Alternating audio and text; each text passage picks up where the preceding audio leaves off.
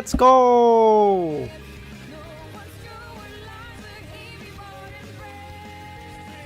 Chris, how's it? Oh, oh my god, the stars are aligning. Oh my god! The stars are aligning. The festival is nigh. Oh my god. Okay, I have to get it in 2 today. I have to.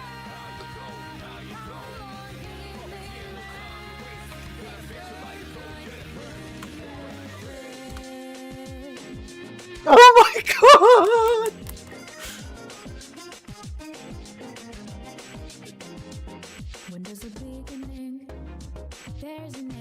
It's so cinema. It's so cinema. Okay, you know what? I'm gonna make an account on Wordle. That's gonna be my first ever recorded one.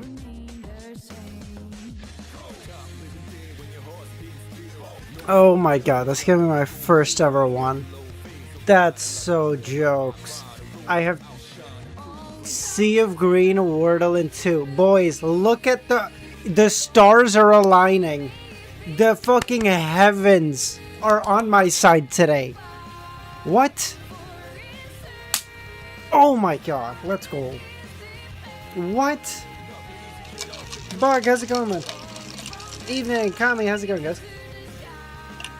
Zaza. As you go. Queen, how's it going? Spoil me on the world, get fucked, idiot. Should have done it before. You knew I do it every day. Nah, how's it going, man? Harsh, how's it going? Oh my god, we have to... No, crossword, get the fuck out. Okay, we have to get everything today. We have to get everything today. Only then, once everything is in place, once I have beaten everything, only then do we finish COI.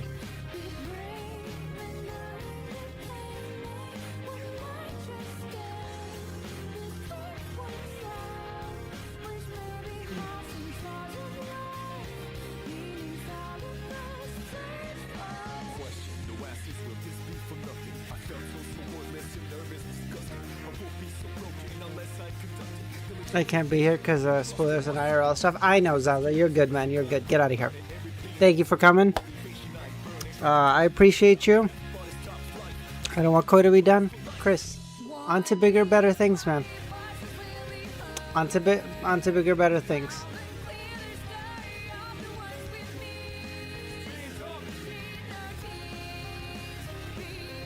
Ha ha ha. Okay, this is what I was going for. Per doesn't make sense there, but okay. Or Biden. Zaza, I will wait for you to finish COI now, brother.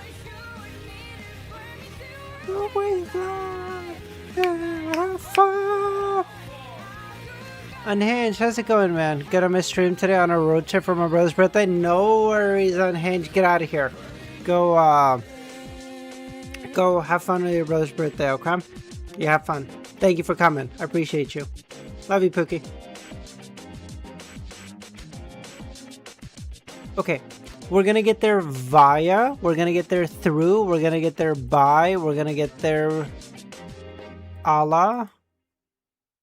Fuck. Oh, it's so close. It's so close. It's one away.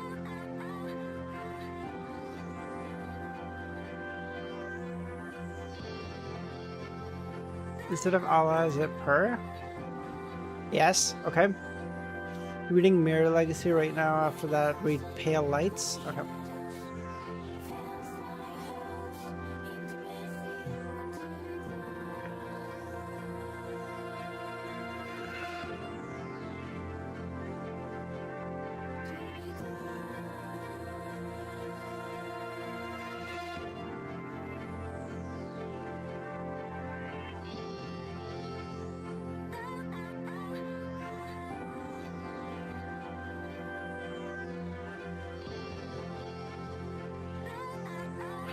Okay, what could this be? What could this be? Hold on. 2 chances. I got it. I got this. Nagato, yo, how's it going, man? Airplane Beast Dark Allah. Thank you, Nagato. I appreciate you, man. Airplane Beast Dark Allah. What do you think this is? Hold on! He's cooking? What is it? Oh my god, that's so good.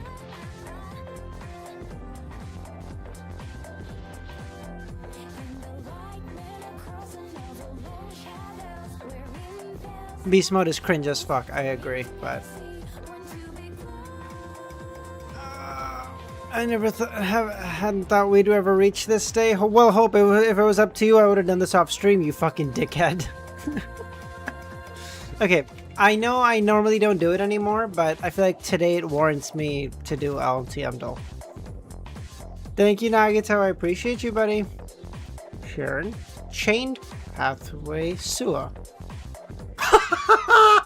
LTM duel in 2. Oh my god, I'm cooking so hard. I'm cooking so... Bro, if I get a perfect 50-50 cuddle, I might just have to end stream a little early just to fucking... No, because that's too much on the right side. So then we go like here. That's too much.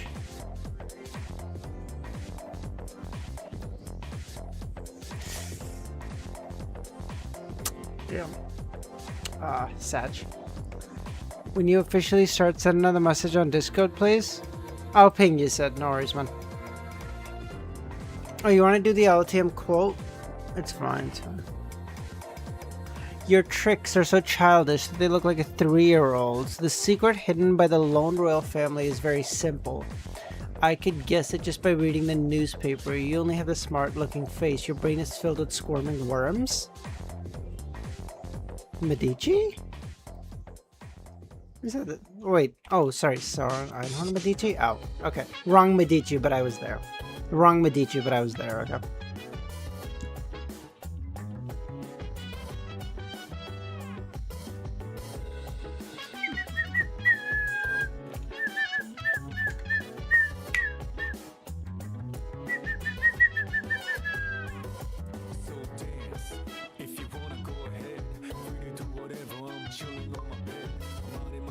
Pushkar, how's it going, buddy? How you doing? Oh. Check Discord for a second. Let me just switch this really quickly so that I can get destroyed by some bullshit. What you got? Oh, kill. Oh, fucking G. Oh, you son of a bitch. This is what he sends me, fucking asshole. Who the fuck cuts diagonally? What is wrong with you? What is wrong with you? Who the fuck cuts diagonally? What is wrong with you? God.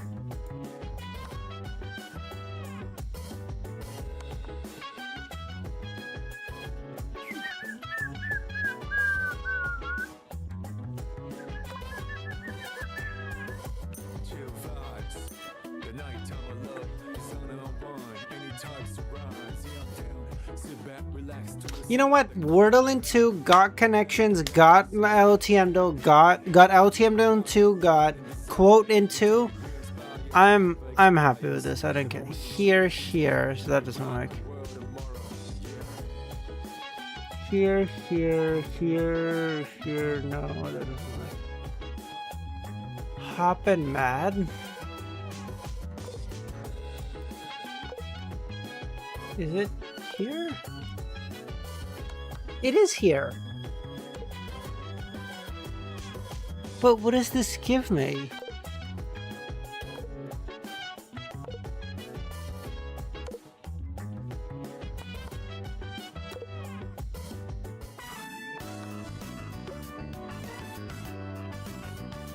If you get MetaZoo, I'll believe it. Bro, MetaZoo sucks ass. I fucking hate that game.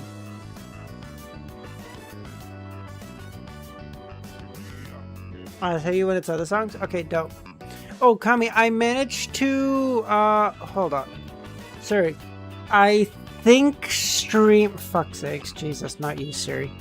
I think the last, or not last VOD, but the previous one that was all fucked up because of the song. I think I've managed to get it figured out. I think it should be. Yeah, okay, it's up now. It's public. It's so if anyone missed the stream like 2 days ago and wasn't able to view it yesterday, it's visible now. So I fixed the problem.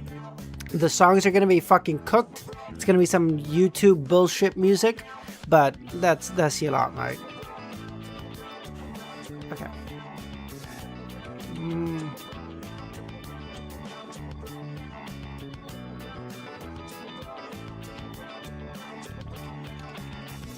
Let's go with gorilla. Okay, a tetrapod is any vertebrate. Jesus. Okay, that's where it splits off. So that's early. Let's go with like frog.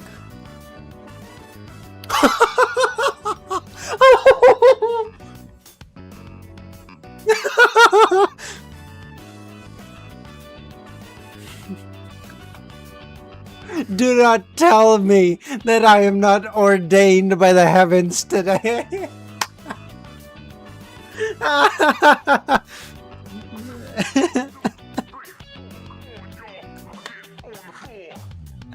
Oh my god. No, hold on.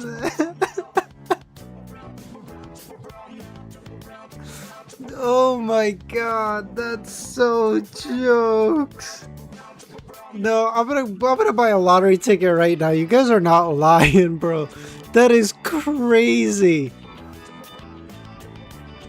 Hold on, no, let me buy a lottery ticket right now. I can just Canadian lotteries I can just buy on my phone. Hold on, let me just buy one right now. Oh, that's so funny. Oh my. Okay, I'm never doing MetaZoo ever again because I'm never beating this. I'm never beating that, bro. That's my lot. It's never getting better than that. Khaled, yeah, this is the last Koi stream. The gorilla bullfrog strat goes hard.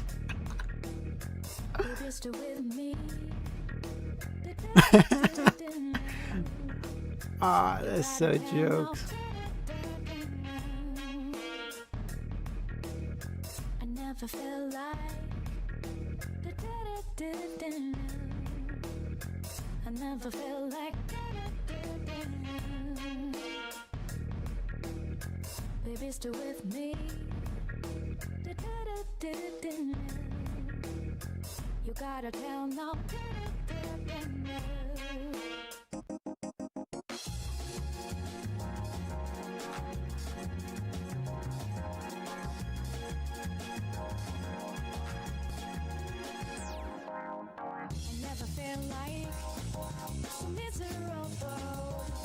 Hold on, literally, I'm just finishing up. I'm literally just finishing up.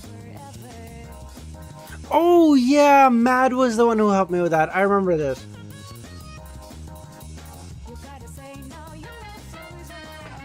Okay, done. I just bought a lottery ticket. I technically bought 3, but fuck it. Oh man, favorite Koi moment? A Zeratul getting nuked in an instant, in literally a moment.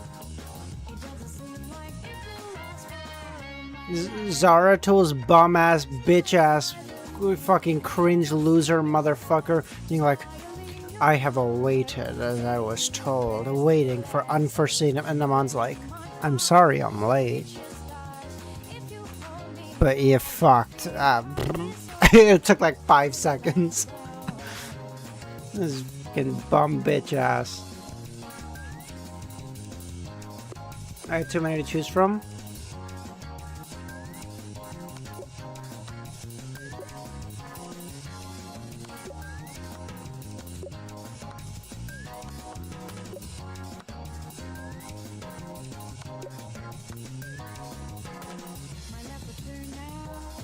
Dr. Z will be here, Zaza. At least she said she will be. Don't worry.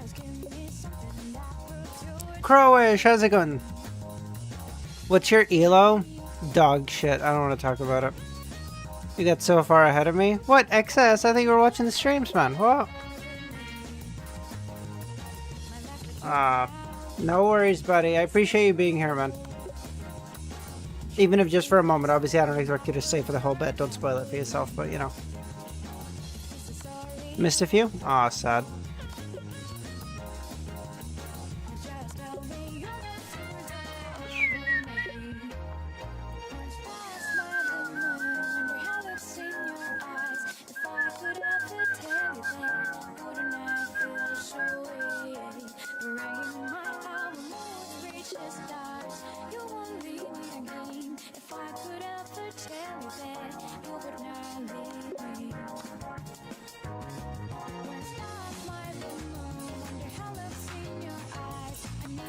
What?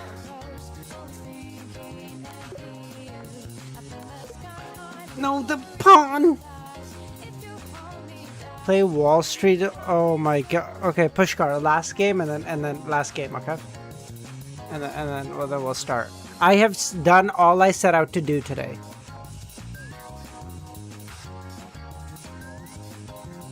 Here. Fuck, no. What is this even a... Okay, I feel like Pushkar's fucking with me and this is not even a game. Hold on.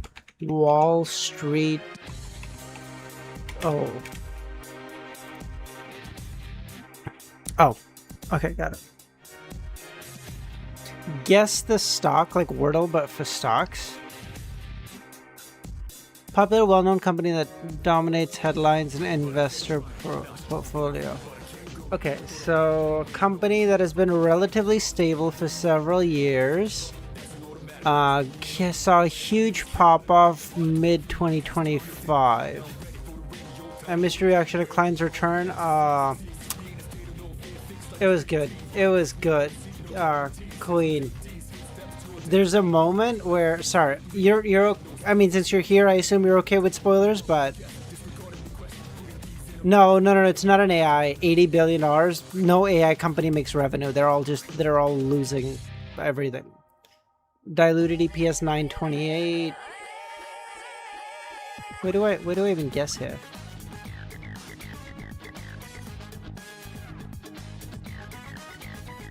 There's this moment where Klein becomes... Oh, wait, what's the stock? Oh, it doesn't even tell me the price. There's this moment where Klein regains his status. Okay, bye Zaza. No worries, man. Yeah, get out of here. Get out of here. Bye. Thank you so much for coming, buddy. Love you. There's this moment where Klein regains his status as the Lord of Mysteries, and it says, like, and the ending of the chapter is like, the dominator of the spirit world. The Lord of Mysteries has returned. And it was the hardest shit in the fucking world. 1,000 chapters I have waited for his return. And oh my god, if he did not immediately start fucking saving everyone's ass. Okay, $80 billion, so like decent revenue, but not huge. You can go with like small. What each incorrect guess reveals no information. Was it worth it? Queen, listen, at points it was really rough, for sure, no problem. But I will say, I would have read 2,000 chapters for that moment. I would have read another 1,000 chapters to see Klein, my boy, come back. I would have waited even longer.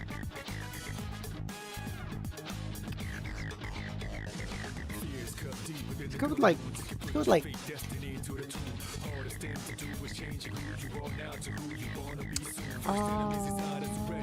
Wait, is it US stocks only? Oh, it's US stocks only, that's why. Oh, okay.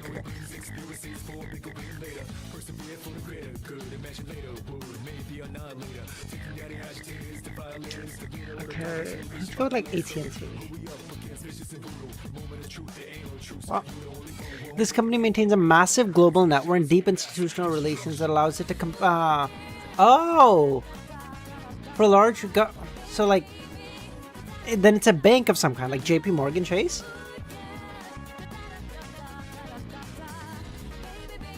He worked at McKinsey. He worked at McKinsey and Goldman Sachs, or she, before becoming the first woman to lead a major Wall Street bank. What Wall Street bank is... Okay, so really, I wasn't wrong. My thought process was I was at JP Morgan Chase. It's just another bank. Is it like Bank of America? Dude, I don't know I don't know the CEOs of fucking American banks. Are you kidding me? There's significant institutional cash flow products like Citibank accounts. Oh, Citibank, seriously?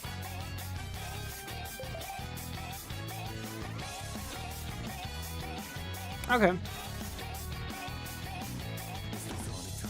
Hey, my thought process is pretty good.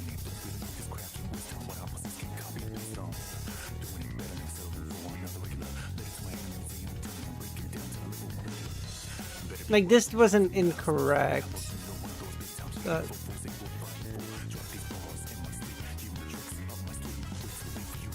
Klein is the strongest king of kings of... What? What is Coco... What is KOKOTA?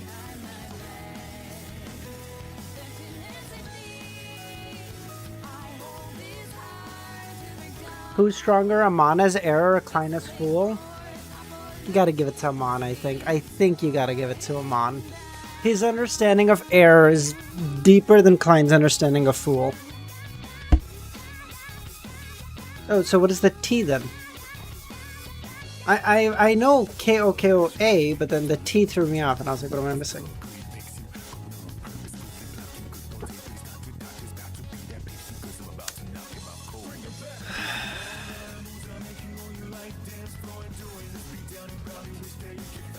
I added the, oh, I see.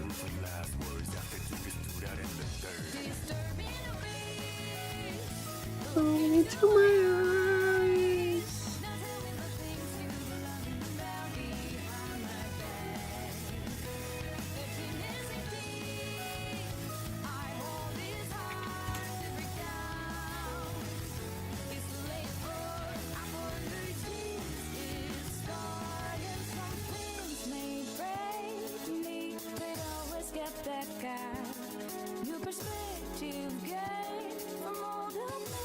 How many chapters left, Ayane? 15.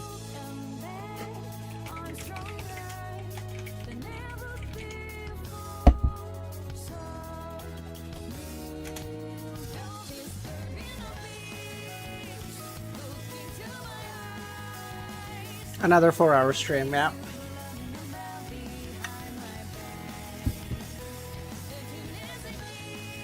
Okay, Kami, can you send the two music that, the two songs that I should switch between?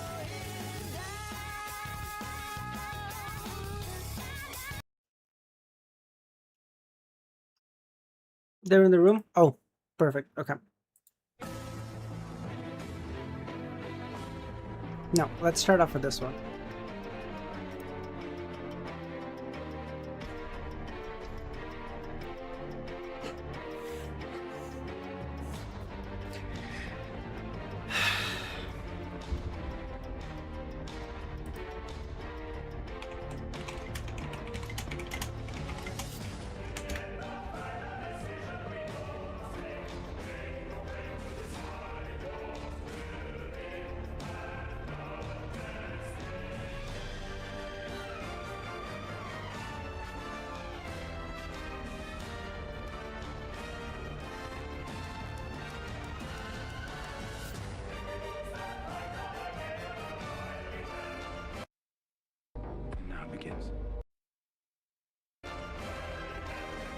After sealing off the spirit world and sensing the intrusion of the remaining great old dominators, Kleiner turned his attention to the goddess who had not yet fully accommodated the river of eternal darkness, the celestial master, who was still making the final preparations, both masters of a Cipher.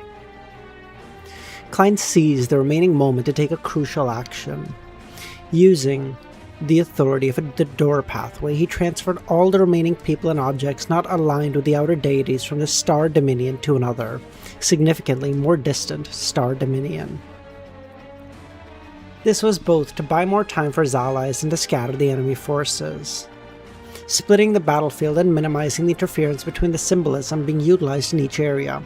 Klein could have replicated the balancing abilities of the Justiciar pathway to evenly split forces across the battlegrounds, but this would have had a limited effect on the Great Old Dominators, and would have hindered his ability to intervene in the other battle. At the level of the Great Old One, it was possible to respond to prayers across the universe and exert influence on it as a whole, but in an actual combat, the immediate area of effect was usually limited to a single star system or the radiation zone of a black hole. So limited. Weak. This level of influence was mainly achieved by reality-oriented symbolisms like those of the Supernova Dominator or the Calamity of Destruction. In simpler terms, Lumion could reduce or increase the frequency of disasters across the entire universe, or create disasters in known places. But his sensing range did not exceed a large star system unless pre-established mystical connections existed in those areas. During combat, Lumion's short symbolic impacts also remain mostly confined to this range, with only minor, manageable disruptions spreading across the universe. The further from the battlefield, the weaker the disturbance. In this context, using the power of the door pathway to separate the two battlefields by distance effectively reduced Klein's susceptibility to the negative effects of the symbolic influences wielded by the outer deities like High Dimensional Overseer and the Monarch of Decay. At the same time, it preserved his capacity as the King of Space-Time to interfere in other battlefields as needed. This was also a tactic to manipulate the enemies, redirecting their target objectives and scattering their actions. Klein could then allocate time to intercept those he wished to confront, avoid those he had to bypass for now, and deceive those he had hoped to mislead. Neither Lumion, the goddess who was in process of accommodating the River of Eternal Darkness, nor the other Sephira holders like Grisha opposed the Lord of Mysteries' transfer, allowing the Star Dominion to transfer. Lifeless planets and several stars from different directions emerged before then. With their objective abruptly removed, the Great Old Dominators immediately prepared to leap through the astral world to pursue. None of them sought to stay behind and confront the Lord of Mysteries. Though many among them deeply coveted the Sephira Castle, the uniqueness of the Fool, Door, and Error pathways, their instincts told them it was easier and more practical to pursue the Sephiroth that had not yet fully developed a consciousness. Why take the risk of engaging a pillar to seize his Sephiroth? Besides, it wasn't as if they could accommodate it anyway. Even if some Great Old Dominators were tempted to target Klein, they had to consider a harsh reality. They could not act alone, and without the uncertain mist to coordinate and unify them, none dared to bet on receiving support if they stayed behind, and if alone against Klein, the fate of the genie could very well repeat. They all said, bro, the last guy who walked into that fucking planet never came out. I'm not trying to do that shit, bro. They said, bro, he hard as fuck. The roles of a hunter and prey could reverse in an instant with the Lord of Mysteries.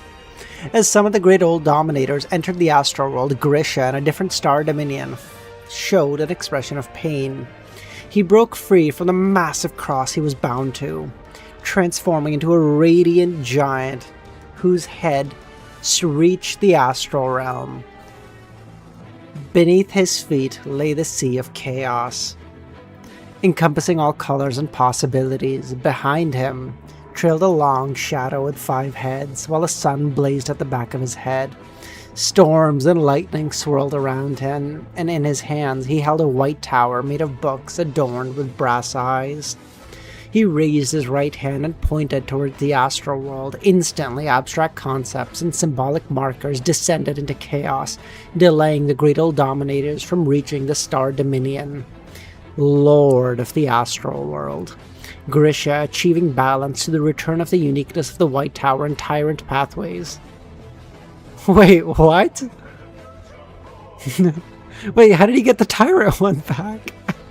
I thought fucking the mother would have it right now.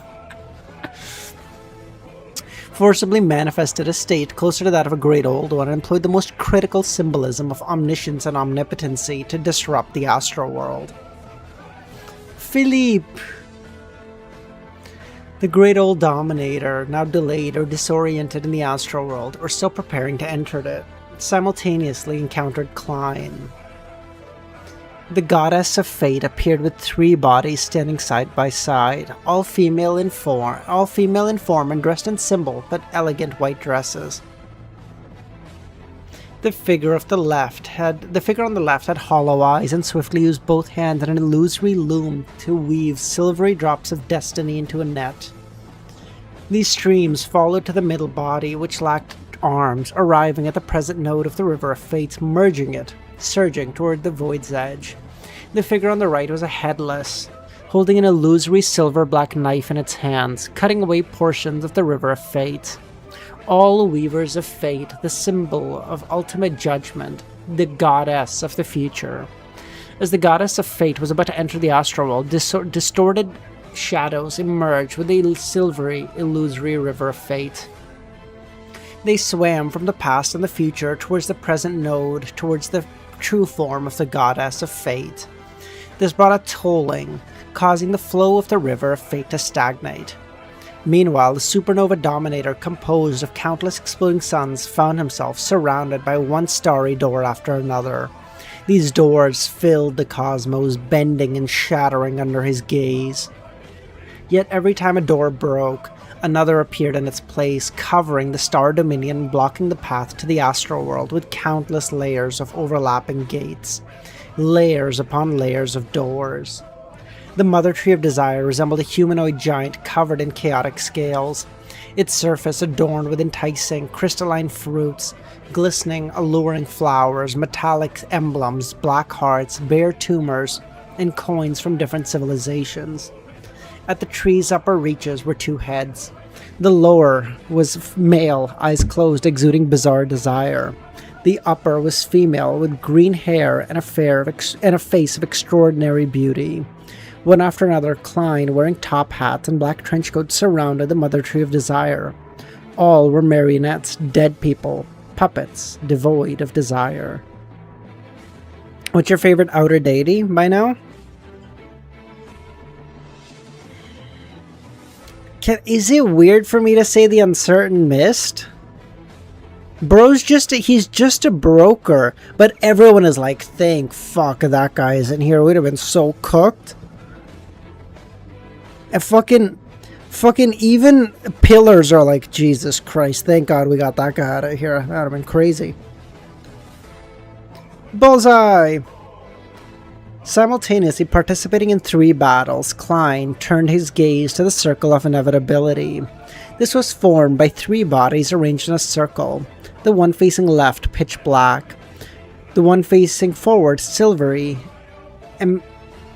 emaciated and filled with pain. The one facing right radiated pure, redemptive, holy light. The light of the 3 bodies intertwined into a silvery black hue. After brief deliberation, Klein decided not to stop the Circle of Inevitability from entering the astral world, based on the genie's first hint. The Circle of Inevitability will bring calamity, but is also the universe's most powerful and genuine angel of redemption, a key to surviving the apocalypse. Hold on. Does Aman somehow take over the fucking COI? Does Aman say, you know who's the greatest angel of redemption? Look at my redemption arc. I'm cooking so hard. I don't know how that would work, but if it did, that'd be goated. In this matter, Klein chose to trust the genie. If his side failed, many great old dominators coveting the nation of disorder would turn to seize the magic wishing lamp, leveraging its connection to the Uncertain Mist to strike down and devour him in a weakened state. Dr. Z! Hello. CL, how's it going? Is this...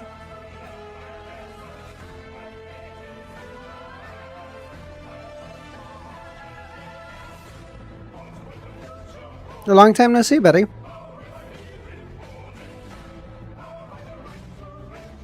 For a moment, Klein's battlefield would remain relatively stable. The occasional bursts of change in intensity. You were here at the start of COI. CL, I remember you. I remember almost everyone who's ever popped in chat. That's Bullseye, Dr. Z. However, the other battlefield would inevitably descend into chaos.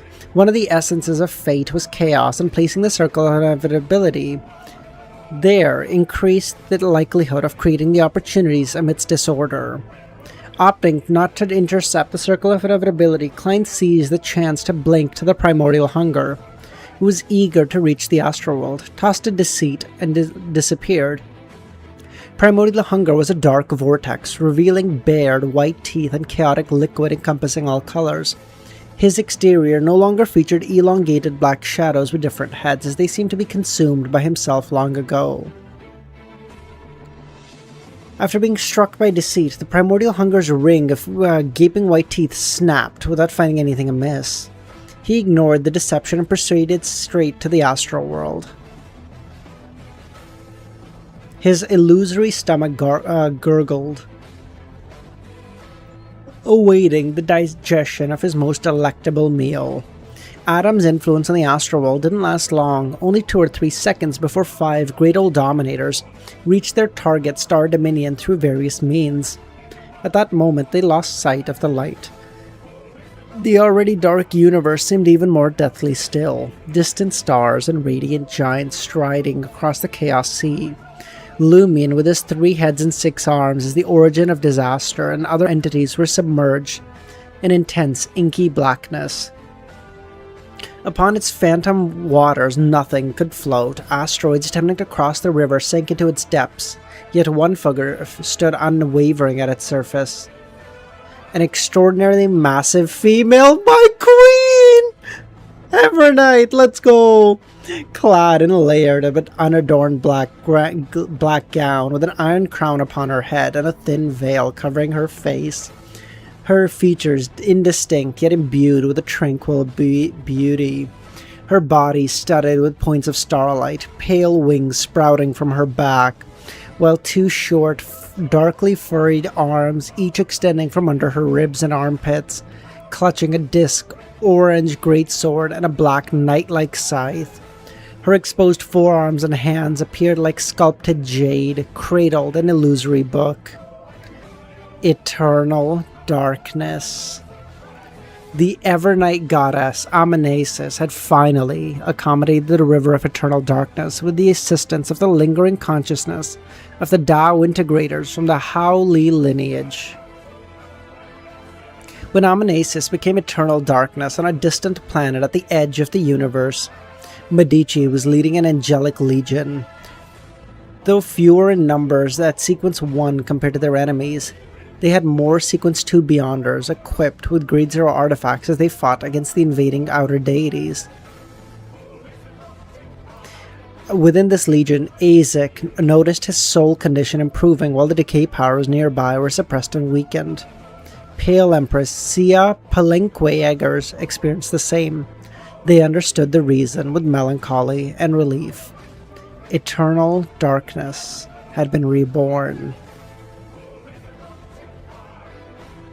From now on, the underworld would no longer be without a master. Eternal rest would have a destination, and even time would have an end. Across many planets and different star systems, corpses that had been summoned with great difficulty suddenly slept once again. Civilizations plagued with undead were astonished to find that all their undead creatures had collapsed lifelessly. Among the myriad of changes brought about by the strengthened symbolism, Amnesis suddenly struck at the 5 great old dominators with her terrifying dusk, orange greatsword and her dark, bizarre scythe, while opening the book formed of coiled feathered serpents. Suddenly, dusk was consumed by darkness. Pallor faded to eternal rest, and time and space fell silent. The straightforward river surged forward, aiming to carry the 5 great old dominators to the stillness of death. The final destination was tranquility. At this moment, the watery streams of time appeared ahead of the rivers of eternal darkness, emanating from the monarch of decay, whose body was the size of a planet, covered in golden plating resembling that of an alien mummy. Between the gaps of the golden plates, greenish-yellow pus oozed out, slowing the flow of the river of eternal darkness and dragging the region's time towards its conclusion. The monarch of decay extended his hand, which was not covered in gold, riddled in blue veins and rotting flesh and yellow-green blood vessels. His hand blocked the surging eternal darkness, and everything fell silent. Light vanished. 2 nearby planets were reduced to dust, but remained frozen. In the still and unchanging darkness, a massive sword wreathed in black flames that was bound up destruction and chaos pierced through the stillness, breaking the silence, coming from beyond the barrier, slashing towards the monarch of decay. Its arrival subtly but terrifyingly altered the stillness of death, manifesting upon the monarch of decay. The origins of disaster. LEMMiNO had descended. As the sword of destruction which drove the still dark silence, which was about to silence the monarch of decay, a silver-black light appeared in LEMMiNO's eyes, coming from the circle of inevitability. LEMMiNO and COI were meeting in the truest sense after LEMMiNO had become the calamity of destruction, with only a few minutes to live. The mercury-like present self of the circle of inevitability had at some unknown point contorted a visage of pain and suffering. He was using the sufferer's power to reenact his past torment and impose them upon LEMMiNO. Simultaneously, LEMMiNO felt an unimaginable suction force that diverted him and the sword of destruction away from the monarch of decay, pulling him to COI. This was the aftermath of the original creator's awakening, when portions of Sephiroth had been torn away and drawn to the earth. At that time, the circle of inevitability had also been affected, enduring great suffering to prevent his Sephiroth from being extracted or split. Now, he was imposing that torment upon LEMMiNO to draw him closer and protect the monarch of decay.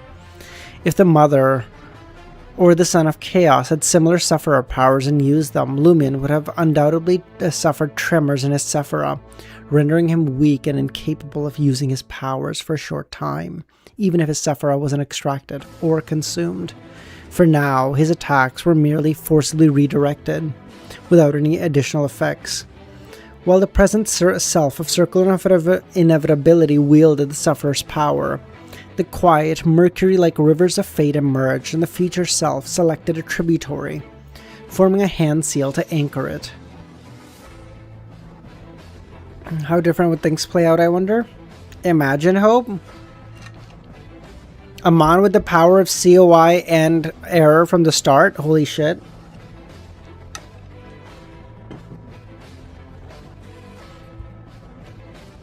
LEMMiNO's sword of destruction struck towards the circle of inevitability, but narrowly missed, grazing his body.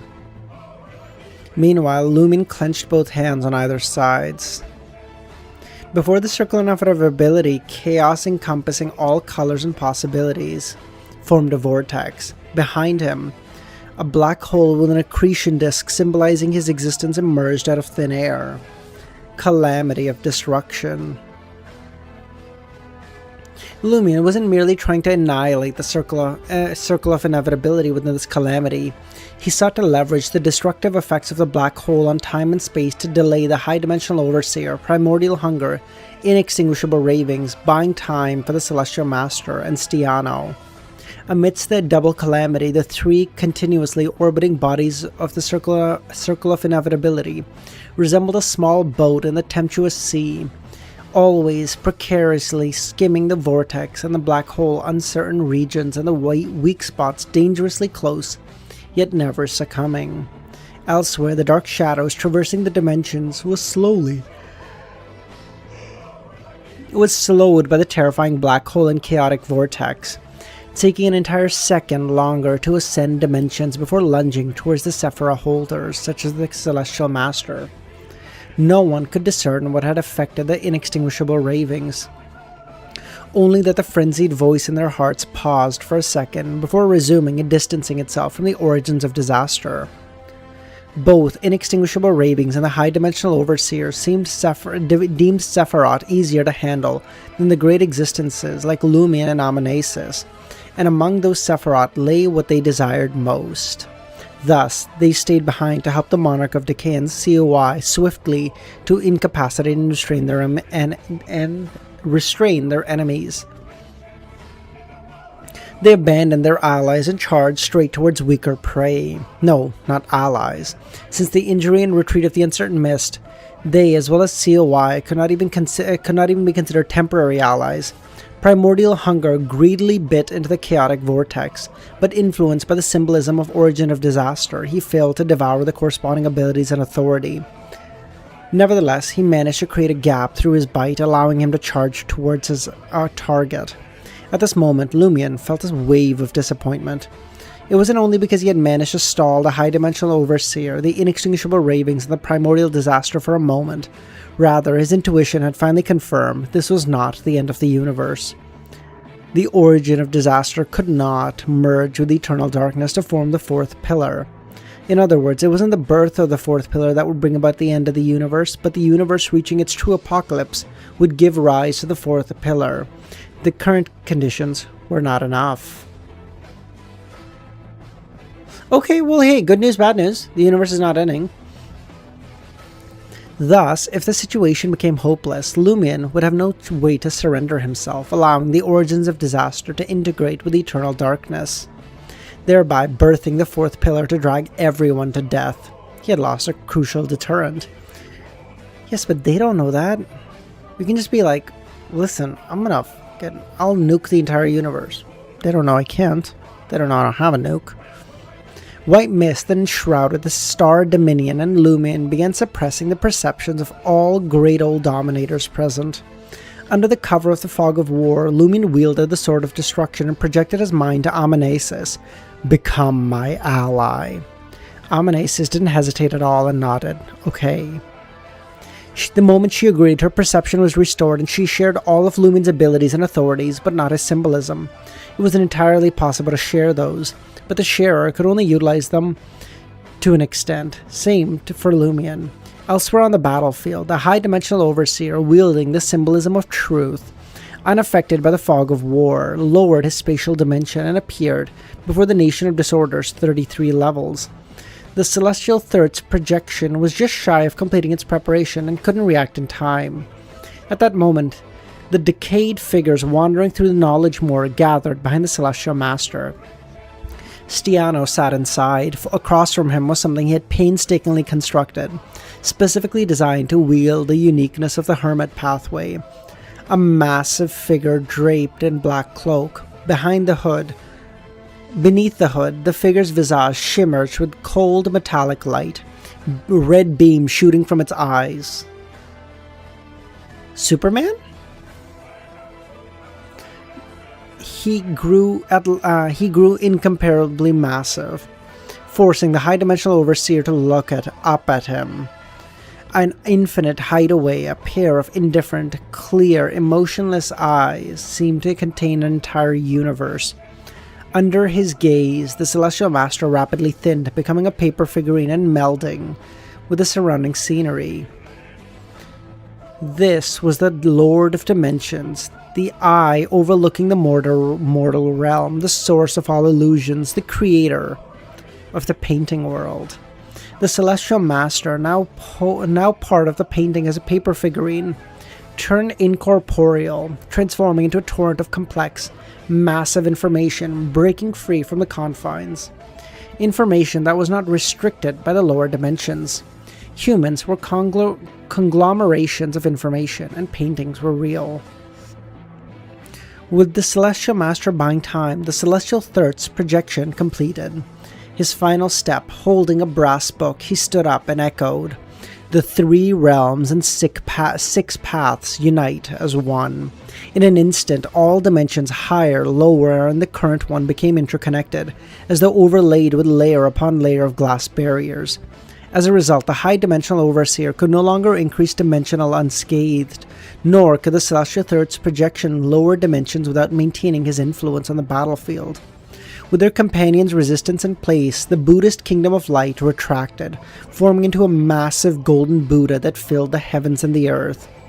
Though it appeared somewhat illusory, within the tenebrous world, countless black shadows gathered, coalescing into a pitch-black fiend dripping with viscous fluid. The fiend had two heads, one belonging to the master of the Shadow Cottage, and the other to Farbauti.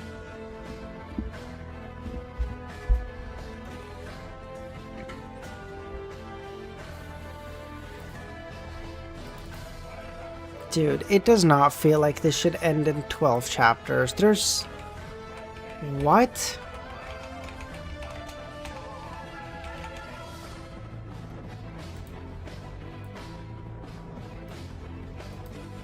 Yeah, this is true. Dr. Z, you're so right. Even Farbauti's like, I'm here to cooperate, and Leodaro's like, the Lord of Sword does not. What the fuck? As the pitch-black fiend materialized, a terrifying raving echoed from within, as if originating from the source of existence. This awakened madness within the Cipher castle itself, this awakened madness within the Cipher itself caused all negative emotions and rampant desires to explode. Whether it was the master of the Shadow Cottage or Farbauti, both lost their ability to think. Their vision twisted crimson and flickered with shadows. Simultaneously, this terrifying raven resonated equally from the Cipher, uniqueness and characteristics of every living being. The Celestial Master froze in the void, while the decayed figures gathered within the Knowledge Moor raised their heads and let out a pained howl. Behind the Celestial Third's projection, similar figures were veiled, with veiled faces emerged one after another. Their hair and beards bristled in agitation. The illusory golden Buddha trembled as if on the verge of shattering. The philosophical essence, the inextinguishable ravings, the symbolism of life, sprint, and eternal consciousness. The raving primarily awakened the spiritual imprint of the original creator, which resided all within a Sephiroth. Uniqueness and beyond her characteristics. No one could escape it. No one remained unaffected. But compared to those Sephiroth, uniqueness and characteristics directly derived from the original creator, the Tenebrous world was much less affected.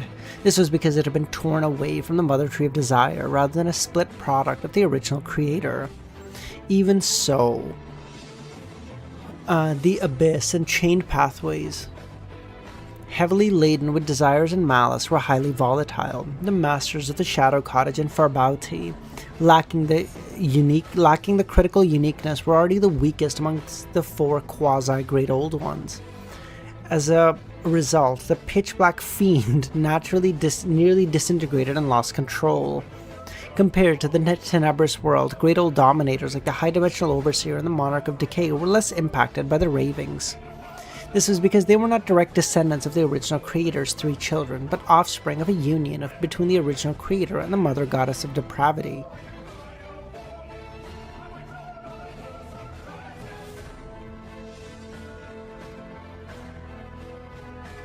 The original creator had relations with what's symbolically his daughter?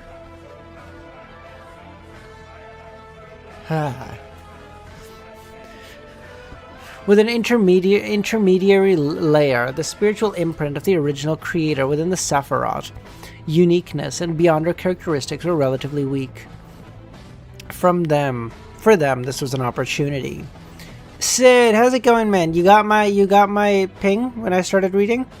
Fortunately, after a brief moment of chaos, the Celestial Master and the Celestial Third's projection began to unleash their powers, wildly and irrationally upon the world. One flooded the region with a notion of knowledge, of course, while the other distorted all surrounding concepts, authorities, and symbolism. When the effect of the inextinguishable raving subsided...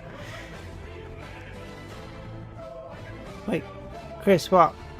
The master of the Shadow Cottage and Farbauti were astonished to find themselves alive, with their allies similarly unscathed. Neither the high-dimensional overseer nor the inextinguishable ravings managed to seize the opportunity to achieve their objectives.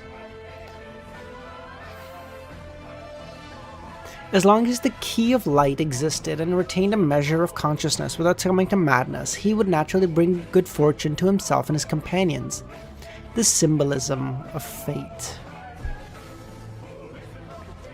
The influence of inextinguishable ravings extended across the star dominion. A star system refers to a galaxy, not a solar system? Really? The influence of these inextinguishable ravings extended across the star dominion. Even Amnesis was not spared, feeling a madness from a source that seemed to want to seize her consciousness and claim her body.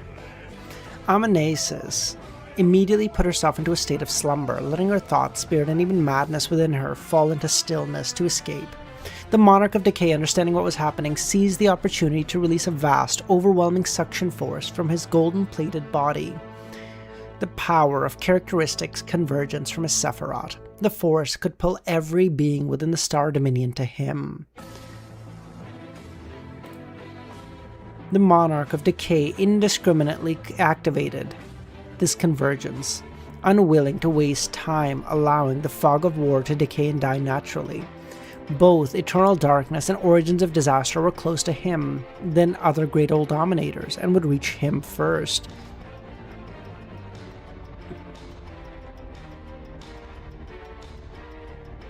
The still slumbering Amnesis passed through the fog of war and instantly drawn to the front of the Monarch of Decay.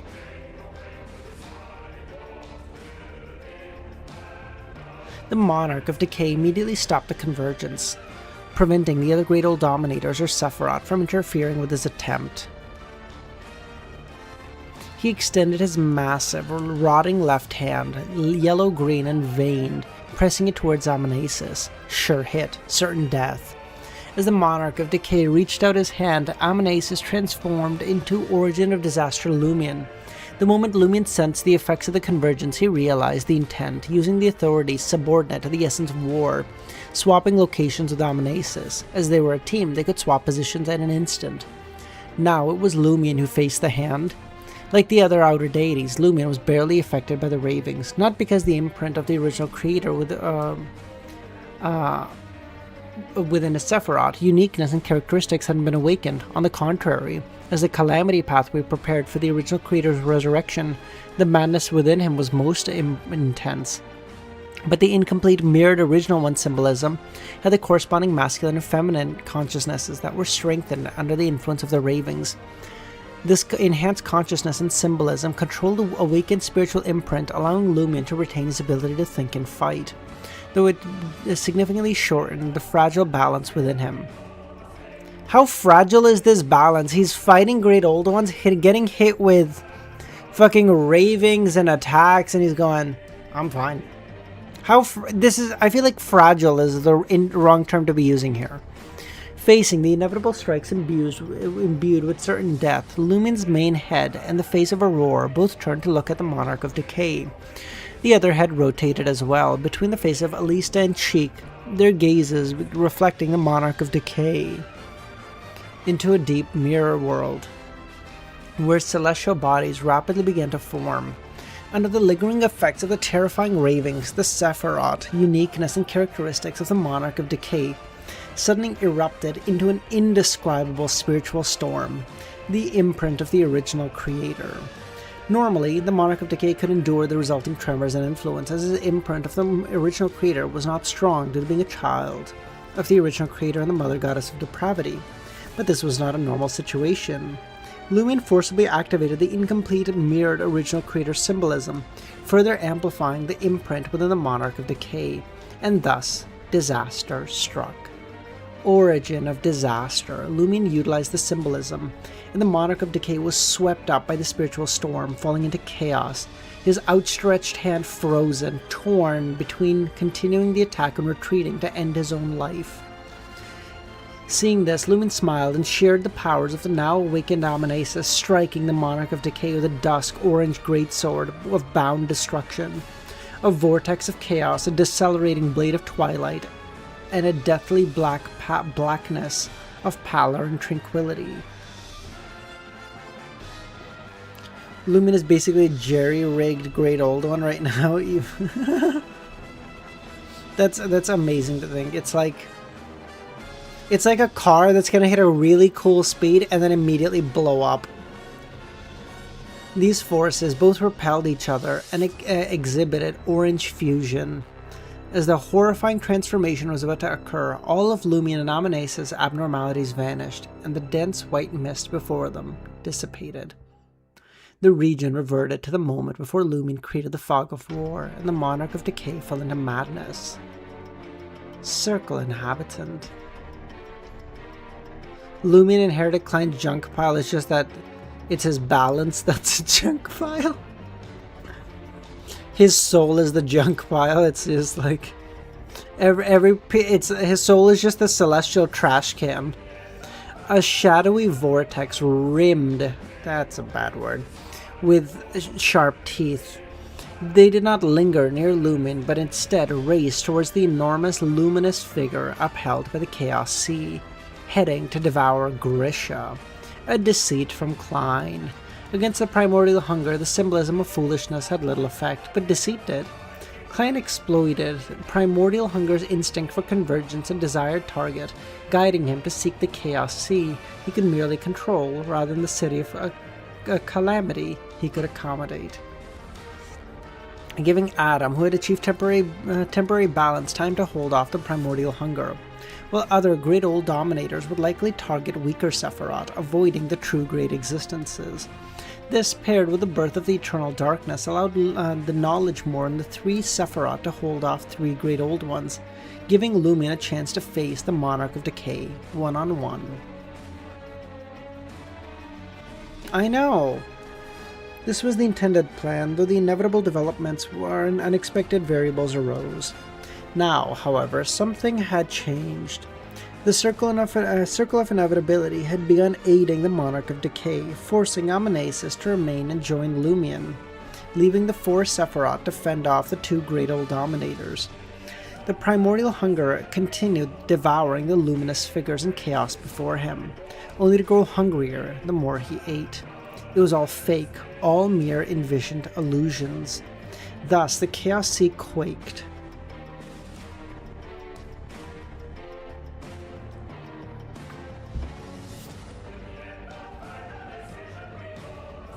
What? And Grisha's enormous luminous figure wavered, sinking into the depths. Inextinguishable ravings. The attack, which awakened the spiritual imprint of the original creator, had an extraordinary effect on Grisha, inheritor of the primordial god Almighty. The madness that erupted within the luminous figure rivaled that of Lumion, who accommodated the City of Calamity, but without the relevant original creator symbolism to suppress it. Grisha fell into chaos. Primordial hunger did not seize the opportunity to devour him, but paused and began consuming the voices echoing within his own mind. They tasted rather good. Amidst the undulating Chaos Sea. Kami. Amon doesn't get his music? Amon doesn't get his music? Amidst the undulating Chaos Sea, Amon, donning a pointed soft hat and a classical black robe, leaned against the massive cross, tossing a crimson sphere, seemingly composed of the concept of beauty, filled with countless shadows of people, catching it again, glancing at the Chaos Sea and clicking his tongue. Why am I here? I should be causing mischief outside the barrier. Unexpectedly, I can still participate in battles of this caliber. Why? How? What do you mean?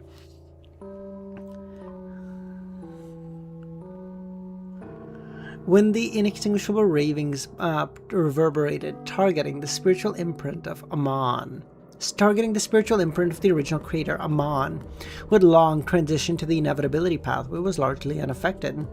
His identity as the Angel of Redemption was fully capable of suppressing the madness and chaos originating from within the Sequence 2 Trojan Horse of Fate. Under the protection of the Chaos Sea, Amon observed the battlefield, especially where the four Sephiroth were engaged in a fierce battle with the two Great Old Ones, waiting for an opportunity, perhaps only a single chance. Patience was a virtue he had always possessed.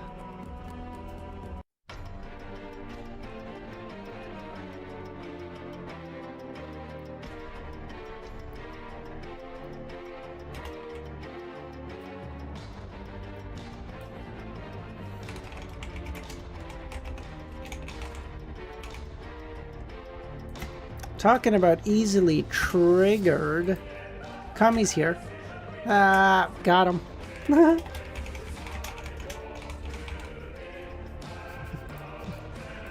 I'm sorry. When the inextinguishable ravings reverberated, targeting the spiritual imprint. I'm sorry. On a distant planet, leading the angelic legion, Medici found the situation improving after weathering the 2 initial waves of attacks. The more angel-level Beyonders left the protected zones to join the battle, including ancient angels like Arihog and Hermes. Oh, well, username's not even here, Hope. He doesn't count, right? Wait, Arihog? That's a name that I know. What is that? Why is that a name I know?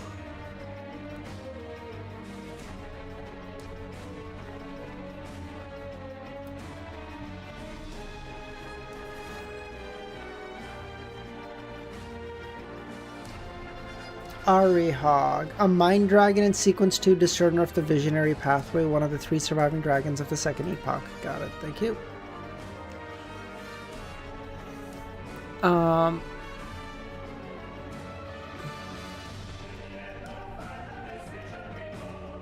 Who had previously remained hidden, as well as the remaining Western continent cultivators who had understood the gravity of the situation. The invading outer deities, blessed, were disorganized, forming only small, scattered groups of a few dozen at most.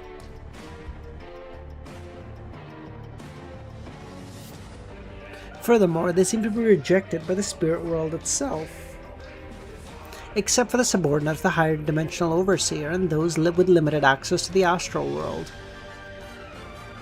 The rest had lost their ability to teleport and blink. Dragon in Volume 7 of LTM, he said Adam is not necessarily Adam, just like I am not necessarily Arihog. Well, that's of zero utility.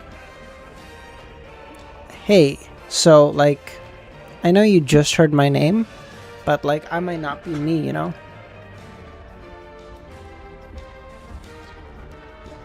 Even the Beyonders, whose powers derive from the inevitability pathway angels contractee, had largely failed, as their contract partners were mostly spirit world creatures.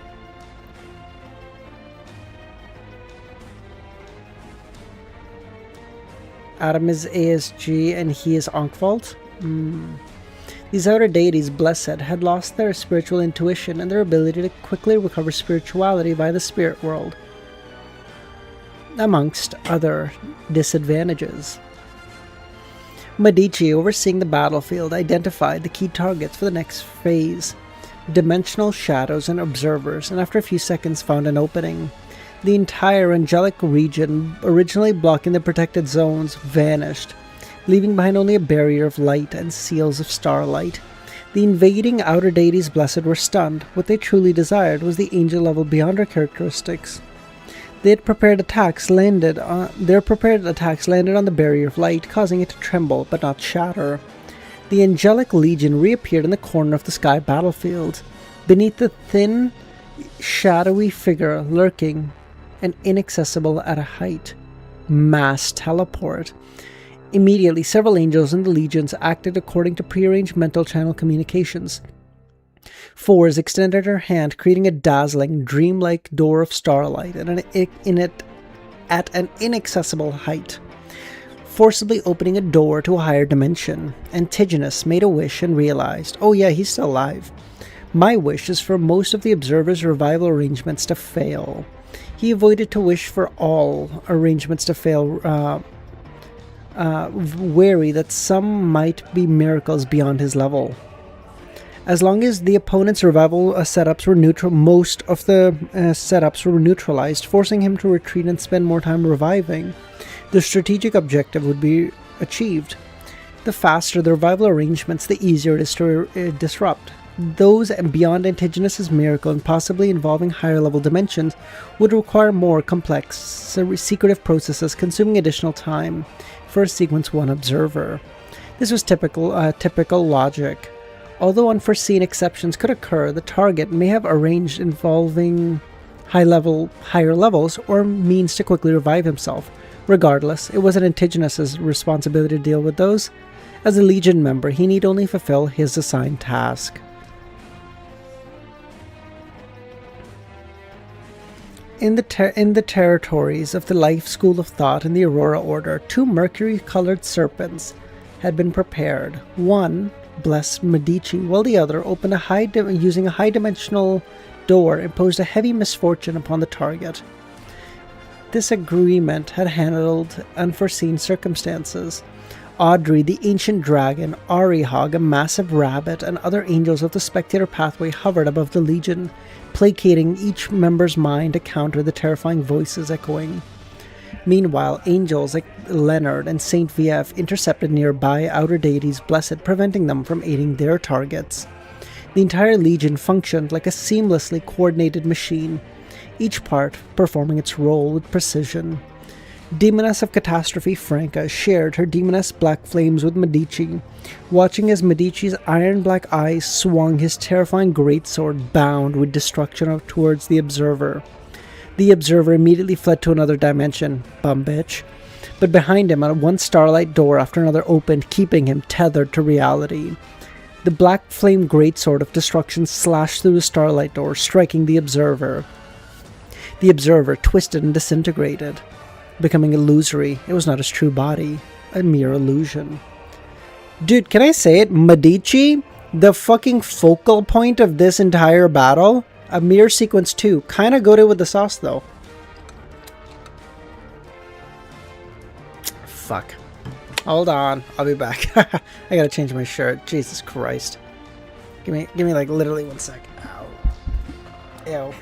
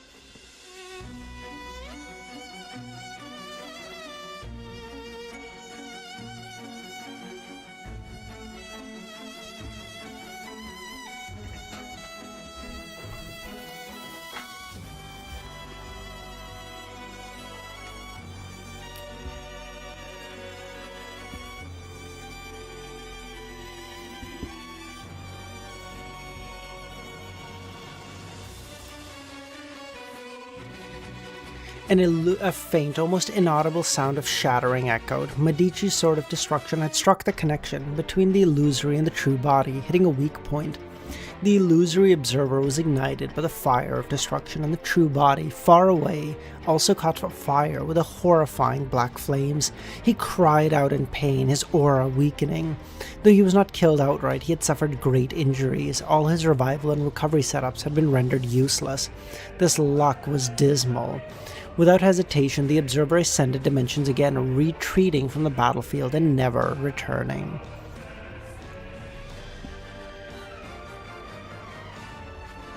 He feared being pursued in his weakened state and worried that his greedy allies may secretly shift their targets to him. After all, Sequence 1 Beyonder characteristics were at stake.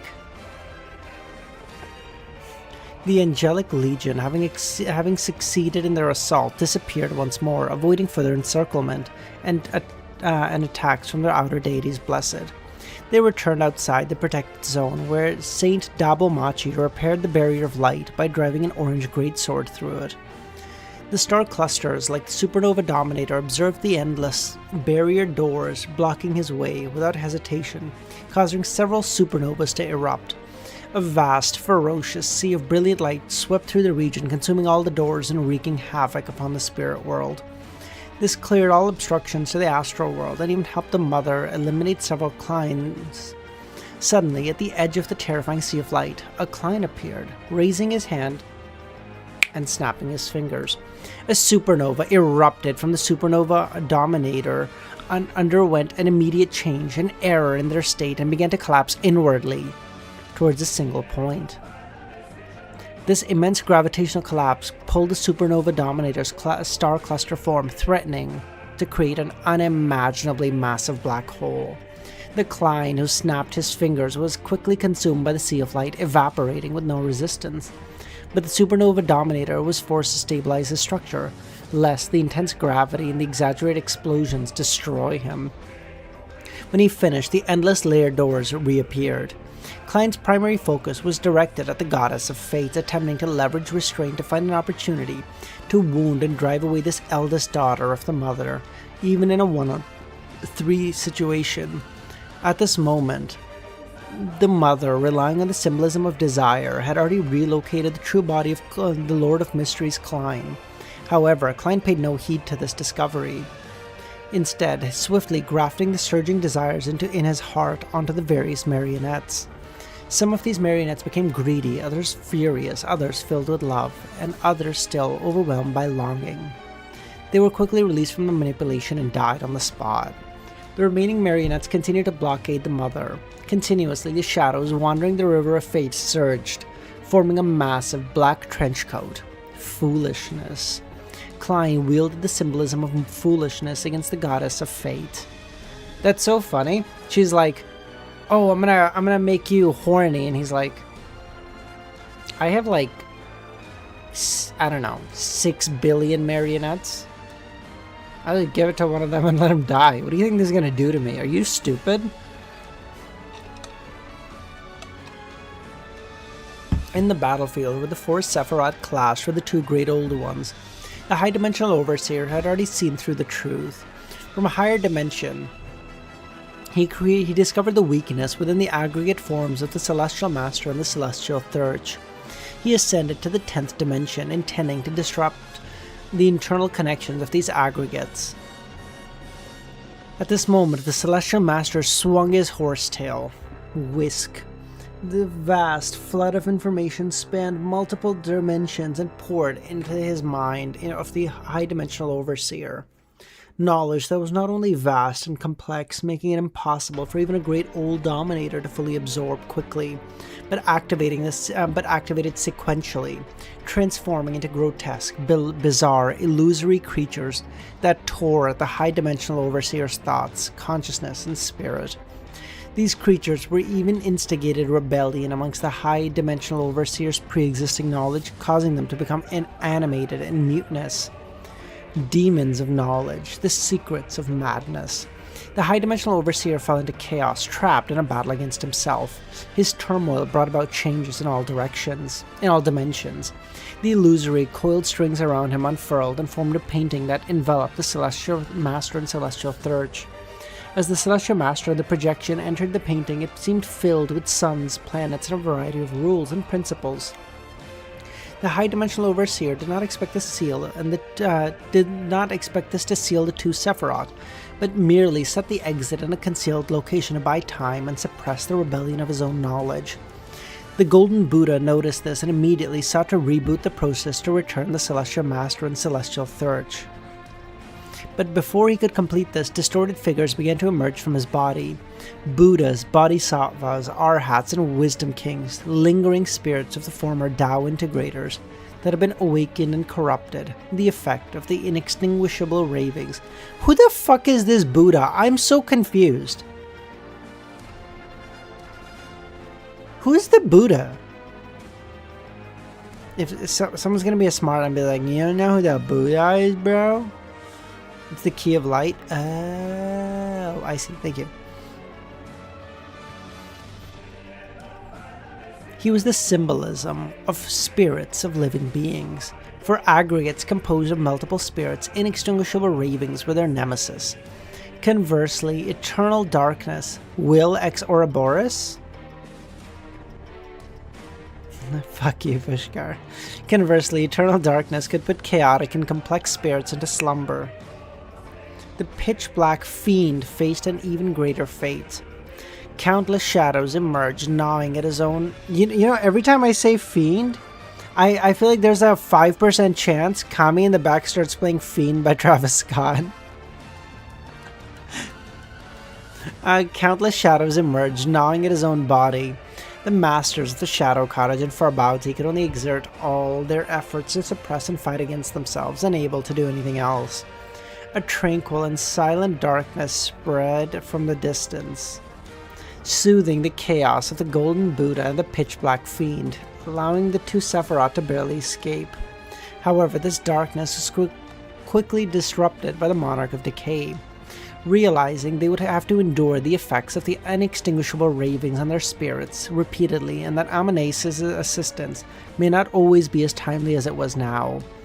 The Master of the Shadows and Farbauti exchanged glances, their eyes burning with malice, time to risk everything. They would make sure their devourers paid a price. The fiend immediately triggered an explosion of all desires they could sense in his surroundings.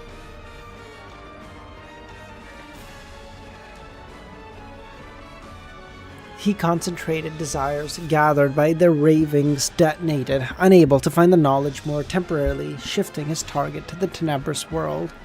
For him, this was not an optimal choice, one he would usually avoid, but it was still an option. With desire ignited and unable to care about anything else emerging from the depths of the pitch-black fiend's heart, it transformed into frenzied thoughts and formless consciousnesses that raved Farbauti and the Master of the Shadow Cottage, seeking to overwhelm. Farbauti and the Master of the Shadow Cottage burst into laughter. This was what they wanted. They seized the moments of clarity to curse themselves and attach everything to them. Everyone would die together. These guys are insane! The blood-colored flames erupted across the pitch-black fiend's body, transforming it into a gigantic rabbit while turning the purely colorless ravings into rabbit's other's consciousness and spirits. The blood-colored flames continued to burn, intent on consuming all life. From within the Chaos Sea, Amon observed the scene. Though surprised by Farbauti and the Master of the Shadow Cottage's choice, he stood up.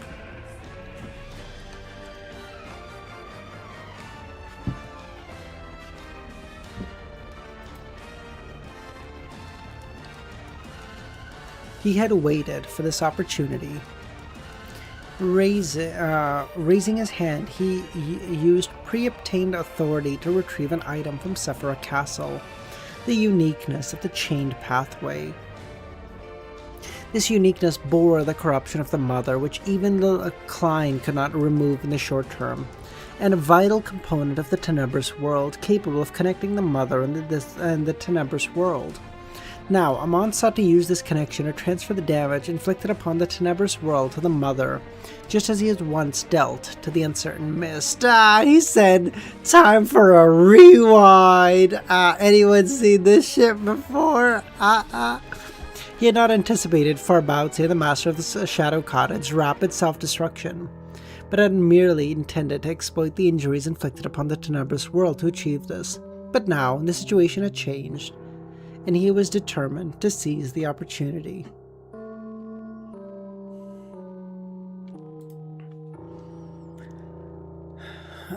I'll fucking do it again. I'll fucking do it again. What, you think I won't? You think I won't? Well, ladies and gentlemen, 10 chapters.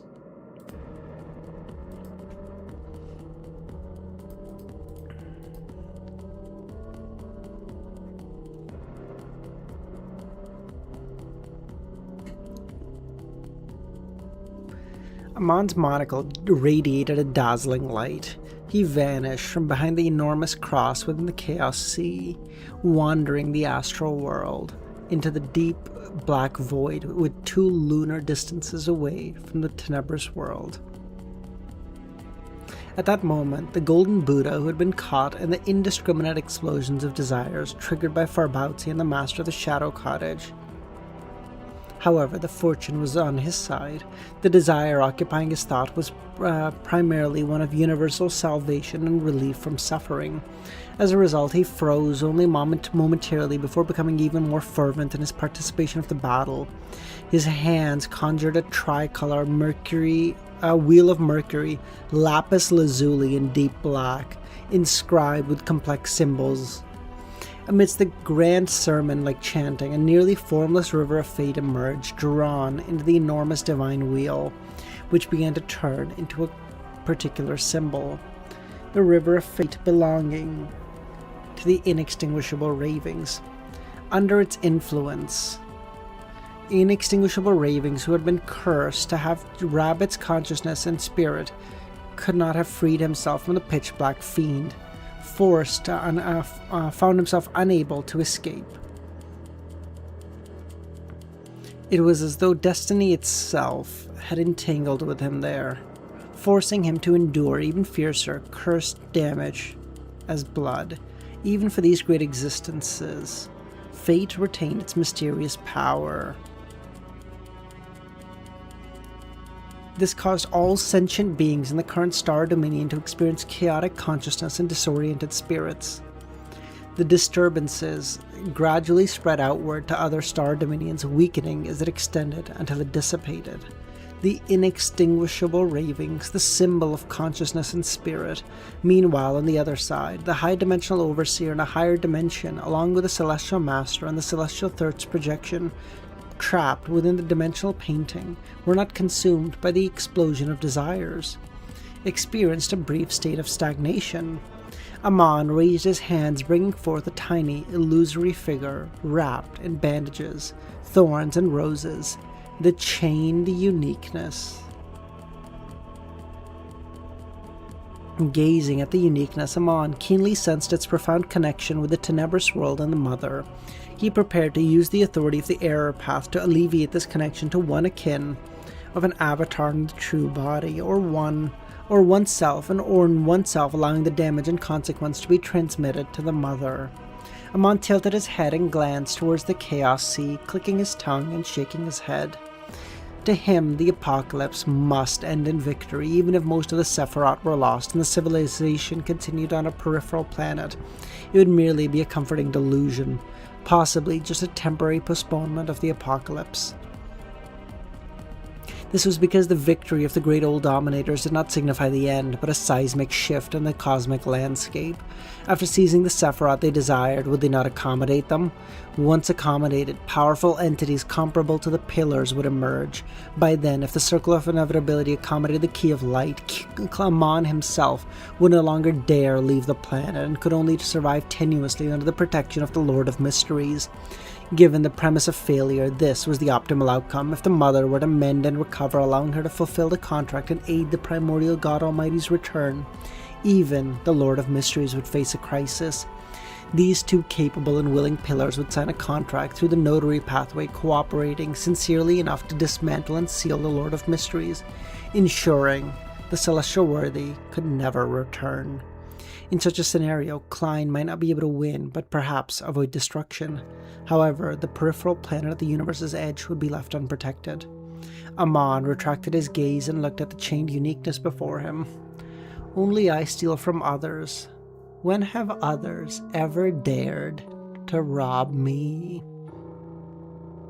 Before his voice faded, Amon's monocle emitted an even more dazzling brilliance, transforming the surrounding void into light, ushering in a white day. Klein was about to wield the symbolism of foolishness against the goddess of fate when he dissolved into shadows, sinking into the river of fate's main current tributary, returning to the strategy of interference, obstruction, and delay. Because he had agreed to Amon's request to use the uniqueness of the era and door path, and also because he had received the corresponding information from the spirit world and decided to shift his focus to the Mother.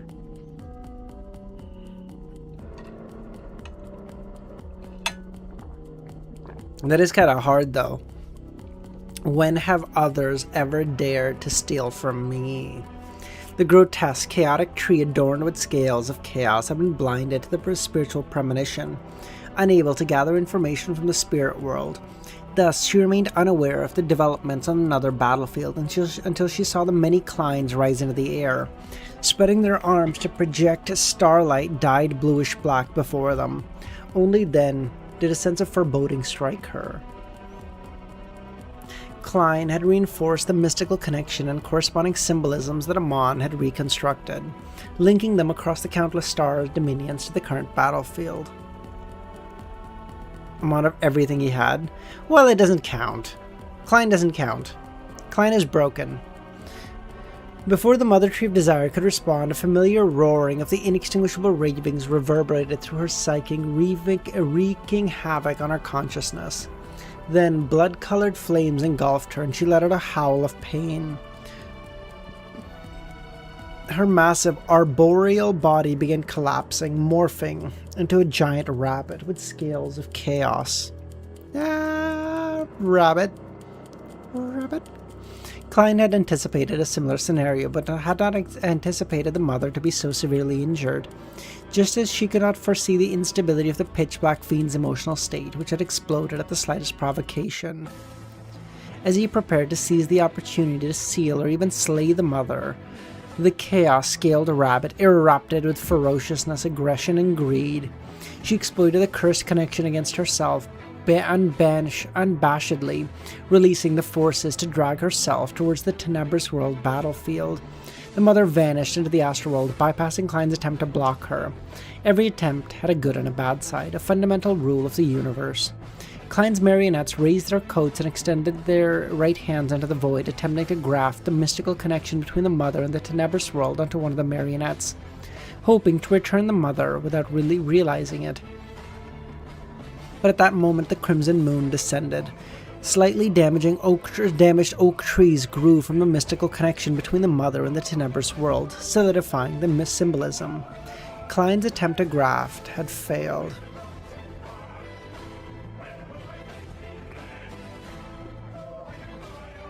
Even Amon had character development?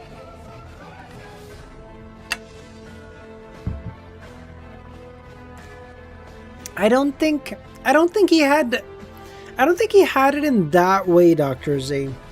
I think it was more that he realized that now, either he risks everything right now, and there's a chance he dies, or he doesn't, and there's a chance that he realizes that, well, I'm going to die later. I'm just gonna get fucking rolled by one of the great old ones if we lose now anyway. So I might as well go out, and if I die here, I can at least say, like, okay, at least I gave it a fucking shot. I didn't just cower and then get struck down like a fucking prey, right? I mean, yeah, you can say it's character development. It's just like, it's an easy choice. Klein's attempt to graft had failed. The mother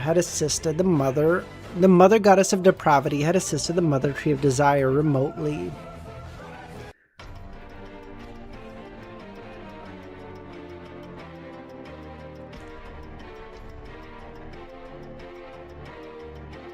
Klein was both surprised and unsurprised. Unsurprised because he had long known that the Mother Goddess of Depravity and the Mother Tree of Desire had signed a contract witnessed by the primordial God Almighty. The latter had sacrificed the Tree of Shadow to help the former bypass barriers. The former now owed assistance, which she could now provide by exerting influence remotely from the astral world. What surprised Klein was the speed at which the Mother had recovered. The Mother Goddess of Depravity had recovered, having reset her state and healed injuries faster than expected.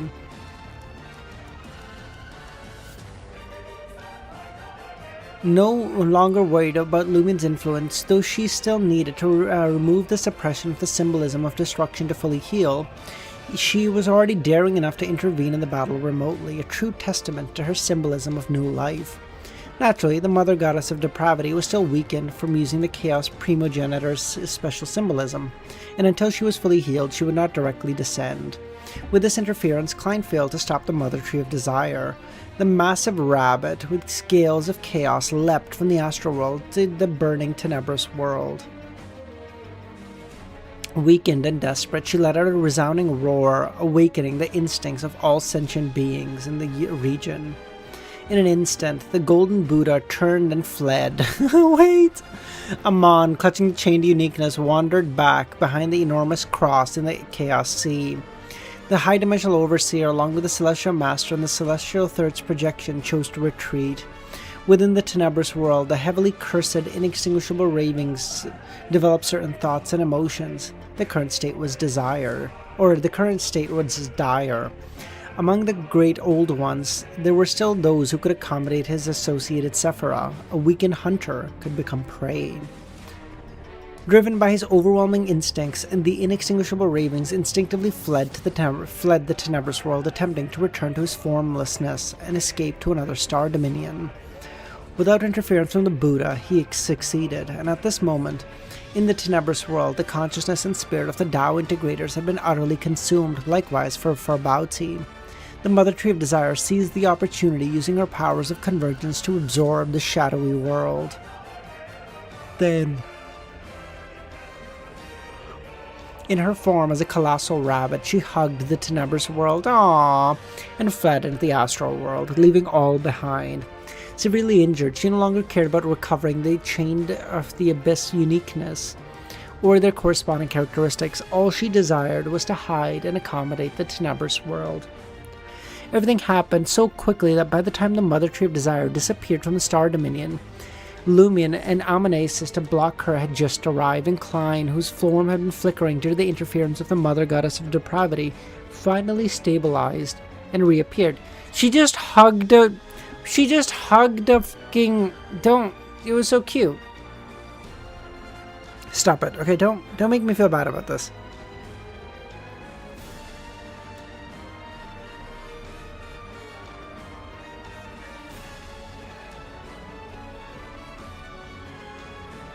Klein instantly assessed the overall situation and realized that despite the temporary loss of the tenebrous world, his side had gained the upper hand.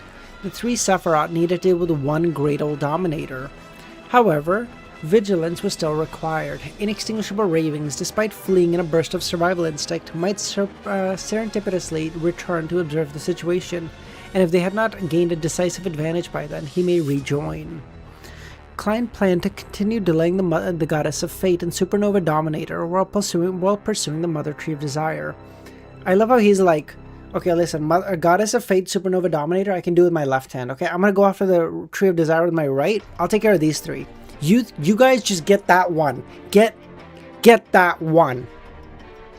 He aimed to reclaim the tenebrous world while she was still damaged and had yet to fully hide. Meanwhile, he would occasionally interfere with the Circle of Inevitability to give chances to Lumion and the Goddess. So he said, I'll handle these two with my right hand, fight that one, find that one with my right. I'll occasionally kick the one down below to help you guys too, okay? Holy shit, he's cooking so hard. In the next moment, his high-frequency flickering figure stopped, directing his gaze to the Chaos Sea. Crimson moonlight fell from the astral world, bathing in the luminous figure, bringing new life to all consciousness, including Grisha, Herabergen, and Leodero, and that of the Primordial God Almighty. The Primordial God Almighty's consciousness was already on the verge of taking over. So what do you guys think? If the Primordial God Almighty comes back, do you think he fights the Great Old Ones right now, or does he just go after trying to kill Klein? He's like, give me my shit, motherfucker. I don't even know why those two fucks hate each other. You both came from the same... Why can't y'all just be chill? If the two of you made an alliance, you'd literally be undefeated. And yet you guys are such bum bitches. You're like, no, he's emo.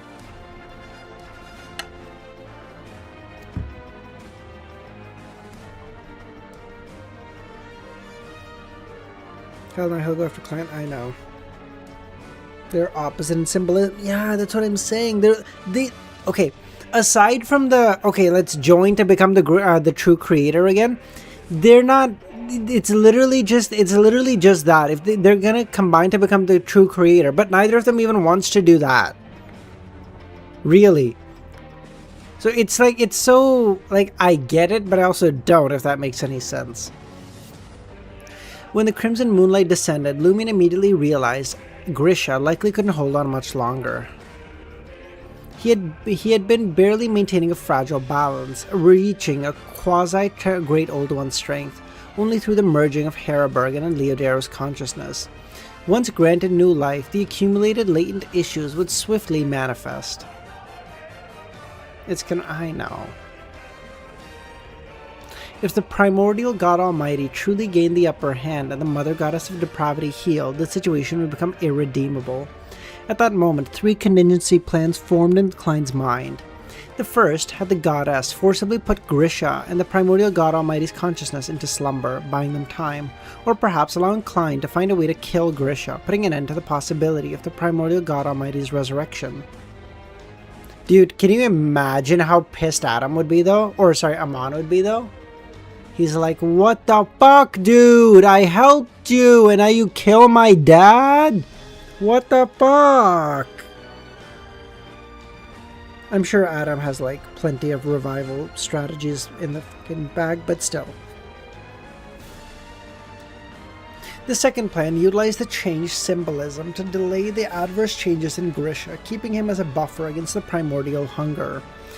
Klein would give up chasing the mother at Tree of Desire and recovering the Tenebrous world for now, instead focusing on everything to delay the Goddess of Fate and Supernova Dominator while joining the battle between the 3 remaining Sephiroth and the High Dimensional Overseer.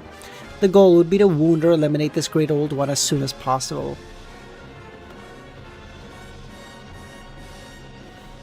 No, Amon does care about Adam for sure.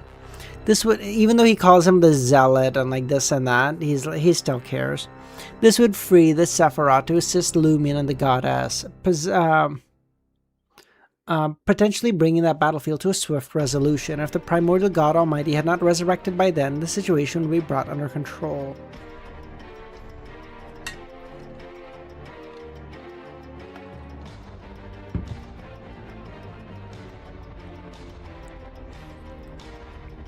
This would, the downside to this was that Klein would become deeply entangled in the fight against the High Dimensional Overseer.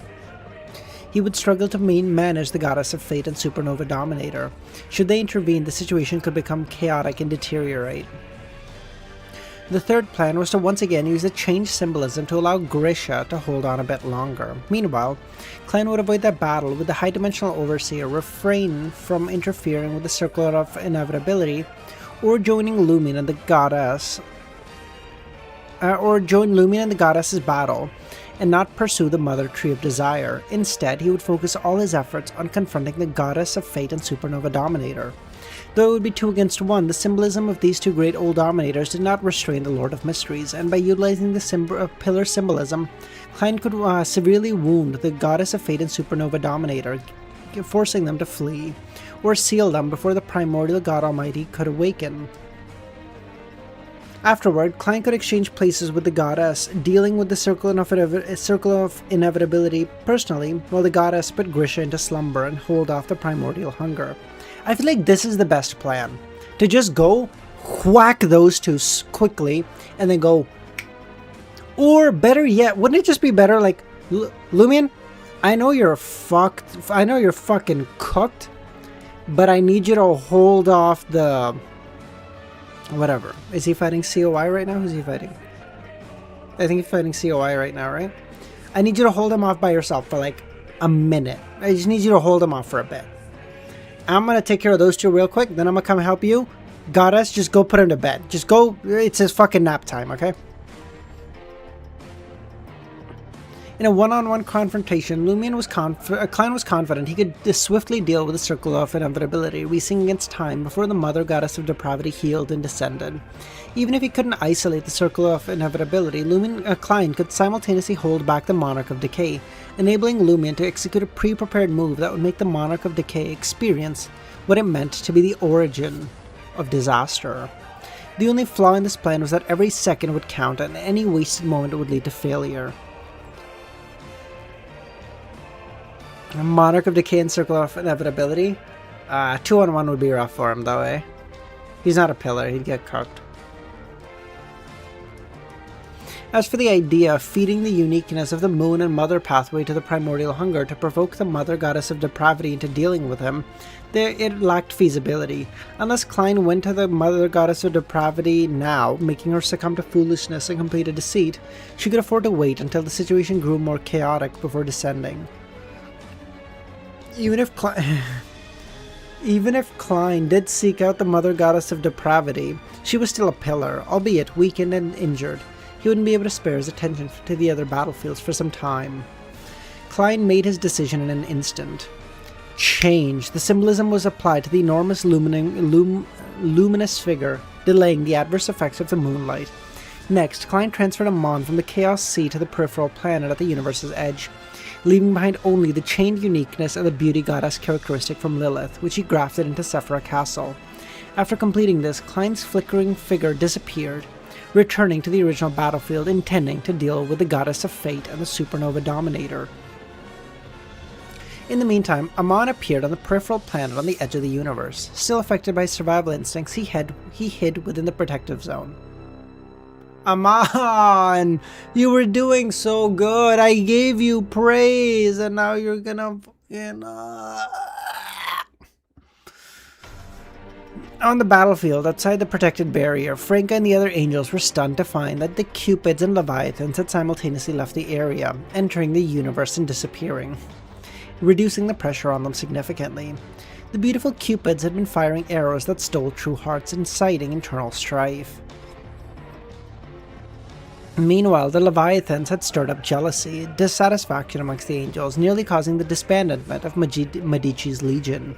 It was only thanks to Leonard, Ariana, and other servants of concealment who had put the affected angels into slumber, and Audrey and the spectator angels, who used hypnosis, placate, or virtual personalities, that the legion avoided great turmoil.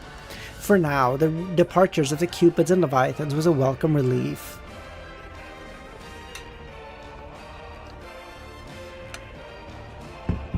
That's not how it works, Dr. Z. You can't just say, I did my job, I'm yoinking out of here now. It's war. You are on the battlefield until either you die or the battle's over. Klein did not send him here to say, like, oh yeah, take a rest, buddy. I'm sure you're tired. Take a rest. That was not what... It's like, brother, you fought against a great old one. You can fight against other angels now. You'll be fine. Have some fucking faith in yourself. Jesus.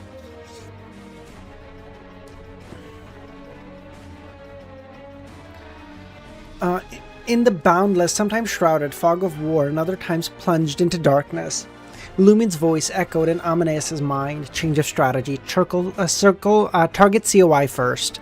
Previously, Lumin had aimed to use his preparations to swiftly wound or eliminate the Monarch of Decay. He and Amaneus had nearly succeeded thrice, but each time COI had intervened, either resetting the state through loop or exerting influence by the symbolism of inevitability, causing Lumin to be affected by the symbolism of decay, where anything can go wrong will, further destabilizing his eternal balance and reducing the time he could sustain himself by a minute.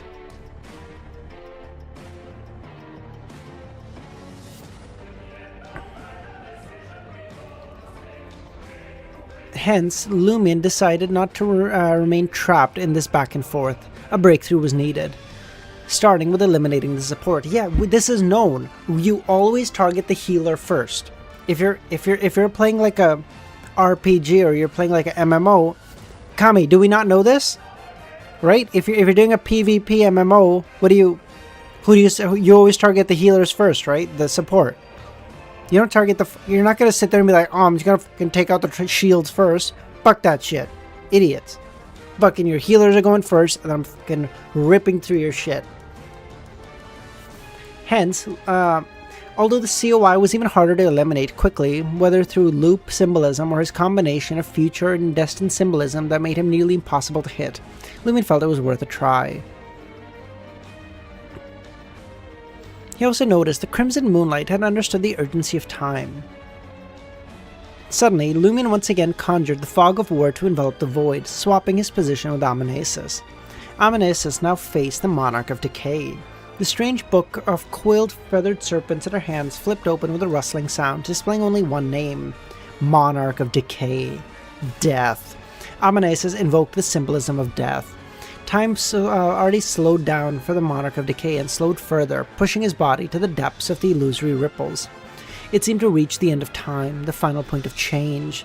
He did not evade the influence of death, instead used his symbolism as the end of the river of time and to delay death until that endpoint. As Amanesis dealt with the Monarch of Decay, LEMMiNO, with his omniscient perspective within the fog of war, located COI. The body of Aurora Jenna's face clenched its right fist, causing all contradictions in the area to erupt, transforming the apocalypse into a chaos of vortex. A vortex of chaos that swallowed nearby asteroids, time, space, and fate itself. This chaos vortex rapidly expanded towards COI, targeting not his body, but a fixed tributary within the Mercury of River of Fate. Sought to drag the tributary into the apocalypse, returning it to chaos, breaking COI's powers. The circle of inevitability's three bodies began spinning around a single point, attempting to trigger a loop not yet affected by the chaos vortex, resetting the state of the battlefield. At this moment, Amanesis abandoned applying symbolic influence on the Monarch of Decay. Instead, using the team connection, she unleashed a deep darkness like a river from the void near LEMMiNO, pulling time and space into herself and merging them. Eternal darkness was also time-space in one. Wait, I'm confused. Why didn't LEMMiNO add all the Great Old Ones as his, team members? Why not add Klein and Amon and Adam and... everyone? What? It feels like it's only Amanesis that he added. Although the symbolism was incomplete, it managed to halt COI's spinning, suspending him like an insect.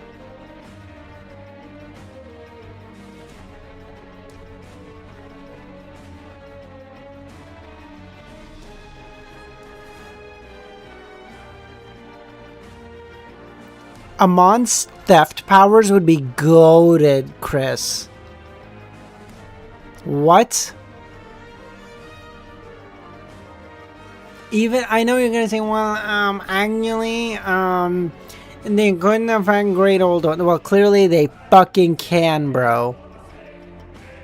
He just hit a Great Old One with it, so I refuse to believe it. As symbolism passively affects the whole universe, but direct abilities only affect the battlefield they're in? Fair.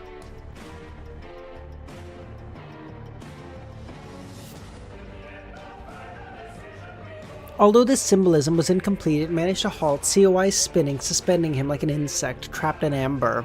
LEMMiNO seized the opportunity, allowing the chaos vortex to spread, engulfing the fixed tributary of fate and the preset loop. Thus, the chaos vortex, embodying all colors and possibilities, consuming the three-bodied COI, causing him to collapse into chaos. Neither LEMMiNO nor Amanesis paused to confirm the victory, as the Monarch of Decay made the fog of war advance to the end and apply the symbolism of certain death. In an instant, at the dissipating chaos vortex's center, the dark body of COI reappeared. He had reunited with his mercury-colored, redemptive light-colored bodies. Past symbolism. What was not lost in the past could not be destroyed in the present. LEMMiNO realized one thing. Only by using the kind of power associated with the fourth pillar, erasing the very concept of inevitability and his past history, could he truly be wounded or killed. Of course, the king of space and time who held the symbolism of history may be able to kill him, but could certainly might not be able to kill COI, but could certainly inflict suffering worse than death. Let's go, boys! Final 9 chapters! Am I gonna do this every chapter, you ask? Fuck you, maybe if I'm in the mood, okay? I earned it. I earned this.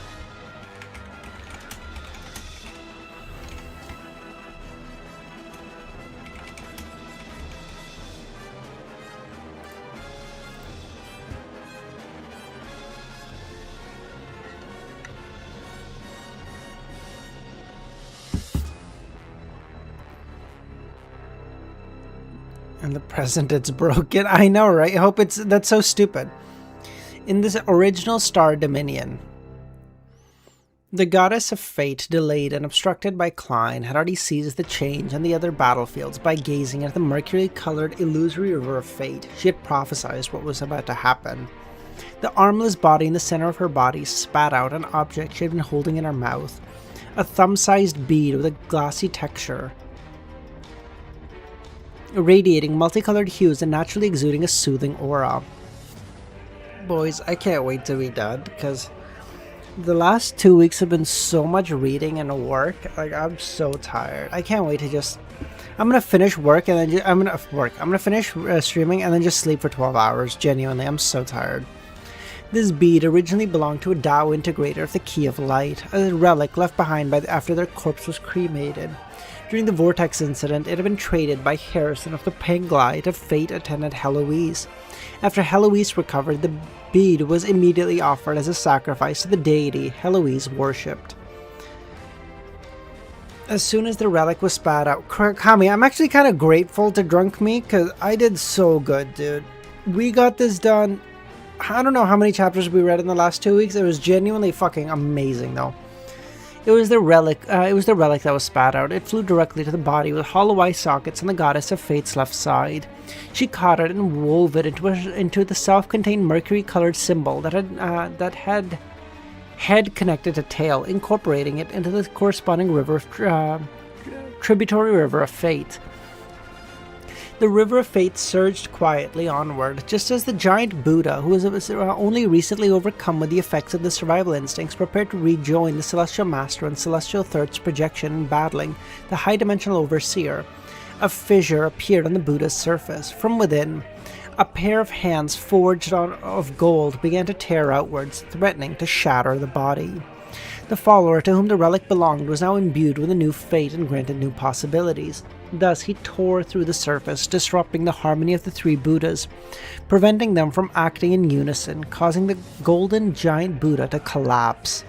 Such was the power of the goddess of fate, who wove fates. What path is the goddess of fate, bro? I would have thought this would be the thing path, the monster path.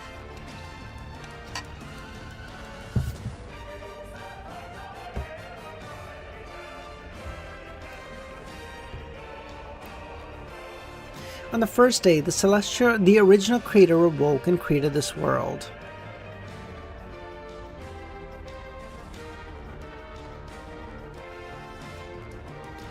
Didn't they say that the monster path is the one that controls fate, or is like heavily aligned with fate and like LOTM? On the first day, the original creator awoke and created this world. But reality, the spirit world, the astral world, and fate were still mixed. On the second day, the oldest one, different aspects of fate. Well, is the goddess of fate, is it only one path, or is it like several combined ones? Like, a COI only has one path to become a great old one. Is goddess of fate also one?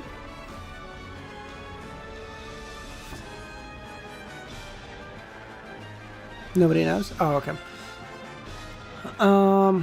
On the second day, the oldest one birthed the mother goddess of depravity. Reality gained a foundation. The spirit world and the astral world were separated. The river of fate began to flow. Soon after, the mother tree of desire was born, giving rise to life and introducing evil and desire. Then came the son of chaos, who established order, and with it shadows emerged. On the third day, the oldest one and the mother goddess united, and the mother of all things gave birth to a firstborn daughter. Amibella? From then on, the fate of all things began to intertwine, no longer in absolute chaos. Oh no, mother goddess, no longer in absolute chaos, but instead forming relative patterns and foreseeable features. As the firstborn daughter of the original creator and the mother goddess of depravity, the symbolism of the goddess of fate was sufficiently unique. She could weave, guide, and even sever the fates of the great old. What do you mean, sever the fates of the great old one?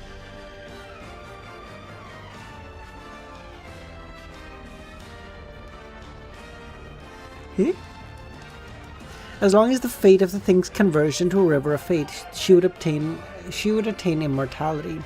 Even if her body was destroyed, her consciousness and spirit could return from the river of fate and manifest a new body.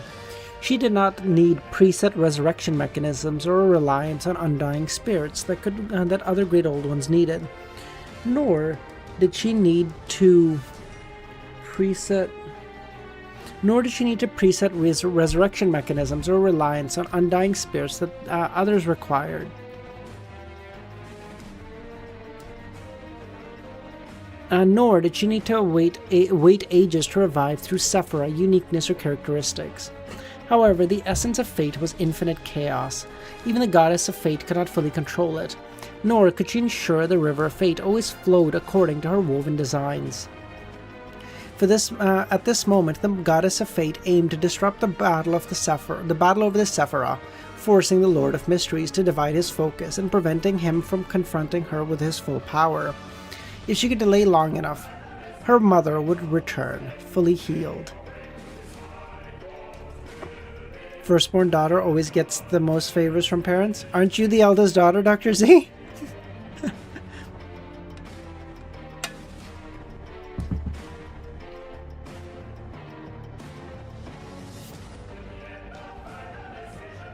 As the firstborn daughter, yes, as the firstborn daughter, she was destined to receive assistance, a privilege the COI and Supernova Dominator did not share. Thus, she utilized the relic intending for capturing the key of light, deploying it early to serve her current needs. As an eldest, I too can confirm. I'm the youngest son, so don't get me wrong, it has its benefits too, for sure. As the golden giant Buddha was about to be torn apart from within, deep darkness surged forth.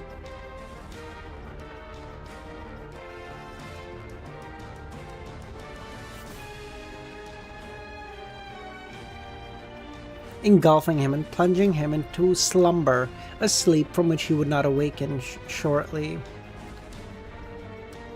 Only by suppressing his internal issues could the Golden Buddha regain control of the situation. This left the Celestial Master and Celestial Third's projection to face the High Dimensional Overseer in a 2-against-1, significantly worsening their predicament. Having just returned from the past, COI observed this scene and suddenly felt a surge of desire. This came from a powerful instinct to converge in a greed rooted in deep godhood. He now had the opportunity to devour the Key of Light. Compared to that, aiding the Monarch of Decay against the origins of disaster and Amnesis seemed far less important. Let's go! Yes! Leave him! That guy's a bum bitch! Leave him! Fuck it! The Supernova Dominator, unable to glean sufficient information from the rivers of fate and further hindered by the spirit world's obscuring, grew increasingly agitated. At last, within the astral world, the concept of stars suddenly intensified, one after another. Massive orbs of terrifying radiance descended into star dominion, radiating unimaginable heat and light. These were dying stars summoned by the Supernova Dominator nearing the end of their lifespans. As the ruler of the stars, he wielded the symbolism of weight, density, and fundamental forces. Naturally, he could summon his shepherded stars through the spirit world, creating supernovas or catastrophic black holes, all without compromising his spiritual structure. But Klein utilized his pillar symbolism, had preemptively sealed the spirit world, and as a result he was forced to spend extra time converting these stars into conceptual forms, sending them into the astral world and transporting them over here, manifesting them in reality finally. Well, that's why they're gonna lose, Dr. Z, right? It's literally just like, it's like a game of werewolf. It's like, even though they have less literally everything, their teammates are actual teammates. Like, they can trust each other implicitly, right? Like, everyone is going, listen, Amon and Adam are dickheads, but we know right now they won't do anything to fuck us, because right now we're not the enemies. Right now it's focusing on we gotta get these guys taken care of. After that, we can figure our own shit out, right? That's why they'll win. Whereas, like, these guys, they know that the instant they get slightly weakened, their teammates will just go idiots, and just leave. Fucking not my problem. Like, they just don't care. So that's where they're gonna get rolled. As soon as the one of the stars amassed in a star for Dominion, and then immediately began attracting and colliding with another. An immense eruption of light and heat followed, obliterating layers of doors and overwhelming countless Kleins. Right on the heels of that, the colliding matter rapidly collapsed, emitting unimaginable gravitational force that captured even the expelled light and heat, compressing the entire star Dominion inward and slowing time. Supernova Dominator now had an unobstructed connection to the astral world. At this moment, he sensed an enormous bluish-black door of light, formed of countless insects at the edge of the light and heat he had captured. Standing beneath the radiance was a figure, Klein. Manifesting Cipher Castle, Klein extended his left palm forward. Time, already slowed by the massive black hole, became even slower, as if a clock chime resonated from the bluish-black door of light. Everything stagnated, nearing a complete halt. The king of space-time. Supernova Dominator was also trapped in the near-frozen time, moving with unbelievable slowness. He realized something. Why am I creating a black hole? One that contracts space and dilates time. Isn't this helping him stagnate time further? Could it be? I came under the influence of the symbolism of foolishness? Bro! Supernova Dominator did not hesitate, attempting to reverse the black hole's collapse into the strongest explosion possible, breaking the spatial constraints and the temporal stasis, and even significantly damaging the now manifested Cipher Castle. Of course, completing such a transformation required at least a second, but a second in the dilated time zone was far longer than one outside. The goddess of fate nearly sucked into the massive black hole created. Only by weaving her own fate was she able to evade the pull and reach the edge of the influence unscathed. However, she could no longer perceive the fates within that region. At that moment, she noticed the emergence of Klein. The mercury-colored river of fate shifted, rushing to Klein. All tributaries began converging on the door of light, as though it alone represented the true path and the real future. Even she was being pulled towards it, the beacon of destiny. The goddess of fate now glimpsed the fate of Klein. Her rightmost head followed the surging river, striking out with an illusory silver-black dirk. It sought to sever all tributaries of fate. Final judgment. Wait, isn't this similar to the dirk that Lumion had? Like a black dirk that could, like, pluck things out from the river of... Isn't it, like, the same thing the fucking goddess of fate has? Seeing this, Klein, now manifesting the Cipher Castle, maintained a calm expression, spreading his hands, lifting his coat. As the bluish-black door shone brightly, the scene concealed behind him was revealed, a black hole that bound even light and heat. The black hole created by the Supernova Dominator. Almost simultaneously, Klein reversed the stagnation of change, pushing it to acceleration. Abruptly, the Supernova Dominator's attempts succeeded, and the black hole became a white hole, erupting with a terrifying sea of burning light. The eruption rushed to Klein, to Cipher Castle, and the goddess of fate. Klein didn't flee, instead placing his hand over his chest and bowing to the goddess of fate, whose head had already reflected the blazing sea of light. Taking advantage, he redirected the goddess of fate's attack to the Supernova Dominator, completing the linkage. Grafting. The symbolism of bizarreness was used. The Supernova Dominator and the Goddess of Fate realized, if they had realized the problem earlier, could have easily stopped their own attacks, preventing the grafting from achieving its purpose. But Klein used himself as bait, isolating both sides with Cipher Castle, and amidst his own crisis, left them no time to react. Of course, the symbolism of foolishness, which had gradually deepened its influence, was the true hero. In an instant, the terrifying sea of light engulfed Klein, shaking the door of light, then surged forward, submerging, tearing apart the bodies of the goddess of fate, dissolving them. At the same time, her strike, symbolizing the final judgment, hit the supernova dominator. He felt utterly isolated as if plunged into a deep darkness, unable to locate reality, sense the spirit world, or the astral world, or even perceive a fate to continue existing. He was now starless. He was now in the now starless dominion. Klein swiftly reappeared. He had just died, but he wielded miracles, and resurrection was the easiest of them. Correspondingly, Cipher Castle had suffered damage during this attempt. It would not fully recover quickly, a price Klein was willing to pay to resolve the battle. He did not relax, as the battle in this dominion was far from over. He had gained a temporary advantage, creating an opportunity he must now seize. Damn, he was willing to basically have Cipher Castle just take a nuke. Or fucking, not even a nuke. Take a black... I can't even think of a fucking word to describe the damage a white hole would do, except just referring to it as a white hole.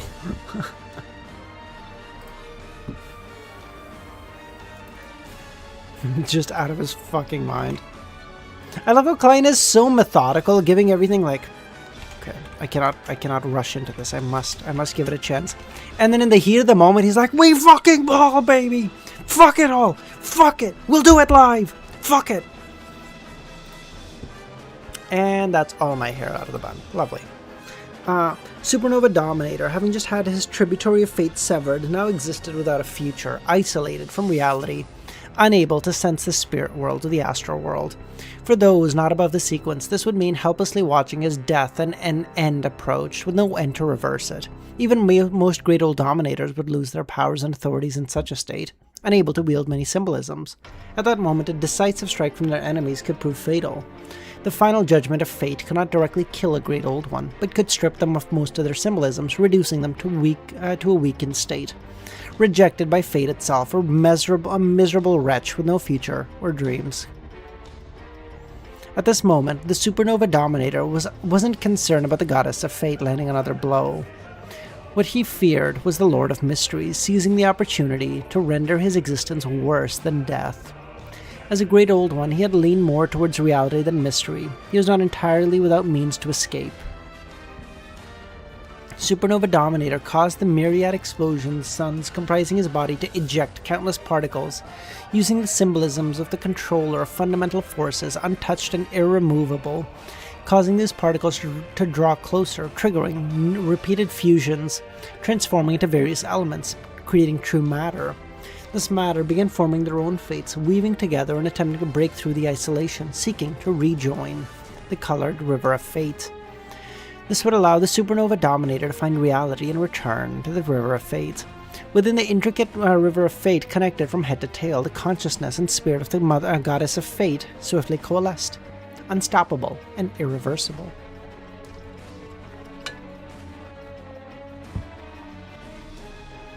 Meanwhile, in another star dominion, the primordial hunger had consumed a sliver of chaos, consuming some of the hangman abilities. Adam, with a stoic expression, calmly placated, guided, and managed the situation, showing no signs of failure. To him, the greater threat than primordial hunger was the increasing consciousness of the primordial God Almighty.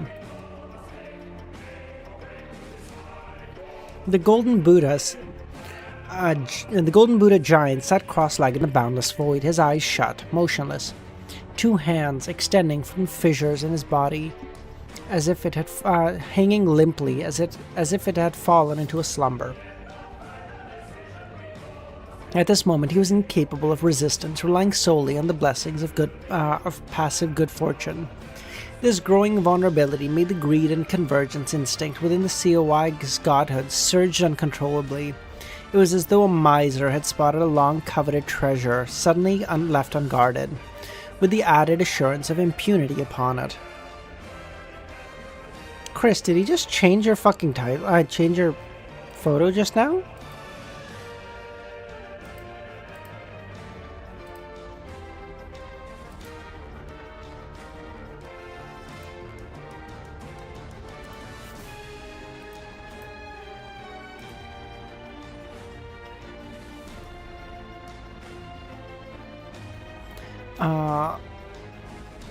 What?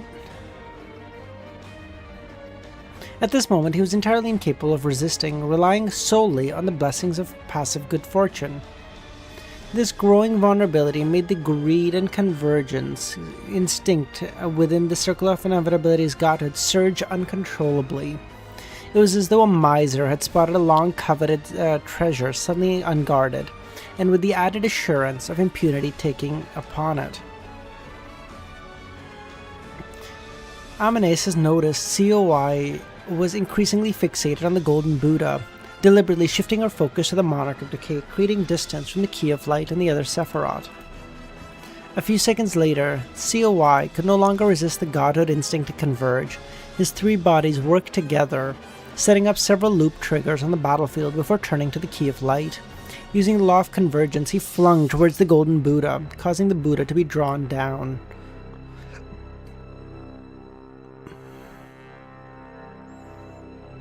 Suddenly, a straight, illusory dark river flowed from the cosmos, heralding the stillness of fate and the proclamation of death. It was a river that did not loop, always moving forward. Even death itself would dissipate within its currents. River of eternal darkness. Amanesis, though she was truly above the sequences, was burdened by the lingering consciousness and the spiritual residues of many Tao integrators. Her condition was less than ideal and required time to adapt and purge the negative influences. Thus, except for her emergence as a great old one to fend off the other deities, she had refrained from utilizing her concentrated symbolism of the river of eternal darkness. But now, understanding the urgency of the moment, she set aside all the current concerns, using this river of fate to break the remaining loops, prevent COI from accommodating the Key of Light, keeping him occupied, creating a one-on-one opportunity for LEMMiNO against the Monarch of Decay. I know, Hope. I'm genuinely starting to lose my... I was gonna ask Kami too, like, can I put on the, like, Witcher... Can you put on, like, some Witcher 3 fight music or something? Like, I'm getting so fucking sick... I'm getting so sick and tired of this. But now, understanding the urgency of the moment... That's great, yeah, that's... But now, understanding the urgency of the situation, she set aside all the concern, using this river of fate to break the remaining loops, preventing... put on the prevent COI from accommodating the Key of Light and keep him occupied, creating a one-on-one opportunity for LEMMiNO and the Monarch of Decay. The colorless, illusory river submerged all loop nodes, causing them to instantly perish and vanish. The river of eternal darkness placed between COI and the Golden Buddha, transforming into a denser darkness that enveloped the area, forcing COI to close his eyes. The body of redemptive light on COI's right side closed its eyes and fell into a state of sleep.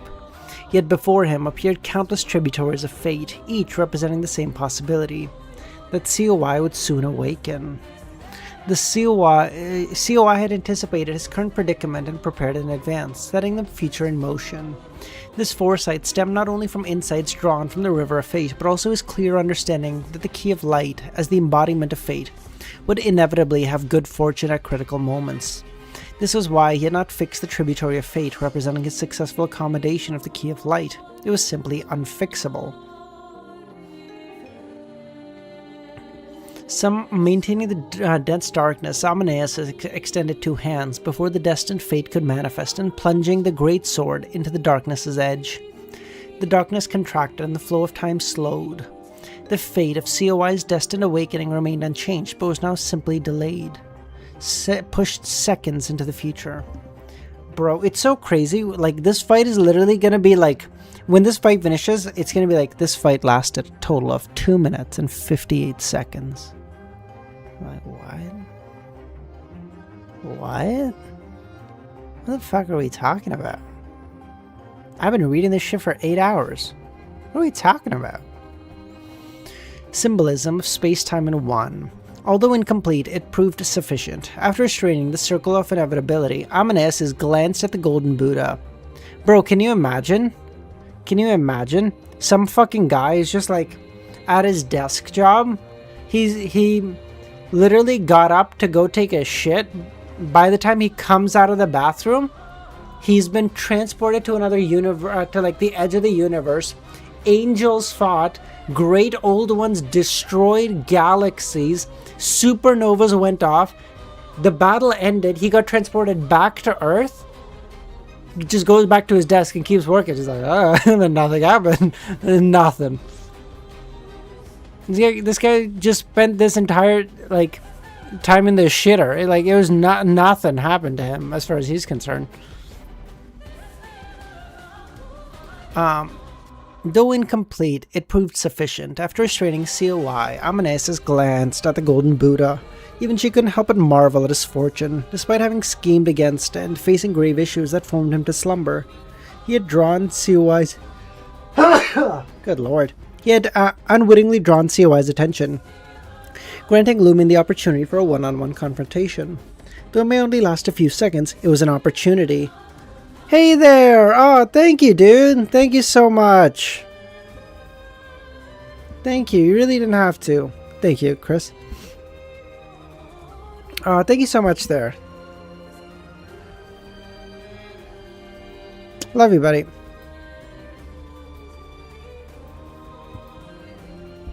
Seer! Hey, good to see you, man! Thank you for coming. Thank you for coming.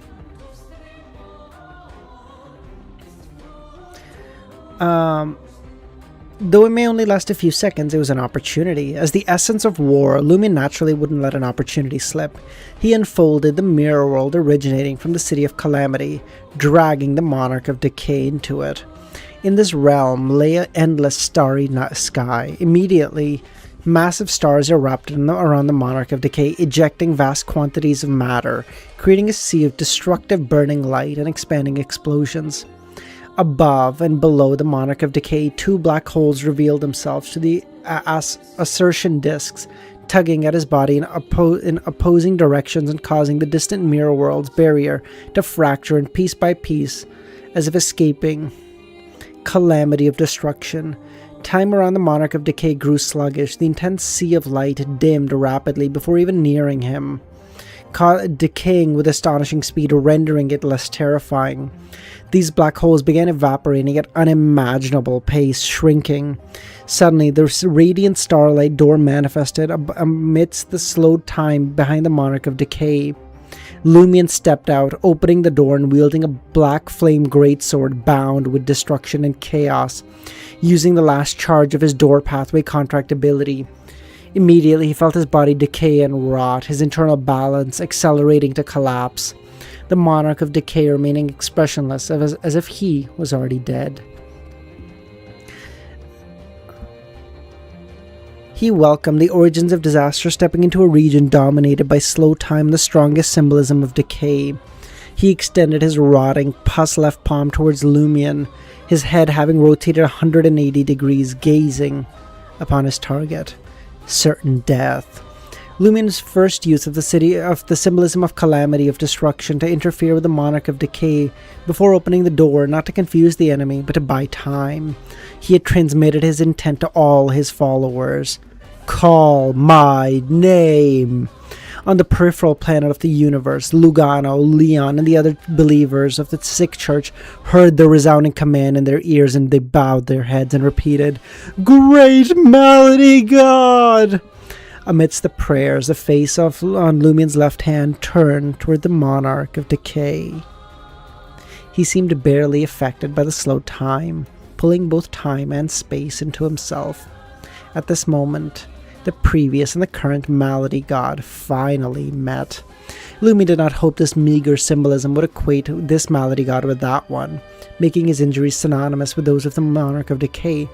The mystical connection between the two was too weak. The connection between the uncertain mist and the Mother Tree of Desire had been exploitable for mutual destruction because the genie in the tenebrous world had been one.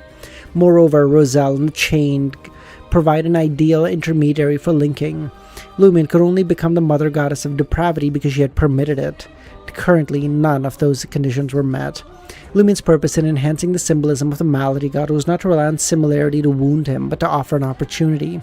For great existences, anyone who invoked their former name and stole their followers would establish a connection with them, allowing them to curse, doom, or even kill the offender.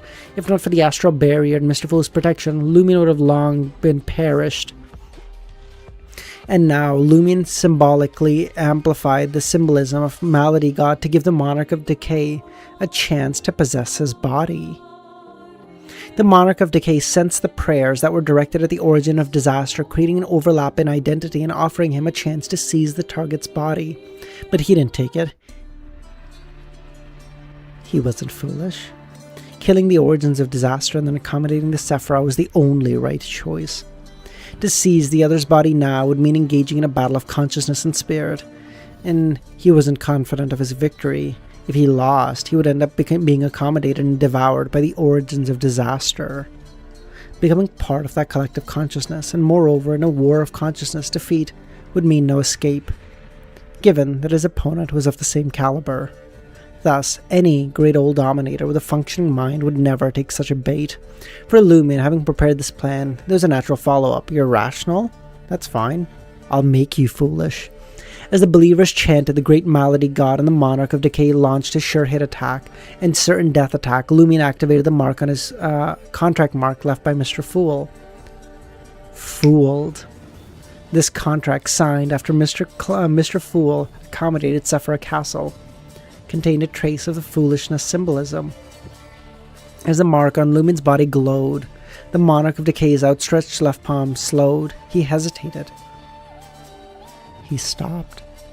For a being as great as the Monarch of Decay, the fooling imposed by the Half-Lord of Mysteries had limited duration. It wasn't potent enough to make him lose all reason and act on instinct alone, but LEMMiNO never expected that. At the moment, the middle head on LEMMiNO's body laughed, radiant intense provocation, as if saying, a naturally great existence like you can't even meet a lowly one like me who advanced through the ranks. If you don't seize the opportunity now, you'll end up being accommodated by me. What's the matter? Did the mother tree of desire ignite your survival instincts so much that you're too much of a coward to confront me? You may as well crawl back to the mother goddess of depravity's womb and be reborn with a new consciousness. Oh shit, that's so hard. Simultaneously, Aurora and Jenna's face smiled in turn, glancing mockingly at the Monarch of Decay. Provocation plus charm. Another of LEMMiNO's bodies, the one with the swirling vortex of chaos, followed his main consciousness's lead, activating the City of Calamity's convergence force. The tutor face brimming with the desire to challenge and the amused cheek face cooperated perfectly, invoking the law of convergence and sending an irresistibly alluring invitation to the Monarch of Decay. Come, accommodate the Cipher, take over this body. Still, under the influence of foolishness, he could no longer control himself in the face of such provocation, charm, and the law of aggregation. His vision fixated solely on the hateful, yet irresistibly enticing target before him. Without hesitation, he stepped forward, shedding the golden plating covering his body to reveal a heavily decayed, oozing yellow-green pus-covered body. That body expanded, enveloping LEMMiNO. In the blink of an eye, within LEMMiNO's consciousness space, the blood-stained brick floor became covered in a nauseating yellow carpet. The Monarch of Decay saw several figures standing before him. Aurora, Jenna, Cheek, Alista. The swirling face of chaos, and behind them loomed a coiled twin dragon. Beyond the malevolent dragon, and a staircase ascending to seemingly infinite heights, sat LEMMiNO. Dude. LEMMiNO's like, damn, you know what I had? You know what I miss? I didn't have enough people in my body. I need another one. It's too quiet. Like 7 it's just too quiet, you know? I hit me with another one.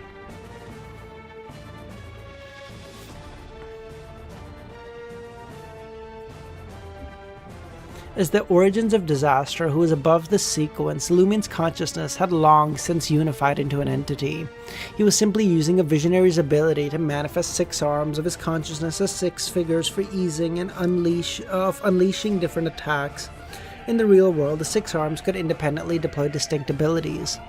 Within the mercury-colored river of fate, an intertwined destiny coalesced into the goddess of fate's consciousness and spirit, preparing to surface, to leave this realm and claim a body.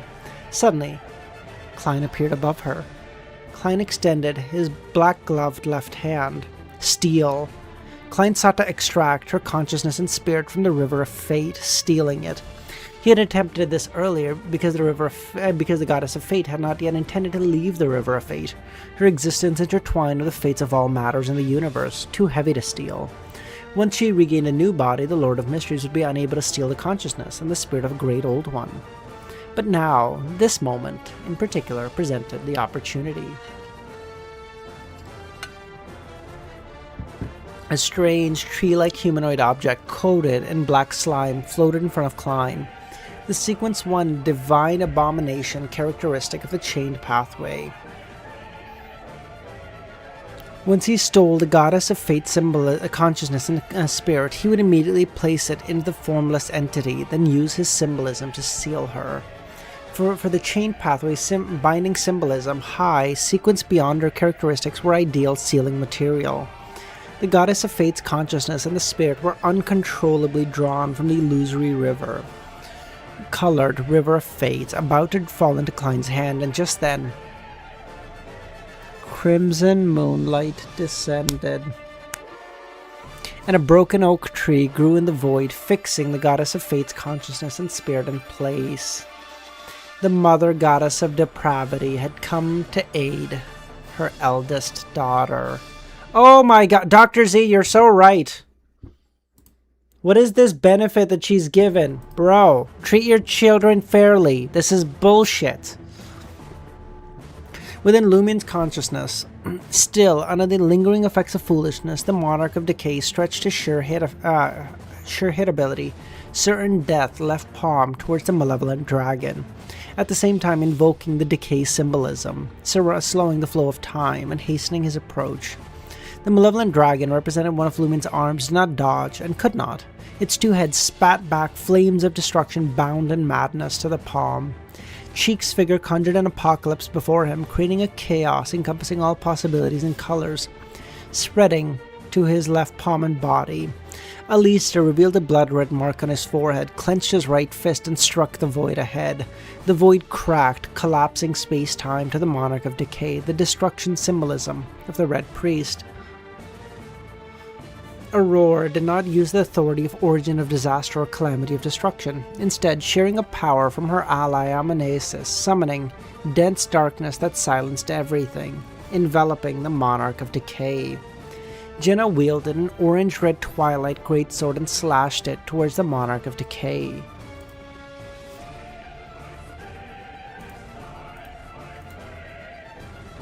The swirling face of chaos held a pale book formed of coiled feathered serpents, flipping its pages.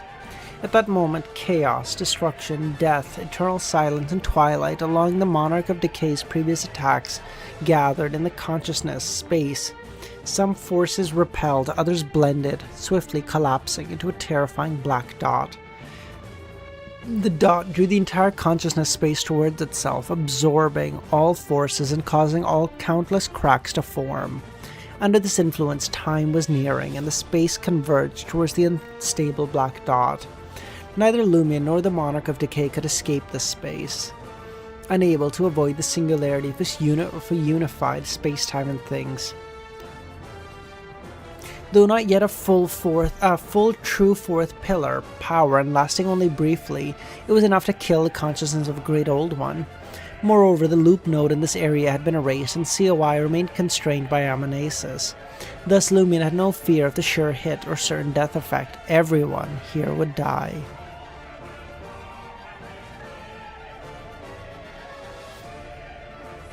It was reminiscent of how the master of the Shadow Cottage and Farbauti had drawn inextinguishable ravings into themselves and cursed themselves. The difference was that their consciousness weren't strong enough to sustain such a battle or hold back inextinguishable ravings with the key of light. They lacked the ability to kill a great old one dominator, only capable of wounding one severely.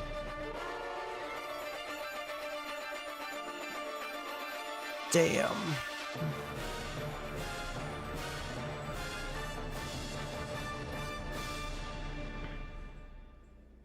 But LEMMiNO was a genuine great existence. Once the accommodation process began, even without external intervention, the Monarch of Decay could not escape the battle of the spirit. LEMMiNO could harness fourth pillar related powers to obliterate the Monarch of Decay and himself. In the collapsing consciousness space surrounded by pitch black flames, the Monarch of Decay had one thought: kill the origins of disaster first, destabilize the fourth pillar's power, and let it collapse on its own. This was the Monarch of Decay's only chance of survival. On top of the staircase leading to the infinite heights on the bloodstained throne,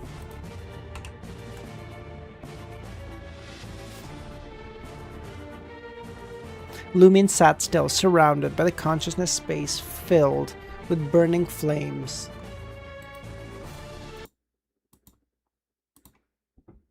With his right foot resting on his left knee, LEMMiNO smiled as he watched the Monarch of Decay trying to kill these figures to destroy him. It's useless. You will die, and so will I. Cinema.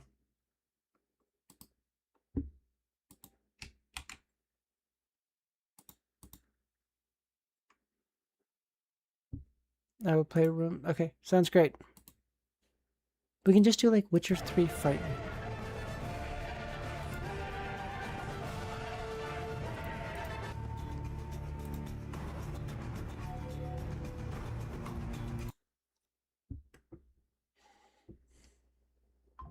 We can just do like Witcher 3 fight music for a bit.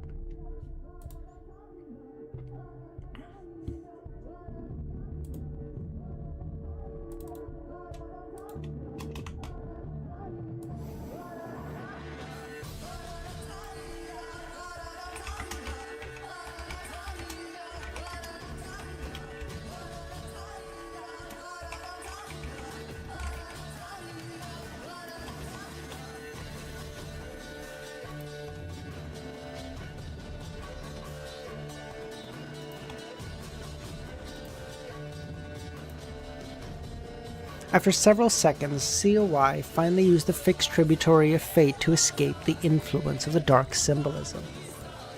If you want something more eerie, we can do something... Okay, Odysseus? I can't remember the song off the top of my head. Hold on.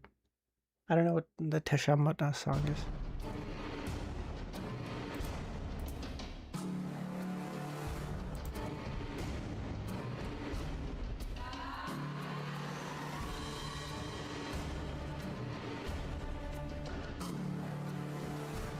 However, neither he nor Amanesis continued the battle. Instead, they both turned their attention to the peripheral region of the star Dominion. There, an illusory mirror shattered and LEMMiNO with 3 heads, 3 torsos, and 6 arms emerged. His body, wrapped in a rotting yellow-green and burning with deep pitch-black flames.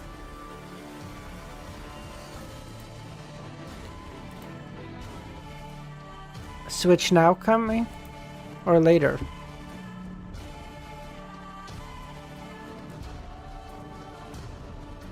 Now? Okay, dope.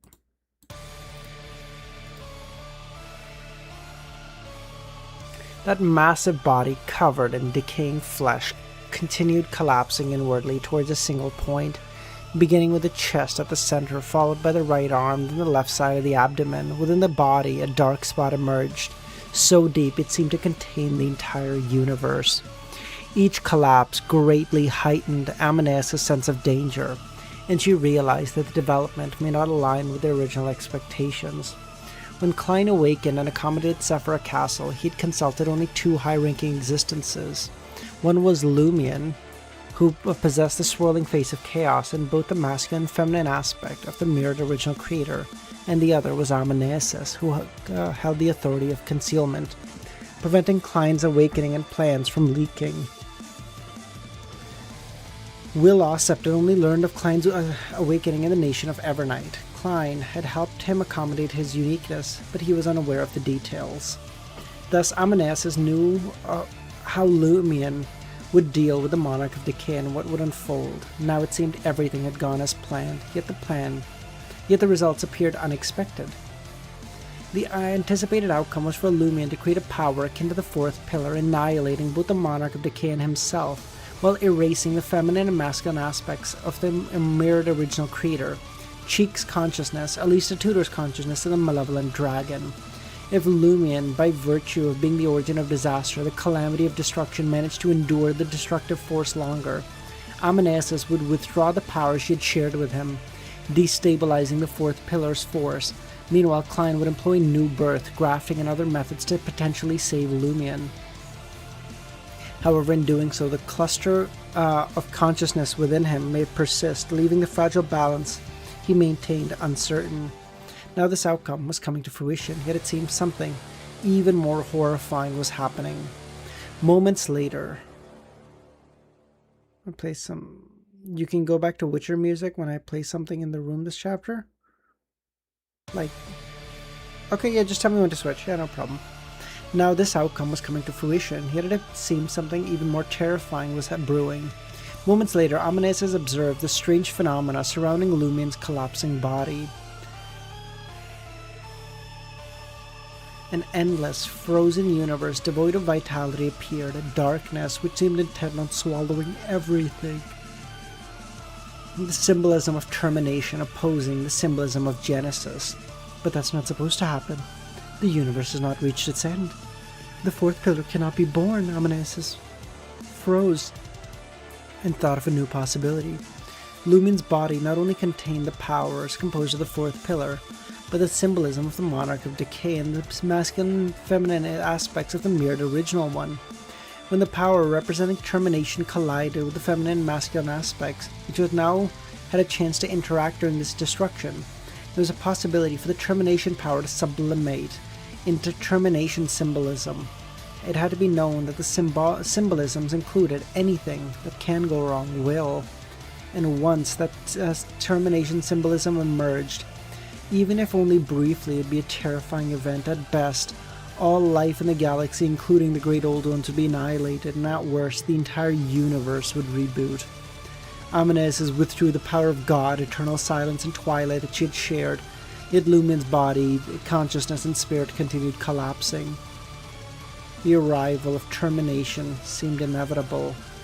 At this moment, COI abandoned the golden Buddha representing the key of light and returned to LEMMiNO's side through the astral world. Seeing this, Amanesis recalled a hint from Genie and did not interfere, instead following COI back to the original battlefield and monitoring. The attacks of the high-dimensional overseer against the Celestial Master and the Celestial Third's projection slowed. It was already preparing to ascend dimensions and flee the galaxy, though that may not entirely ensure his safety. Primordial hunger, which had been feasting on Grisha, paused, acting primarily on instinct, and began showing signs of retreat. In the central body of the Circle of Inevitability, with its mercury-colored face of suffering pointed at the astral world.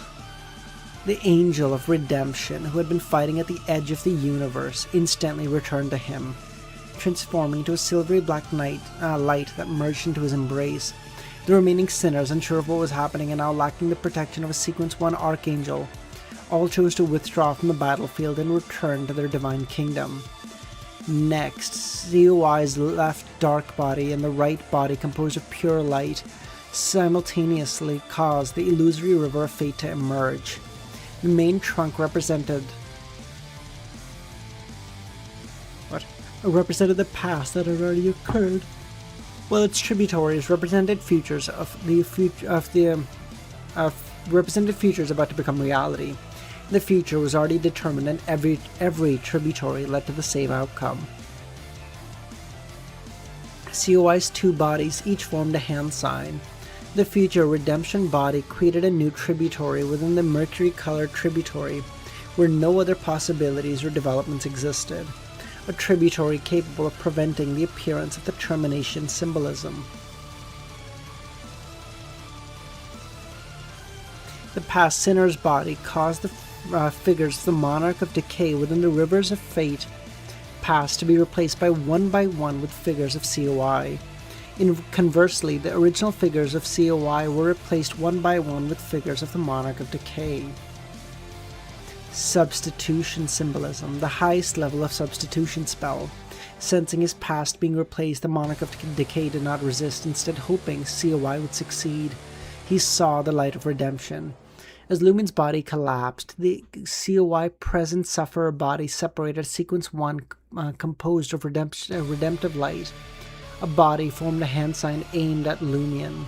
In an instant, the decayed body of the monarch of decay within Lumion was miraculously switched with the sequence 1 body of COI.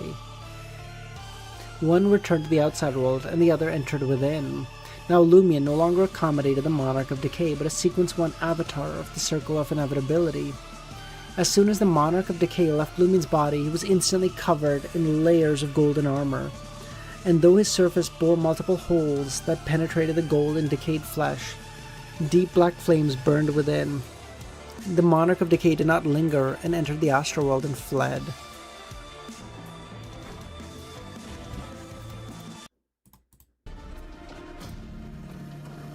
Even with the Mother Goddess of Depravity's healing, his wounds would take 60 years to recover. Without appropriate assistance, it would take hundreds, maybe thousands. He dared not remain here any longer. Amadeus is choosing not to pursue him, instead monitoring COI while assisting the Celestial Master and Celestial Thurch. Having lost the symbolism of the Monarch of Decay, the collapse on Lumin's body and emergence of termination slowed. It did not stop. The Mother Goddess of Depravity used her power across space to fix the consciousness and spirit of the Goddess of Fate, preventing them from being stolen by Klein. However, Klein, was pleased rather than angered. High above the boundless grey fog, a marionette Klein had hidden in advance to return to the Star Dominion appeared near the weakened Supernova Dominator. From the start, Klein's target had been the weakened Supernova Dominator, with many symbolisms having been rendered useless. His initial move against the Goddess of Fate was meant to force the still recovering Mother Goddess of Depravity to assist her daughter, making it difficult for her to intervene with the Supernova Dominator as well.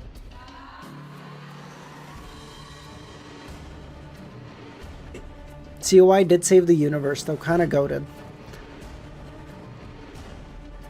Unlike the Lord of Mysteries, every Great Old Dominator had their own specialties. Normally, a single marionette of Klein would not stand a chance against a complete Great Old One, but the Supernova Dominator had not recovered. Wearing his black coat and top hat, Klein produced another abomination characteristic covered in viscous black slime, raising his star-encrusted cane.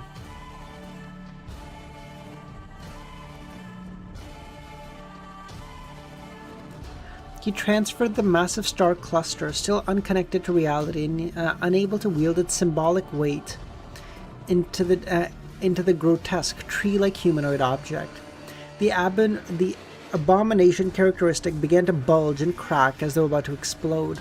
Klein's body then projected a bluish-black, illusory door of light. A door's projection landed on the abomination characteristic, stabilizing it, and the object quickly transformed into a transparent, dreamlike crystal of constellation. Klein then threw this astral projection into a spirit world, continuing to seal it off, to prevent the Mother Goddess of Depravity from aiding the Supernova Dominator. Of course, a great old Dominator like the Supernova Dominator, in whose consciousness, spirit, Sephira, uniqueness, and characteristics were all intact, could not be sealed. He was not in a state of post-revival dormancy, but rather leaned heavily towards reality. In 2 or 3 minutes, he would naturally break through the seal and emerge from the abomination characteristic. Even if Klein reinforced the seal, it would not delay him long, but 2 or 3 minutes was plenty for the current battle. If victory was achieved, Klein would have ample time to retrieve the characteristic. While exerting his full symbolic power to seal his supernova dominator, Klein abandoned his attempt to steal the goddess of fate's consciousness, allowing her to regain her body. This too was an opportunity. Klein's coat billowed as he seized the moment to impose the foolishness symbolism upon the goddess of fate.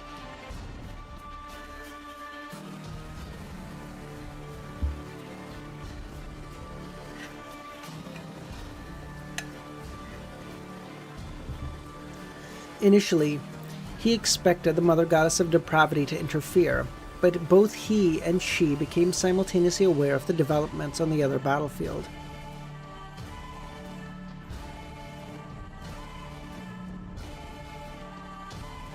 Three great old ones removed? The Mother Tree of Desire, Supernova Dominator, and Monarch of Decay?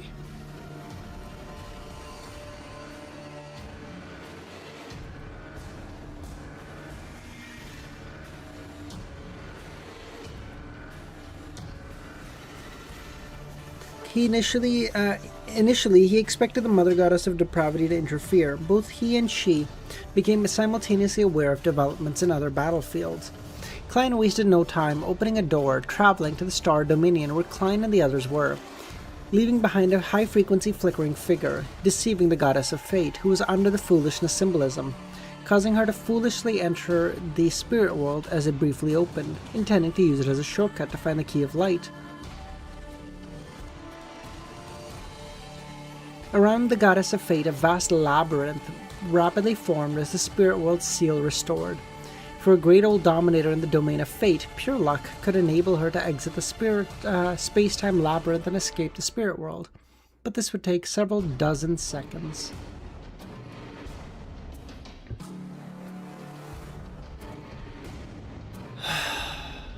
Five more chapters.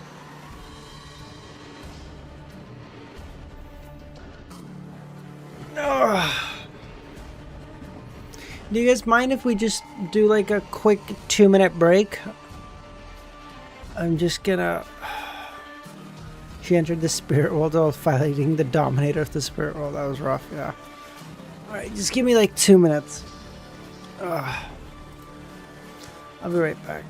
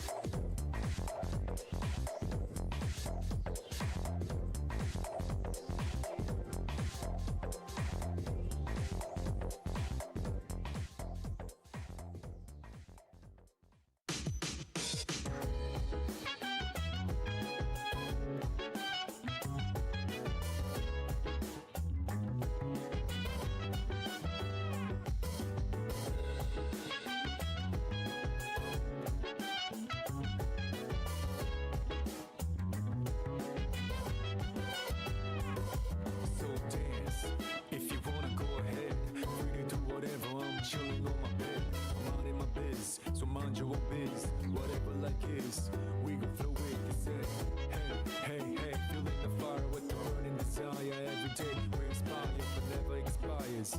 But we gon' chill today. Let me rock the world tomorrow. You know?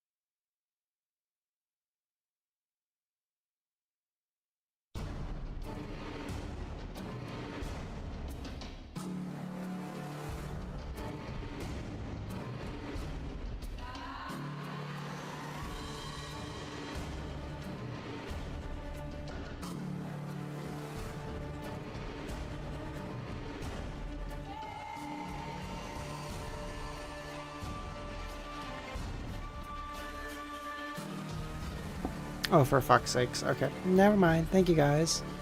Thank you. Okay. Sorry. So what I was saying, what I was saying earlier was Aeon apparently means, yeah, you're good. Aeon apparently means life, vital force, being, and then, yeah, now let's start reading. Within the collapsing, burning space of consciousness centered on the black point, on the deep black point, Lumion, who had reverted to his three-headed, three-torso, six-armed form, resting his two middle arms on the armrest of the blood-stained throne, leaning back against the chair.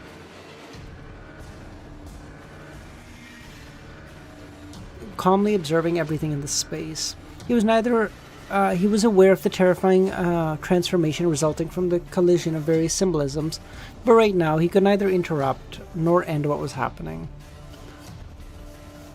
Suddenly, he noticed that the Monarch of Decay, surrounded by the power of termination, had been replaced by an avatar of the Circle of Inevitability. Lumion froze, then couldn't help but burst into laughter, leaning forward. So this is the hint about utilizing the universe's most power and genuine angel of redemption meant. Whenever a situation arose that could threaten the entire universe, the godhood instinct of COI would compel him to perform redemption. This was perhaps his most fundamental symbolism and the reason he had been born as a child of the original creator and the mother goddess of depravity. The goddess of fate symbolized the weaving of chaotic destiny into a semblance of order, the formation of the foundation of the current river of fate. In contrast, the Circle of Inevitability symbolized the possibility of salvation, the apocalyptic crisis brought about by the inherent chaos of destiny, allowing the universe to continue in relevant stability, or relative stability. As a Sequence 1 avatar of COI substituted the Monarch of Decay within Lumion, the formation of the termination symbolism slowed, but it did not stop entirely and began accelerating once again.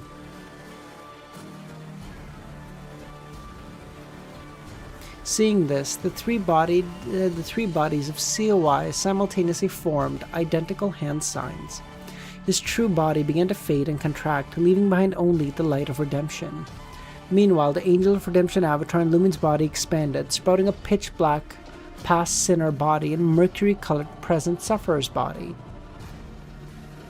The COI had used his true body to replace the avatar, personally entering Lumion to face the encroaching power of termination, the universe's most powerful and genuine angel of redemption. The power of termination continued to consume and collapse everything within the consciousness space, pulling it to the deep black point, and at this point, the six arms of COI extended, cupping the terrifying black point as though holding a lotus flower. His three bodies bore the ravages of the power of termination.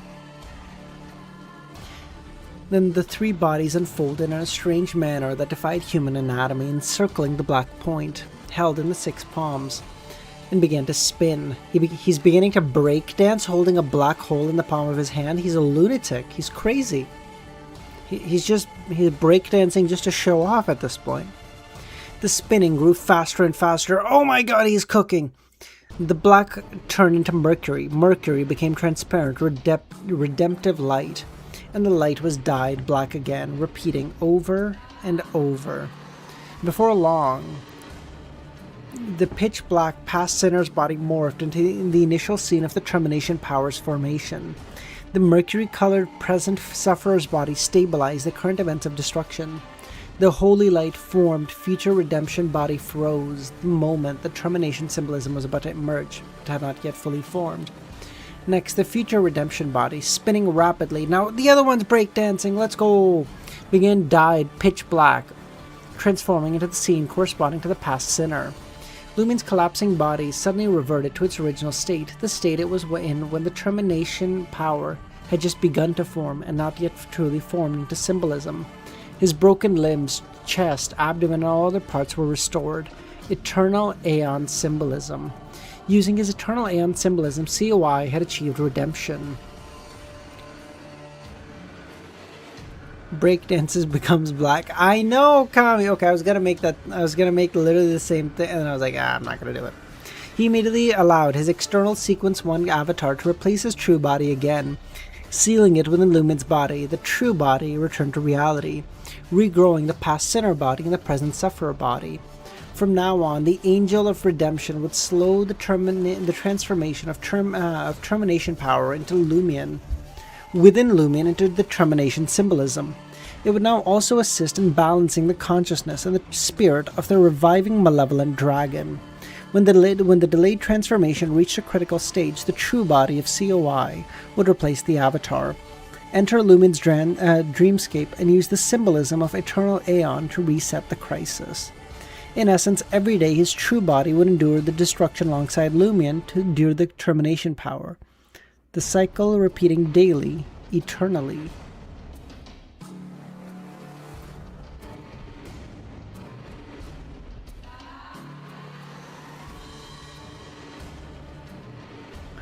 Damn, we're back here, eh?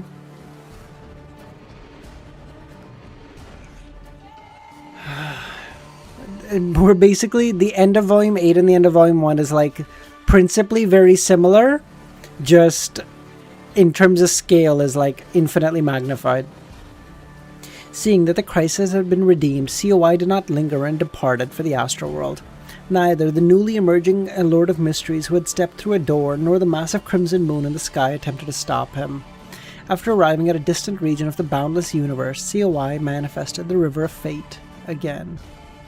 Everdine, Klein, and Lumen had been treating Lumen as dead. COI went to save him and the universe. The real protagonist? True! Lord of the Mysteries, the true protagonist of Lord of the Mysteries. COI, the true protagonist of COI, who could have seen this coming. In the mercury-colored illusory river, his images, which had originally belonged to the Monarch of Decay, had been replaced with his own thoughts, influence, and substitution symbolism, creating a profound mystical link between him and the Monarch of Decay, discovering a series of weathered, decaying planets and pursuing the direction they pointed. By the time COI had left, Lumion had regained balance, and once again, he was the genuine origin of disaster, calamity of destruction, now carrying even more active, intense masculine-feminine aspects of the mirrored original creator. These aspects were nearing convergence, poised to form a symbolism. Dude, how goated? Everyone is like, oh my god, it's so over. All the great old ones are like, holy shit. And COI is like, I just need a Sequence 1 characteristic to handle it. That's it, bro. Bro, I can't get... Bye, Uth. Enjoy Spider-Man, man. I'm gonna go watch it next weekend. Let me know how you like it. Don't spoil anything. Thank you for coming.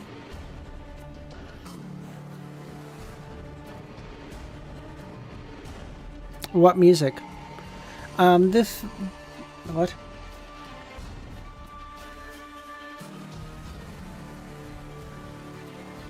Slop corpus? After that, what? Hold on. What the fuck you mean one from yesterday, bro? We played a lot of music yesterday. Yeah, oh, okay. I thought you were not going to give me the fucking link, and I was like, bro, what do you mean? I'm just expected to have this?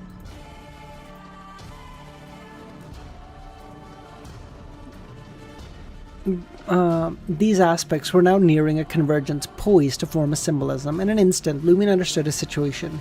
For the next hour, he would remain in peak condition, able to wield the powers of a full Great Old One. After that, his body would begin collapsing and the disaster symbolism would become unstable, bringing calamities or disasters to the surrounding star dominions. Only by sleeping could he minimize occurrences and slow the completion of the termination's power convergence. This would last for 22 hours. The true body of COI would replace the failing Sequence 1 avatar within Lumion's dreamscape, endured destruction for an hour, achieve Eternal Ion, and reset Lumion's state again. So Lumion gets 1 hour of awake time a day? Is he really pulling a he's gotta take a nap again at the end of this? You're lying. You're genuinely pulling the main character has to take a nap? You're lying, bro. Realizing this, Lumion paused, feeling both amused and reflective. In simpler terms, I have a Sequence 1 angel of inevitability sealed within me, resetting my physical state every 24 hours.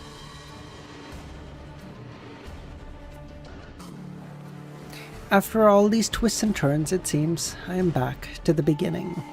However, the essence of fate was disordered, and the entire situation didn't completely align during the final hour, and what's sealed wasn't a Sequence 1 angel of inevitability pathway, but inevitability himself. Moreover, the state didn't reset at 6 AM, but rather at 12:30 PM. So just after noon. Oh my god, he might genuinely be Escanor. So at 12:30, he reaches his peak. That's literally just 30 minutes off from Escanor, though.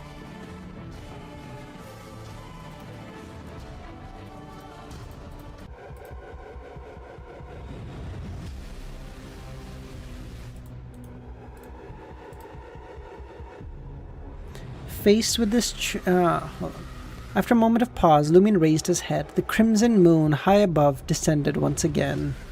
The mother goddess of depravity had returned. Faced with this change, Klein grew abnormally enormous and rose to confront her. Lumion dashed without hesitation towards the primordial hunger, ready to replace Adam and confront this. Amanesis first enveloped the nearly out-of-control Adam in dense darkness. With his cooperation, helped him fall asleep to delay the revival of the primordial God Almighty. Then joined the Celestial Master and Celestial Thyrsus Projection in their fight against the high-dimensional Overseer. In the next second, she sensed the heavily injured, inextinguishable raving seemingly returned. Wait, how did the inextinguishable who heard the inextinguishable ravings? I can't even remember. Amanesis analyzed the current situation to devise the best response. At this moment, the Mother Tree of Desire, Monarch of Decay, and COI were no longer capable of returning, and could be eliminated from consideration along with the Uncertain Mist. Among those remaining, the Supernova Dominator remained sealed for another 2 or 3 minutes, likely unable to rejoin the battle in time, making him negligible. Meanwhile, the Goddess of Fate would need another 10 or 20 seconds to escape the labyrinth. Oh, yeah, that's why. In the immediate term, the only opponents to contend with were the Mother Goddess of Depravity, Primordial Hunger, High-Dimensional Overseer, and the Inextinguishable Ravings, but he was quite weakened.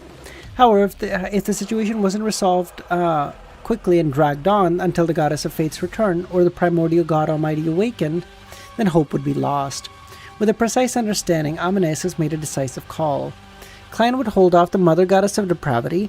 Origins of Disaster, Lumion would engage the Primordial Hunger. The Knowledge Moor, Nation of Disorder, and the soon-to-be-awakened Key of Light would continue stalling the High-Dimensional Overseer, and Amanesis would leverage mutual restraint amongst the symbolisms to ensure the Inextinguishable Ravings would be forced out of the battle quickly. This had to be accomplished before the Goddess of Fate returned, and the Primordial God Almighty's revival should take a bit of time. Amanesis caused the dense, silent darkness to spread, causing the formless Great Old Dominator to prepare to manifest the name of the Inextinguishable Ravings on the illusory book coiled by feathered serpents. At the same time, Lumion descended high above the Primordial Hunger. The entire universe reconstituted. the central body of this universe reconstituted, the burning sword of destruction, and he projected a thought towards Ludwig at the edge of the universe. Call me Father. Ludwig, who had already devoured the gastric juices and was playing a pivotal role within the Red Angel Legion, was stunned before shouting, Father!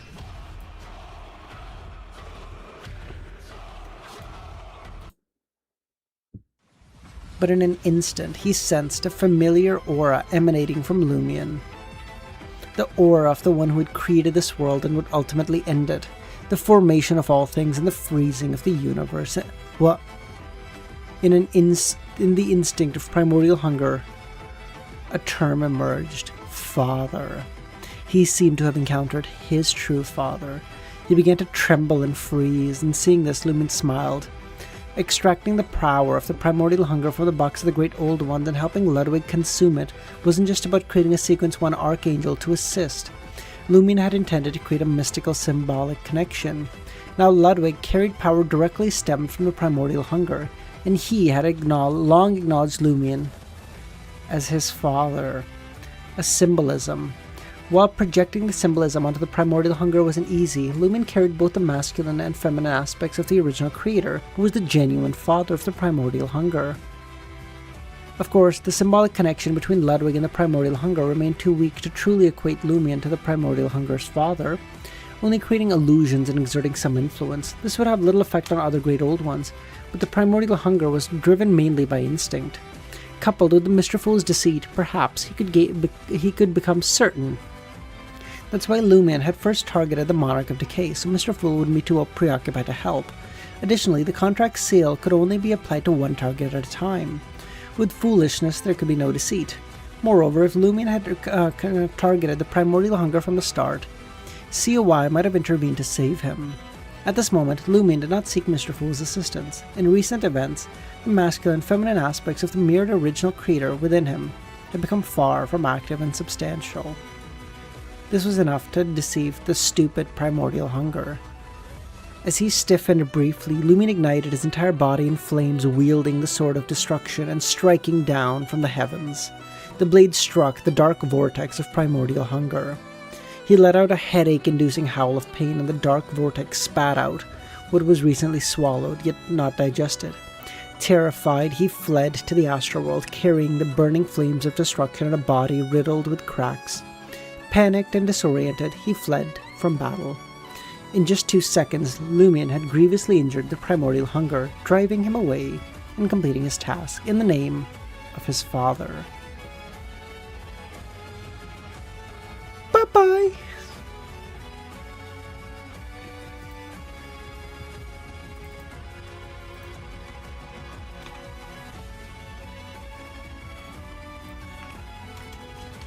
And I think the battle ends on this chapter, because I think this temporary retreat is going to apply to all Great Old One. All Great Old Ones. They're going to say, we'll be back in 6,000 years once we're fully healed, you bitches. LEMMiNO did not pursue the primordial hunger, just as he had refrained earlier from borrowing the power of from the other 3 powers of Amanesis to kill the primordial hunger in one strike. Such an action would have triggered the opponent's survival instincts, helping him overcome his fear of his father and mount a stronger resistance. Thus, reaching this point was plenty. By the time the primordial hunger, a person or a thing that relied mainly on instinct figured out what had happened and realized the falsity of father, hours or even days would have passed. LEMMiNO's decision was to immediately rendezvous with Evernight. Together, they would confront the already grievously injured, inextinguishable ravings, hoping to either kill him within seconds or inflict wounds so severe he would no longer dare return. At that moment, Klein imposed the symbolism of foolishness on the newly materialized body of the mother goddess of depravity. But every part of her was in a state of constant new life, including her soul, consciousness, spirit, and intellect. This caused her to recover her intellect as soon as she became foolish, rendering her immune. For now, LEMMiNO had no intention of joining the battle between the pillars. He arrived at the battle where Amnesis and the inextinguishable ravings were. The formless ravings abruptly vanished, no longer resonating within their minds or affecting them. He had fled the battle to observe another star dominion, waiting for an opportunity to return. Gravely injured, he chose to follow his instincts, avoiding the battle where two great old ones, capable of combining into a fourth pillar, were present. With the distraction of the ravings gone, the high-dimensional overseer did not linger either. What? You running too, bitch?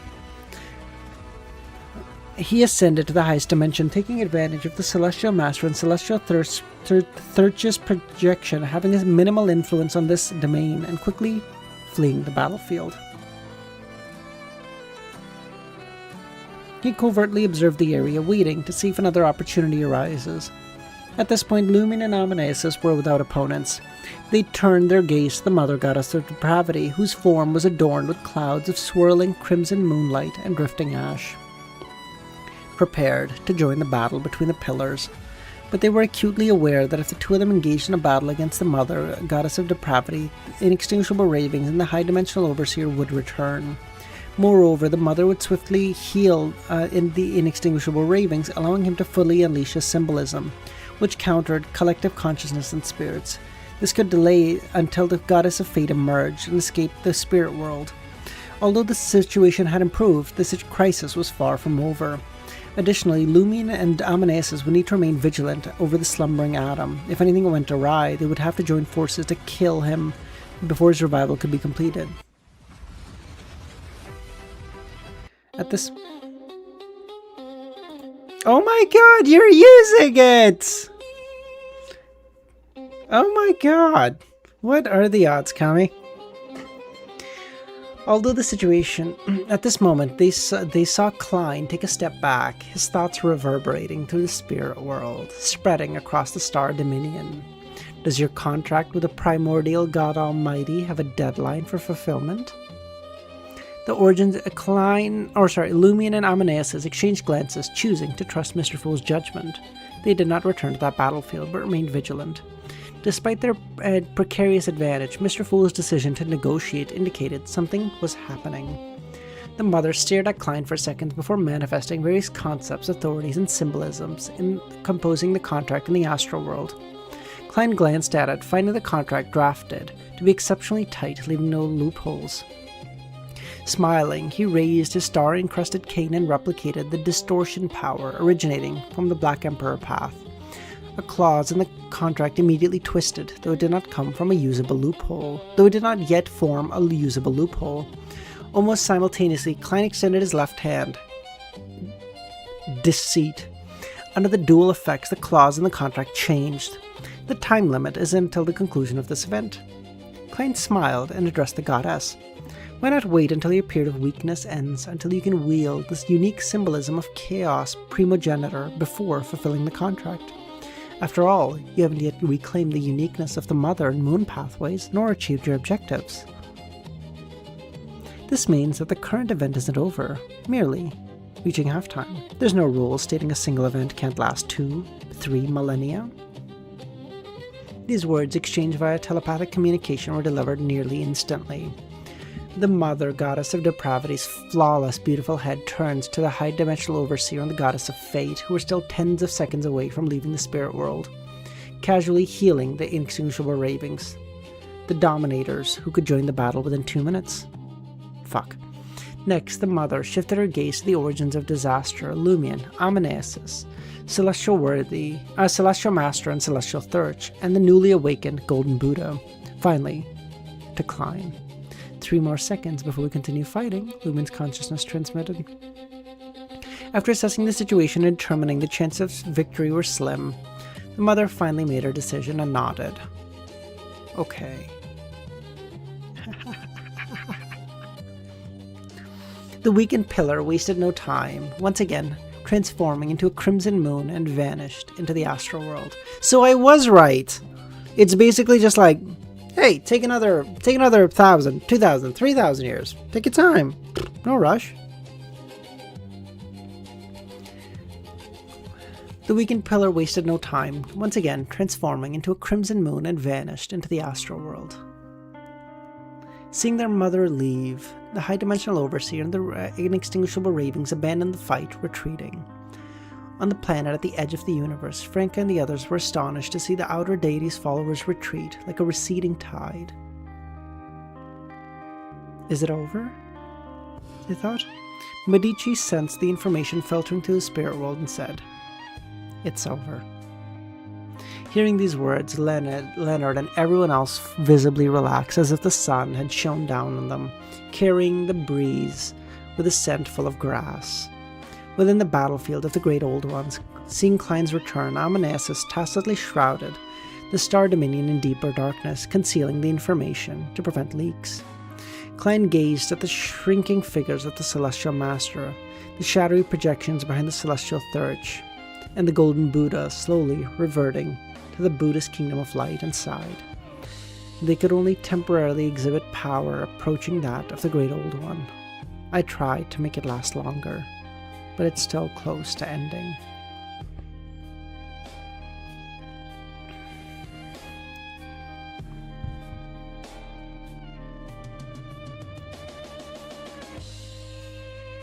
More importantly, once the fighting becomes intense, the Mother Goddess of Depravity will realize that I'm as weak as she is. This was the cost of forcing both the Supernova Dominator and the Goddess of Fate out of the fight as soon as possible. Oh yeah, because the Cipher Castle is in shambles. Lumion immediately understood why Mr. Fool opted to negotiate, despite having the upper hand. He opted to avoid the constraints of the contract. Given the situation, if the battle continued, Mr. Fool would be tied up, holding off the Mother Goddess of Depravity and unable to intervene. The Celestial Master, Celestial Thirch's projection, and the Key of Light would soon exit the battle. Lumion and Amnesis would have to fight the High Dimensional Overseer and the healed Inextinguishable Ravings, even as a team. They wouldn't be able to force either one out of the fight within seconds. By then, the Goddess of Fate would return. So you deceived the Mother Goddess of Depravity into making her overlook your and Celestial Master and company states, Amnesis understood. She only overlooked my state and was fully aware of theirs.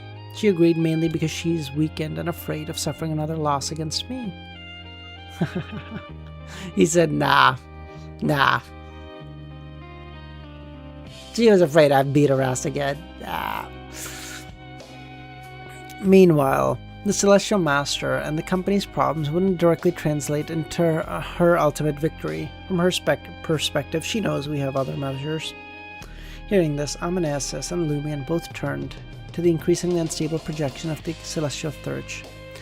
There was indeed another way, to abandon the Nation of Disorder, letting the High Dimensional Overseer and Inextinguishable Ravings take it. Then they would unseal the genie from the magic wishing lamp, releasing him to return to the Nation of Disorder and engage in a battle of consciousness. Doing so, the High Dimensional Overseer, no true ally of the others, would certainly withdraw from the battle and hide, contending with the genie secretly. Lumion and Amnesis would only need to deal with the Goddess of Fate and Ravings, with a good chance of forcing one of them out quickly. At that moment, even if the Supernova Dominator broke free from his seal, the situation would return to a balanced state. The problem was was the loss of the Nation of Disorder. They would later have to find the High Dimensional Overseer or Genie to negotiate terms, ensuring they wouldn't hinder Roselle's resurrection. Even now, Roselle is so goated with the sauce, they're like, gotta make sure that motherfucker comes back, bro. In time, that guy's gonna be goated. Next time when he's around, he can help. Love that guy. For Klein, Lumion, and the others, this was the last resort strategy. But the Mother Goddess of Depravity, a born Great Old One, would see it as an inevitable move. Given the lack of hope for victory and the chance to avoid the contract constraints, she naturally agreed to a truce. Amnesis then looked to Grisha. There's still a problem. Even in his sleep, it's no longer possible to stop the primordial God Almighty's consciousness from gaining dominance. Klein and Grisha had agreed on how to handle this. He signaled Amnesis to lift the slumber on Grisha and said, "I'll do it."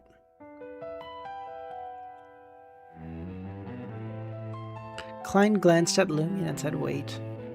He then teleported all the participants back to the original Star Dominion. Standing amidst the vast emptiness of the infinite darkness, Klein's thoughts drifted to the days he had wandered the continent as Merlin, restoring houses and cities one by one. Volume 7, my favorite. He removed his silk top hat, placed it over his chest, and bowed. My wish is for the Star Dominion to be restored to the state at the end of the previous epoch. Amidst his words, the materials left behind by the supernova dominator converge rapidly within the scenes in the fog of history. Dense matter ignited, becoming a blazing star, becoming the sun. Planets took shape, and beneath LEMMiNO Amanesis' feet lay a green and blue orb of exceptional beauty. LEMMiNO spoke again. My wish is for the earth to be restored to its state before the descent of the mother goddess of depravity. One by one, buildings rose from the ground of the beautiful blue planet. Cities like Backlund, Trier, Shanghai rapidly rebuilt, farmland reclaimed, the oceans brimming with life. Having completed this, Klein teleported the protective barriers and angels from the planet at the edge of the universe back home, lifting the barrier and returning all living beings to their rightful places. Across the lands, the sound of human voices erupted in joyous celebration. Oh, this is such a good title. Oh, this is such a good title. Oh my, this is such a good title for a chapter. Oh my god. Oh my god, this is such a good chapter title. Y'all ready? Anyone who doesn't have the book open? Oh, this is so good. That's so beautiful. It's so fitting. Given what Klein just did, it's so beautiful. Holy shit. And I'm sure what Adam's about to do, because this always refers to Adam, so he's going to do something here. Oh, but it's so peak. It's so peak. You kidding?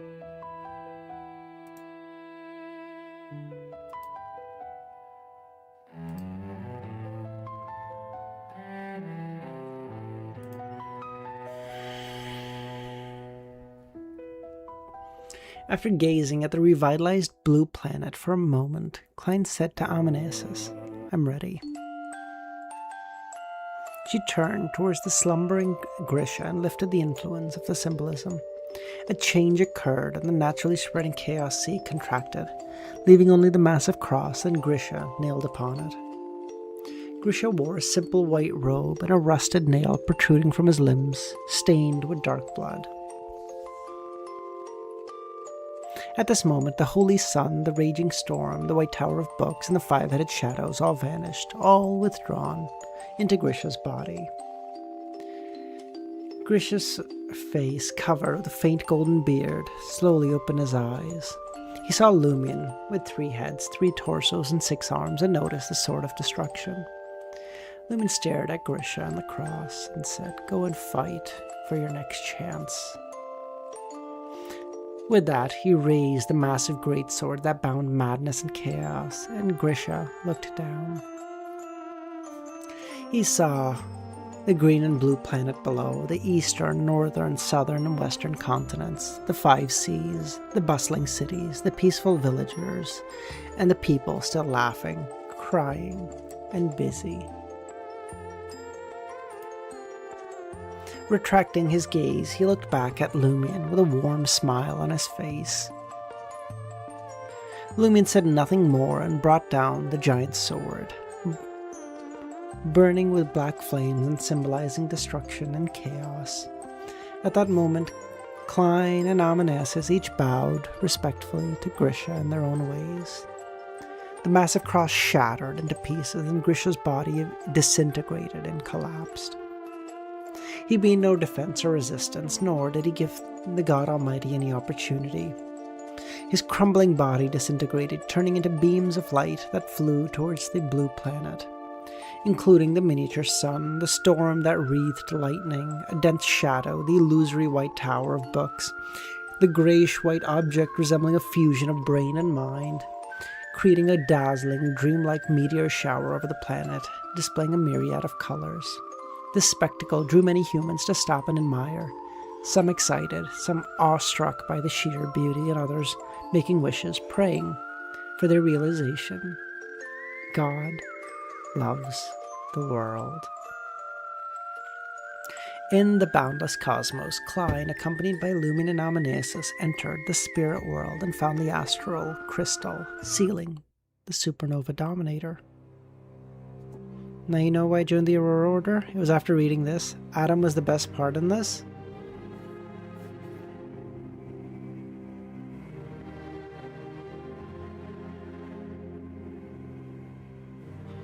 It still wouldn't be my personal choice, but I do get it. I do get it.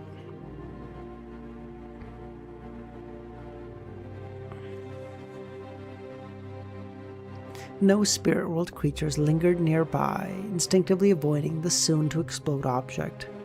Amid the dense, layered colors and the three existences simultaneously sensing that the goddess of fate had exited the spirit world and returned to her divine kingdom.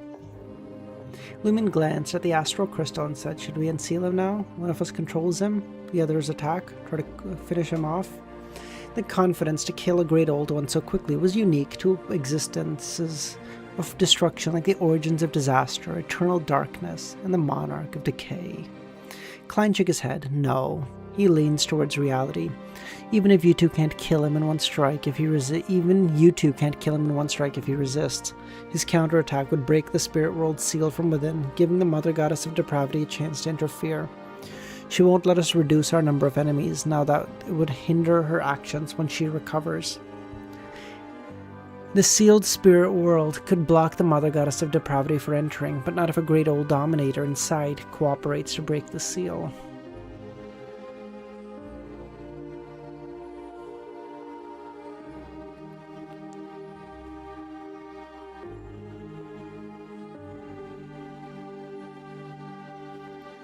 This was why the goddess of fate could leave the spirit world through the river of fate, but could not use it to enter.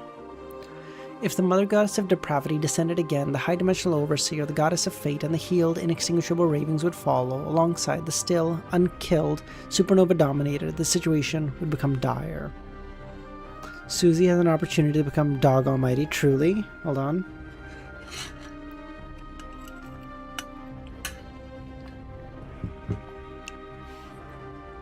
My ceasefire with the mother holds no binding force.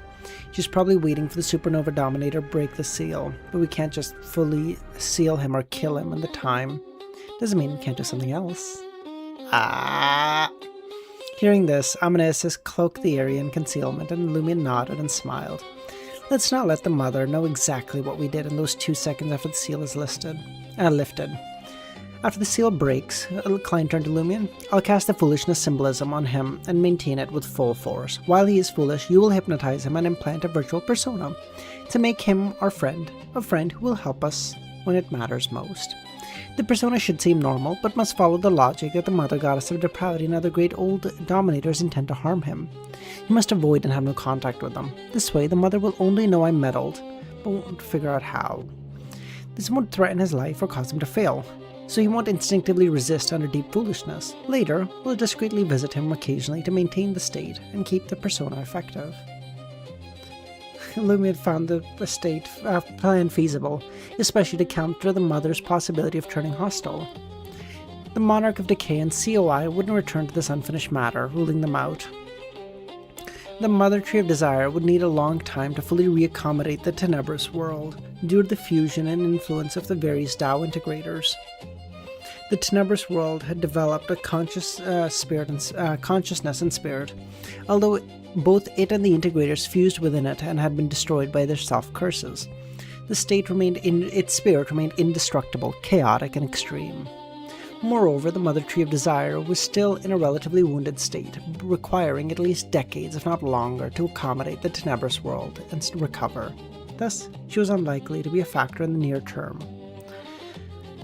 Similarly, the severely injured Uncertain Mist would need decades to recover. More importantly, to avoid detection or becoming prey of the other great old ones, he had hidden himself. Even the mother couldn't locate him. making it impossible for him to recover and participate in any battle. The Mother Tree of Desire had also gone into hiding to recover and accommodate, providing interference or being hunted, further ruling out any possibility of healing. Primordial Hunger in a similar state, but driven by instinct. He may attempt to participate in battle despite his injuries. In other words, if the Mother Goddess of Depravity turned hostile again, the only ones capable of fighting with her would be the High Dimensional Overseer, Goddess of Fate, and the Inextinguishable Ravings. The participation of the Primordial Hunger remaining uncertain. If the Supernova Dominator stood with the Lord of Mysteries, the origin of disaster and eternal darkness, even if Earthside couldn't win outright, it wouldn't lose. If the Primordial Hunger joined the Nation of Disorder, Knowledge, Moore, and Key of Light, having had time to recover, could once again display powers close to that of a Great Old One. Lumion glanced at the astral crystal and found it amusing, as if seeing another genie, one who wasn't sealed, but still equally powerless. Alright, he replied to Klein. After confirming Amanesis was ready, Klein conjured a door glowing with bluish-black hue. He then withdrew the door's projection from the astral crystal. The abomination characteristic had been pushed to its limit when Klein's coat flared, and the bluish-black door radiated.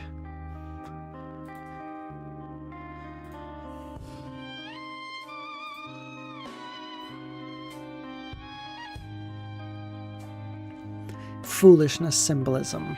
Supernova Dominator, poised to make the surrounding stars explode and destroy everything, stopped, looking around, blankly. This time Klein didn't stop after casting the foolishness, but maintained it and deepened it. Outside the spirit world, the moonlight flared again, but without internal cooperation, it couldn't break through the seal. Seizing the opportunity, Lumion turned the face of the chaotic vortex towards the Supernova Dominator. On the surface, an eye-like hole appeared, borrowing the omniscient eye ability to quickly analyze the Supernova Dominator's daily behavior. Based on this, Lumion wove an appropriate virtual persona. After the primordial god Almighty was killed, he hadn't tried to resurrect within Lumion, as adding anything else to Lumion's body would render even the most powerful and genuine angel of redemption unable to redeem the situation. He said, bro, I'm right on the fucking verge. Like, anything more and my cup doth overflow. And when my cup doth overflow, the entire universe fucking implodes. Within just 2 or 3 seconds, a hazy, illusory glow flickered across the Supernova Dominator's stars and then receded. Seeing this, Klein withdrew the Cipher castle into his body and stored away the newly reformed abomination characteristic. The Supernova Dominator looked at them and said, "Well done." Lumion chuckled and said, "Praise be to you, ruler of stars." Supernova Dominator exuded satisfaction and joy, avoided the Mother Goddess of Depravity's gaze, and left the spirit world. Amanesis then said, "There won't be a crisis for decades. Well, what about after that?" By then, the Mother Tree of Desire, Uncertain Mist, the Primordial Hunger would have recovered. Dude, imagine how fucking cooked it is. All like the God Almighty is like, I'm not going near Lumion, bro. That guy's crazy. This is nuts.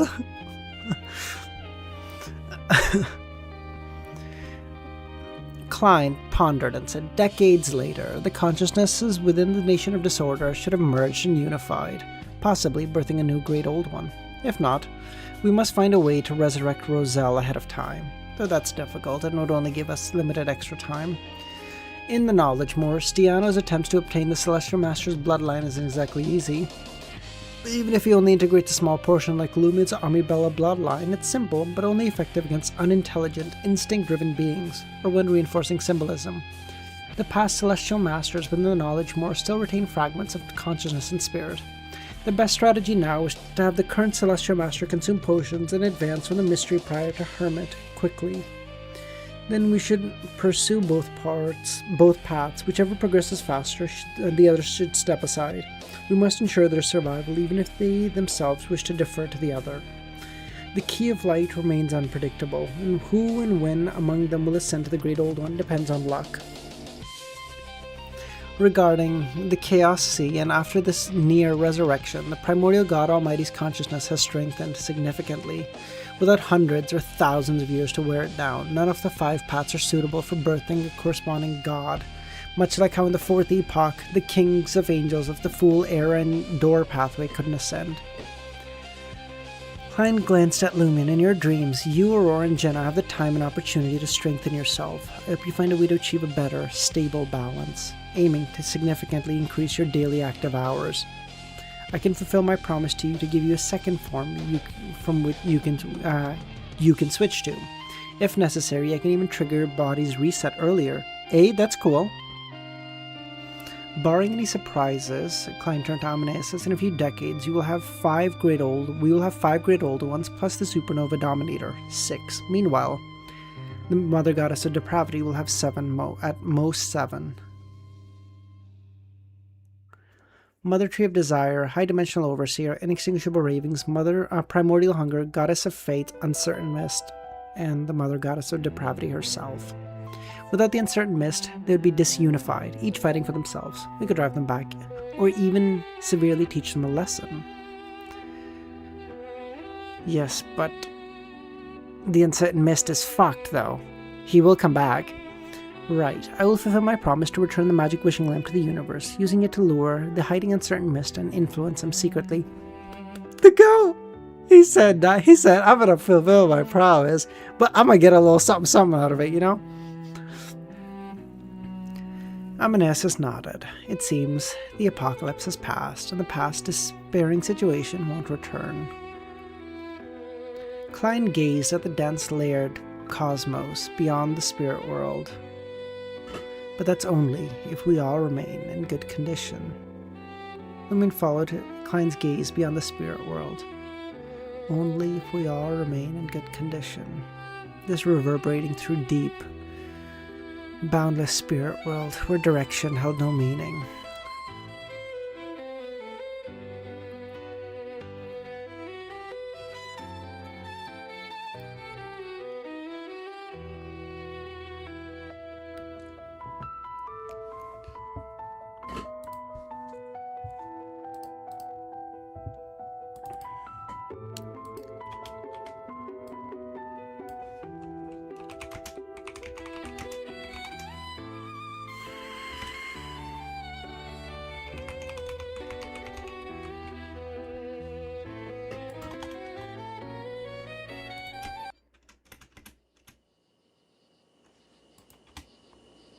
Two more. That's it. We're here.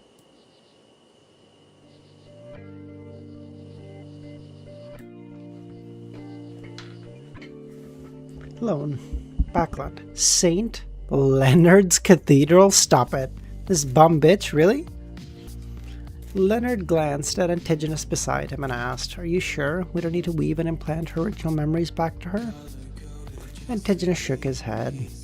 A few seconds later, a figure emerged at the cathedral's entrance. A woman, wearing a hooded classical robe with black hair draped over her shoulders. She had a delicate face but dazed expression, like a lost child. Antigonus approached her. His sister? The woman still looked confused upon seeing him, unsure of who he was. Yet, for some reason, she felt at ease, no longer afraid, and felt he was truly trustworthy. Standing before her, Antigonus spoke of both joy and concern. "Let's go." Okay, the woman did not hesitate. Antigonus relaxed and turned around, guiding her. They walked side by side across the square, sending flocks of white doves into the sky. Leonard watched them disappear before turning back to the cathedral. Give back his sister, yay! Leonard watched them disappear. As he approached the entrance, he saw several Nighthawks hurrying out. "What happened?" Leonard asked. They glanced at him, respectfully tapped the star symbols on their chest, and said, "A Beyonder seems to have lost control. We need to handle it." Leonard gave a nod, not delaying them. He entered his room and sat on an armchair and picked up a newspaper and began reading it. The Angel of Time, Pallas Zoroast, followed behind Force, passing through a grand door formed by brilliant starlight above. Two suns seemed to hang in the sky. Silver-black spaceships either landed at the spaceport or soared across the cosmos. In the planet Lorbath, home to the advanced civilizations that worship the stars, do not be surprised when you see them. They may look like lizards, but they are friendly. They won't find our presence odd either. This is a hub for several nearby star dominions. Forz explained to the tour group. Gio, Cattleya, Sharon, and Hela all listened attentively. The angel of the Holy Spirit, Reynat, asked, "Can we just call them lizards?" "No," Forrester said. "Best not to even think it. They communicate telepathically. Of course, at your level, you don't need to worry about hearing anything they shouldn't. They won't recklessly probe through your thoughts. They've suffered for that, nearly leading to the collapse of their civilization." Hearing telepathic communication, Franca looked around and said, "Madam Justice didn't come?"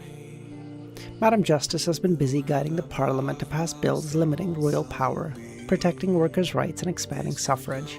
She said radical change leads to problems, so it must be done slowly. "I see." Franca relaxed. Forz then specifically reminded Derek, "Don't spread Mr. Fool's faith here. Control yourself." "Okay," Derek nodded. Beside him, Alger pulled a mirror from his traveler bag. In it, a flickering prayer light of the Sea God Church. And Beyonders appeared. "This really works," Alger thanked Franca. "Of course it does," Franca smiled and pointed to Aurora. That mirror was provided by the ruler of the mirror world.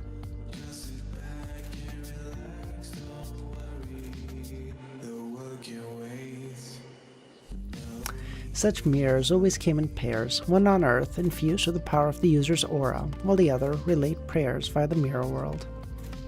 All of this lay in the domain of the mirror world's ruler. This solved the problem of angels responding to prayers across the star dominions without troubling Mr. Fool. Aurora, with thick black hair and a stunning beauty, observed the massive steel fortresses floating above. Suddenly Franca chuckled. "I just thought of a classic joke." "What?" Franca replied, "If our tour group were painted, the artwork could have a name."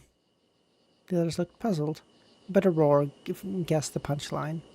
The painting would be called Mr. Moon, being a homebody. Intis Trier. Returning from her travelers, Franca put on a cap and stepped outside. Passing by a nearby school, she saw Anthony waiting for Ludwig to finish class. Soon she arrived at a cathedral that was established recently, St. Audrey Cathedral, under the Church of the Fool. Upon entering, Franca saw a large golden retriever in spotless white robes weaving amongst the believers, chatting and praying and exchanging greetings. The believers found nothing strange of the dog speaking, and respectfully addressed it as "Your Grace." Franca didn't correct them, and just sat down. She avoided visiting the St. Franca Cathedral under the ruler of the Calamity Church, and came here to enjoy the heartwarming sights, and after a while, as she was about to leave, she noticed someone, though that person didn't know her. It was a woman with black hair and brown eyes, delicate features, and wearing dark pants and a skirt. Melissa Moretti. "Why are you here in Trier?" Franca asked. Melissa turned to look at her and was stunned by her beauty and said, "And who might you be?" "I'm Franca Rowland. I'm not sure if you've heard of me." Franca tried to speak, though in her heart she added, "But I know your brother, a fellow countryman, a roommate." Melissa paused. "I've heard of you." "Drop the formalities," Franca waved. "So why are you in Trier?" "I was sent to study at a research institute under the god of steam machinery." "Oh, I see," Franca chuckled. "So you've heard of me. That means you're a Beyonder now." "Yes." "I'm a Sequence 5, the Savant Pathway."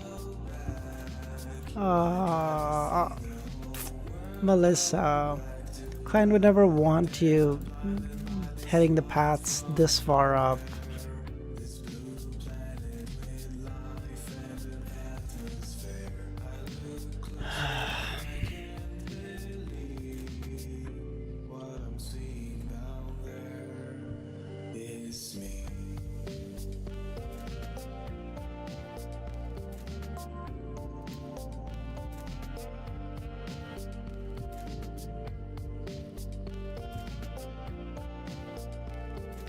Finished digesting the potion? Got the ingredients to become a demigod? Franca asked. I finished digesting. I should get the ingredients after the study ends, but I'm hesitant about the ritual. Melissa had been troubled by this matter for some time. She couldn't hide her thoughts in front of Franca, who was so beautiful, so that she couldn't help but let her guard down. The advancement ritual to alchemist required drawing all life force from an area, turning the soil barren and lakes dry. That's no big deal, Franca said. Rituals always have alternatives, like choosing an uninhabited planet. Or you could cultivate the Tao, and once you succeed, the Celestial Master could grant you the corresponding talisman, allowing you to adapt the corresponding power ahead of time. And when you consume the potion, the ritual's requirements would reduce. Talisman? Melissa listened but was confused. Celestial Master? Who's that? Seeing her confusion, Franca simply smiled. Let's find a cafe for a chit-chat. I'll explain everything. Okay, Melissa stood up. As they walked out, Franca asked, have Benson and the others come into contact with mysticism and become Beyonders? Yes. No! Good for them, Franca sighed. Though the mysticism world is dangerous, as long as you don't advance too high, it's fine. Plus, higher sequences mean longer lives and ways to extend it. Hearing Franca and Melissa reflect on her journey, her love for machinery, leading to her believing in the god of steam and machinery and making contact with Beyonder powers. After becoming a Beyonder, she slowly interacted with the Church of Evernight Nighthawks and her brother Klein's colleagues like Leonard. She uncovered the truth of that event. Later on, she learned more and more. And as her thoughts raced, Melissa recalled Leonard reached out to her a few days ago. He's not in good shape. You can only reach him through rituals. In a few years, he should walk the earth again. A few years? Melissa gazed at the sunlight streets ahead, smiling.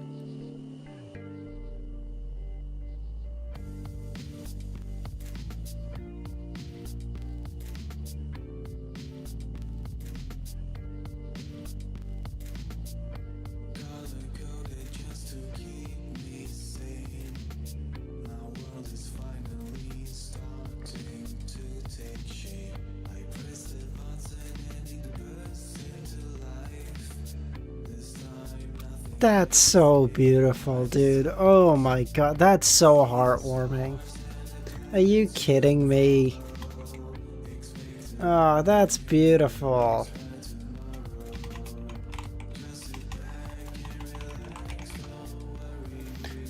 Only took 2,500 chapters.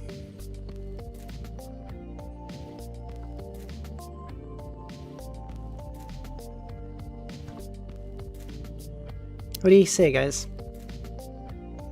One more for the road?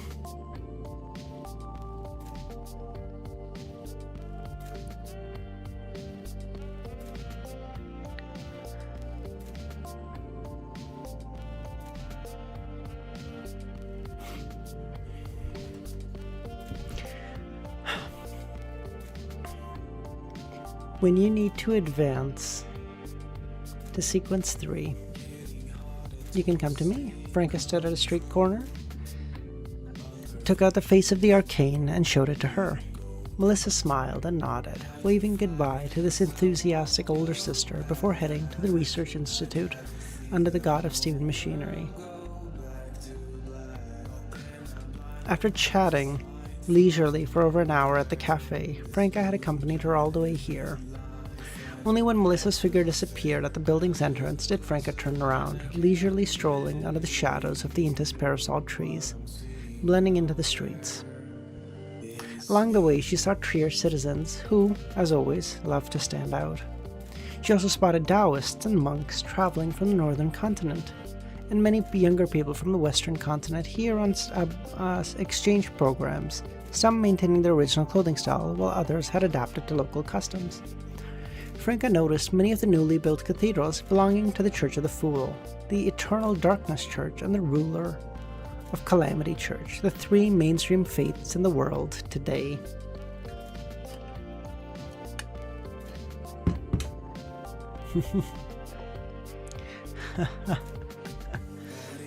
The Eternal Darkness Church had evolved from a merger of the Evernight Church with the Church of Combat and Death. The ruler of Calamity Church originated from the Sick Church and the Demoness sect. Among the remaining Orthodox churches, only the God of Steam and Machinery retained its former influence. The churches of EBS, Lord of Storm, Earth Mother, and God of Knowledge and Wisdom still existed, but have become secondary choices.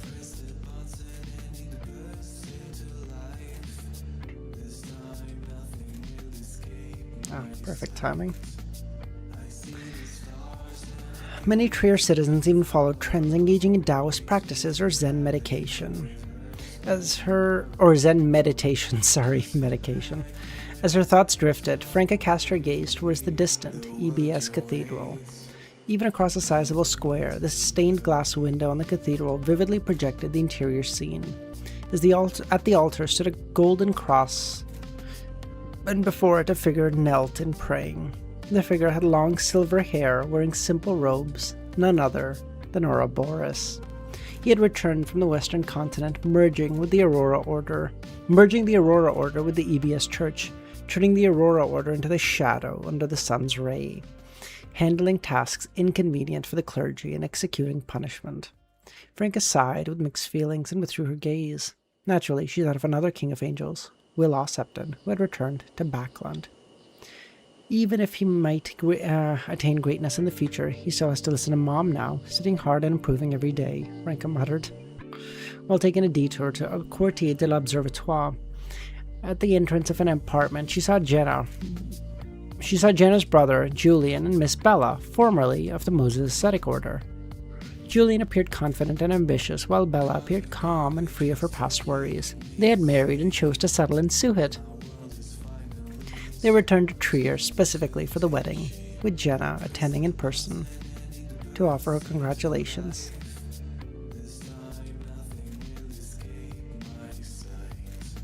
The wedding?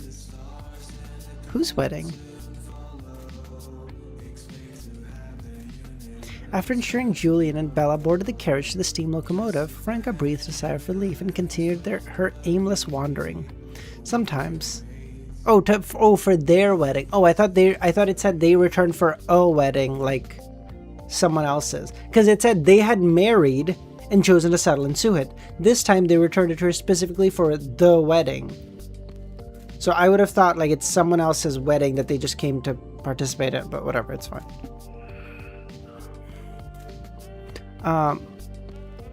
After ensuring Julian and Bella boarded the carriage to the steam locomotive station, Franca breathed a sigh of relief and continued her aimless wandering, sometimes in the streets and sometimes in the mirrors. After some time, she returned to the market district, where she saw Rue Anarchy and Auberge de Côte d'Or. Smiling, she made her way to the basement bar and ordered a glass of absinthe. Wearing her cap, she took a sip and shook her head. This drink is ass. The lord of the Auberge de Côte d'Or changed again, she asked. The bar owner, Pavard Neeson? Yeah, I heard some tycoon bought it up.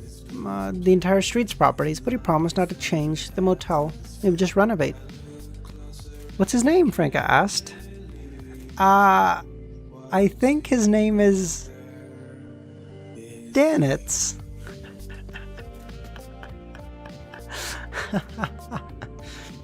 Danitz. Didn't Danitz say like his family is from Trier or whatever, and he wanted to buy some property or some shit? Danitz, Mr. Fool's oracle, a demigod, and he's still interested in buying property? And he happened to purchase a building once occupied by the highest existence of the Red Priest pathway?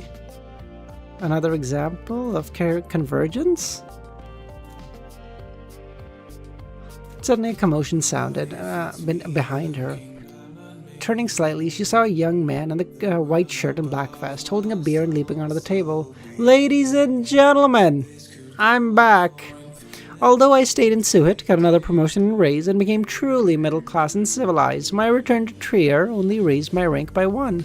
And yet, I'm still back. Do you wish to know why? Because this is the Trier I both love and hate. Cheers!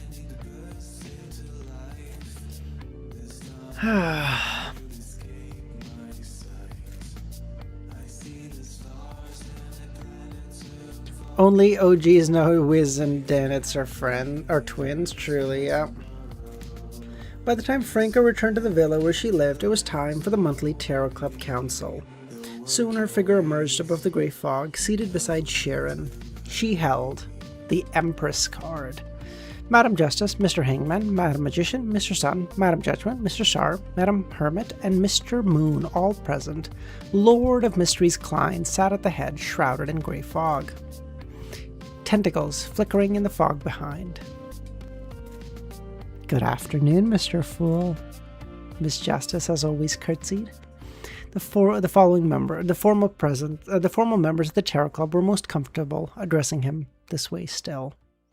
After the greeting, Fours sat down and awkwardly glanced at the end of the table. Mr. Fool, there isn't much to report this month. We've mainly been on interstellar travels. Klein leaned back in his chair and chuckled. Then tell me of your travels, in detail. Fours said, this time we went to the planet Lorbath, where we even encountered the Stiano. He was quite interested in the local knowledge and technology.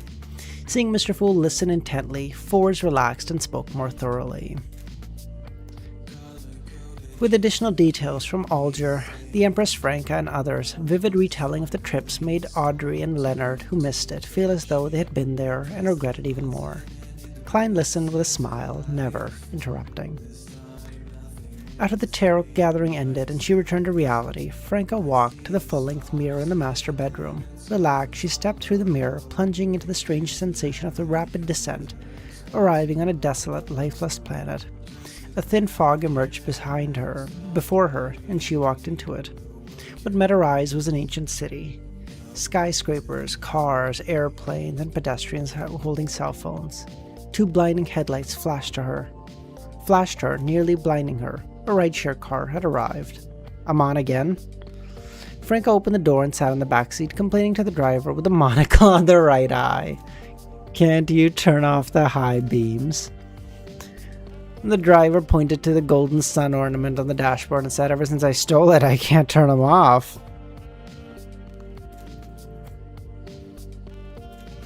Franca said nothing more, admiring the city streets of the past in a car. There were many buildings from Trier. Eventually, her intuition drew her gaze to the screen inside the car. A beautiful yet pure-looking woman on the streets announced, Citizens, I am your mayor, Cheek. The next plan is to eliminate traffic lights and crosswalks. Before she finished, the screen distorted and the harsh static. Yeah, I know. When the picture returned, Cheek said, haha, that was a joke. Now, on to the main topic. Franca clicked her tongue, turning back to the window. Outside stood a Trier-style cathedral. Through the window and a mirror, Franca saw a man at the altar with blood-red hair, blood-stained black robe, handsome, but not sharp. At least a tutor, the priest of this cathedral. The vehicle continued forward and soon arrived at a vast square. In the middle of the square stood a peculiar statue. Resembling a vortex, yet its color indescribable, as if composed of everything. The vehicle kept driving until it reached the edge of the city. There, a village with lush green pastures and a gently flowing stream, Cordoue. Franca got out and waved at the girl herding geese out by the river and the young man beside her. Like returning home, she followed the country road into the village. In the distance, she saw a towering earthen pillar, several dozen meters. At its peak sat a figure with 3 heads and 6 arms, quietly enduring the wind and rain, basking in the sun and the storm.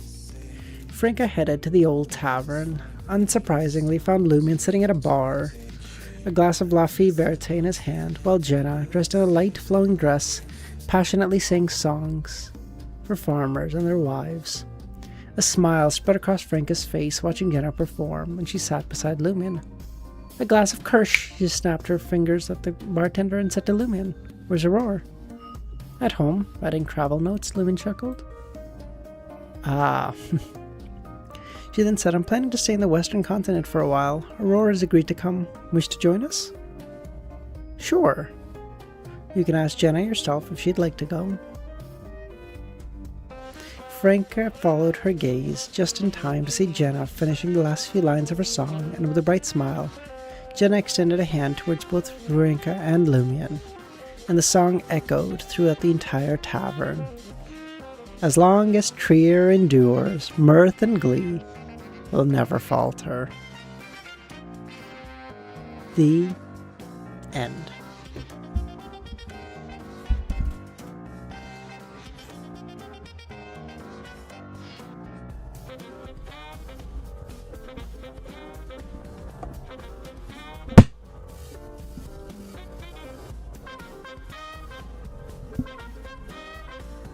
Damn.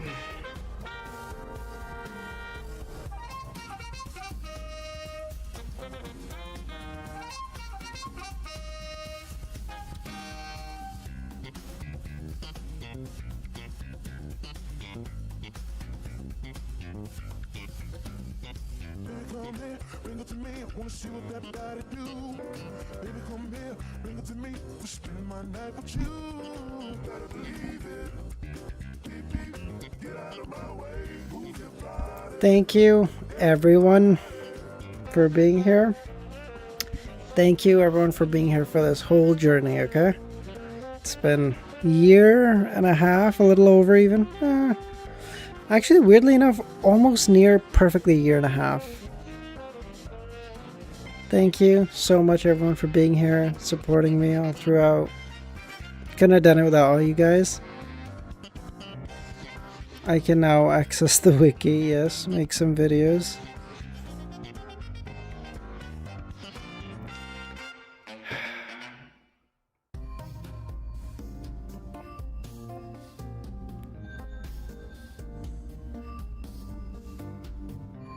I love you guys, man. Love you too, Chris. I love all you guys, man. Seriously, thank you. You guys don't know how much all of you mean.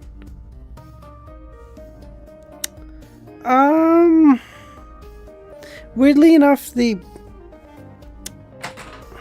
was the best of times. It was the worst of times, yeah. It was largely as I kind of expected. I'll come around to curse you when reading SS. Well, hopefully I'll see you a little bit during Reverend Insanity, Dr. Z, but I know how much you hate that too. Some real world stuff? Really? Okay. Of the Abyss rituals? Jesus Christ, okay. And it's done.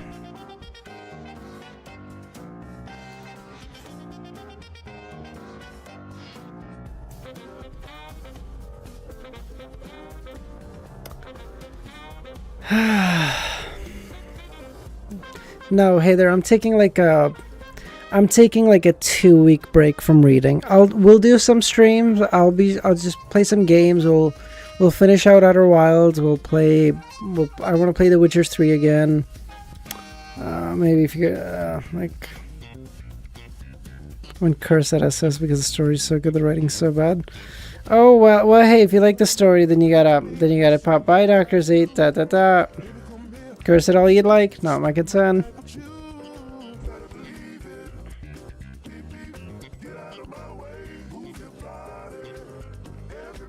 Yeah, just like a couple weeks to just chill. Just a couple weeks to chill. SS gets bad after like 1500 chapters, bro. I can live with that, okay? 1500 chapters, brother. I read through 130 chapters of COI and then I got dog shit for 100 chapters, okay? I will happily take 1500 good chapters, okay? We'll worry about the rest later. Fuck it, who cares?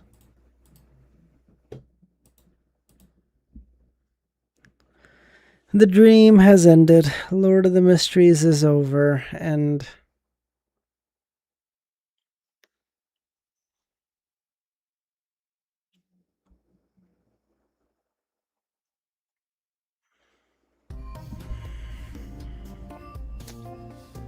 alright guys,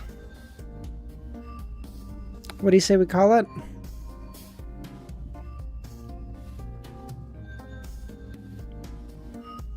I did. I genuinely enjoyed it. Is there any art? I don't think so, but I'll check. Oh, there is. There's a little bit. Okay, there's a bit of art. Okay, we can check that out. Okay, we can check that out and then we'll call it. Okay, guys.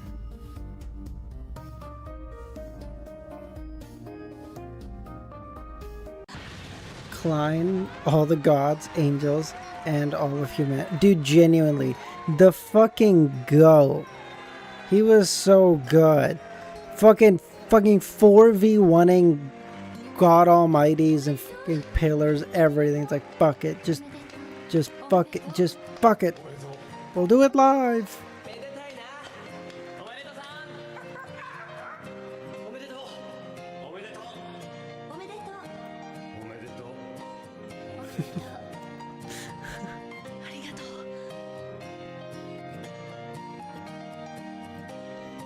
Earth, great old ones. In reality, silence, boy.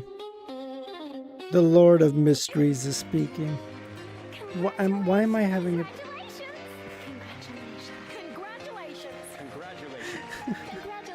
Oh, what are you doing?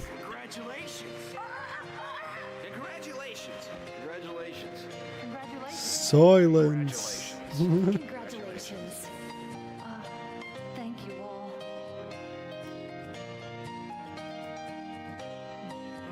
No one wants to duel me. Oh, this is so pseudo great old one. I will say Grisha did not do that much there, bro. Grisha did not do that much there, not gonna lie. Grisha did not do a whole lot there. Okay, we'll watch this right at the end, okay? Checking out art one last time, genuinely. Don't do it to me. You. No. Nothing. You have nothing to do with this decision. Where are you going?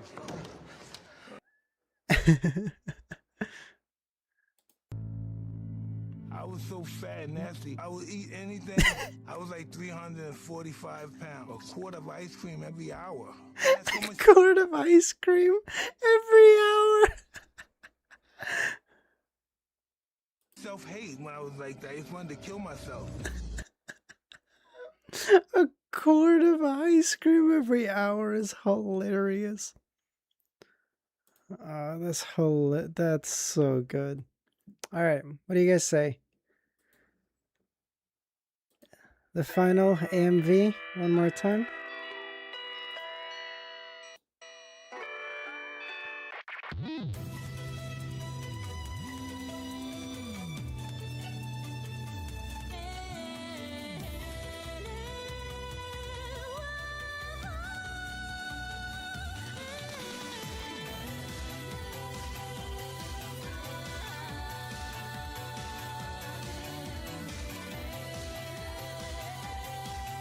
How fucking important those 5 coins were gonna be. Who could have guessed?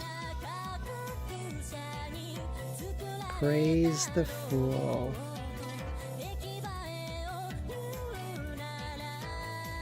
Read the Q&A. There's a Q&A? I'll check that out, Chris.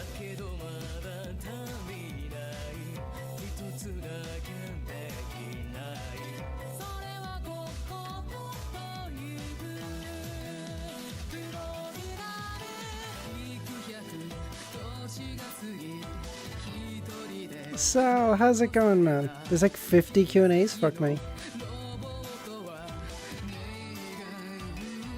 Damn, this is so good. What the fuck? Who made this? This is so good. I've not I thought this was the one I'd seen, but this is a different one, isn't it? This time we'll... Wait, Seer, did you actually make this? You're lying. Seer, did you actually make this?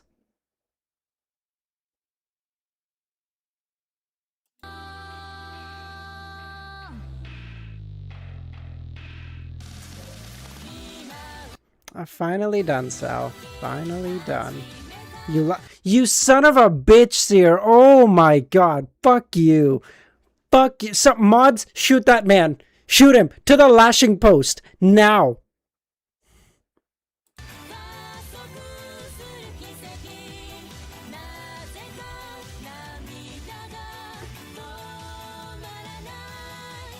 Thank you, Kami. Thank you. God, shoot that man. God.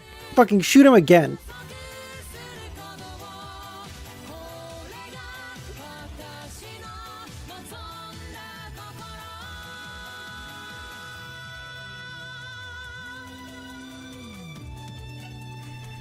Damn.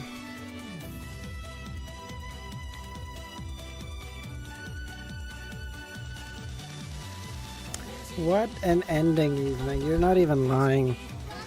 I think the timeline is like, I think we're 2 weeks or something short of exactly. I think I started my first stream of Lord of the Mysteries was February 19th or something last year. I think we're like 2 weeks short of a year and a half. 2 weeks. 18 months of my life. I'm not gonna lie to you. I like when I got to the last chapter. I know like a couple people were like were putting in chat like oh, don't read. How funny would it be if you didn't read the last chapter? I genuinely like my heart sunk for a moment. I was like, fuck, like I'm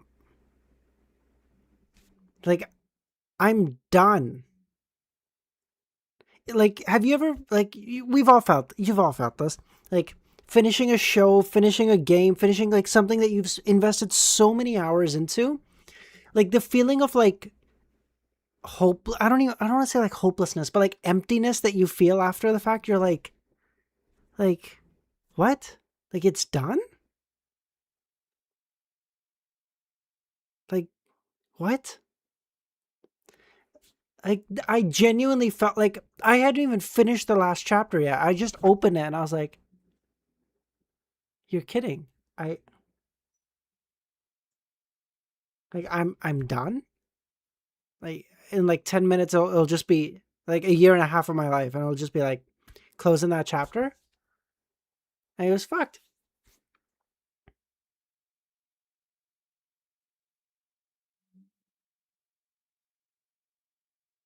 Like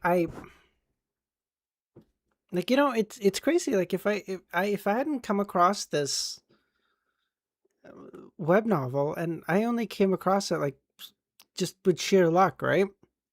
I wouldn't have, I never would have streamed. Like that was I never planned on streaming. It was always just like YouTube videos, right? That's what I wanted to do. I never would have streamed. I never would have like met any of you guys. We wouldn't have like the Discord. Like it's crazy.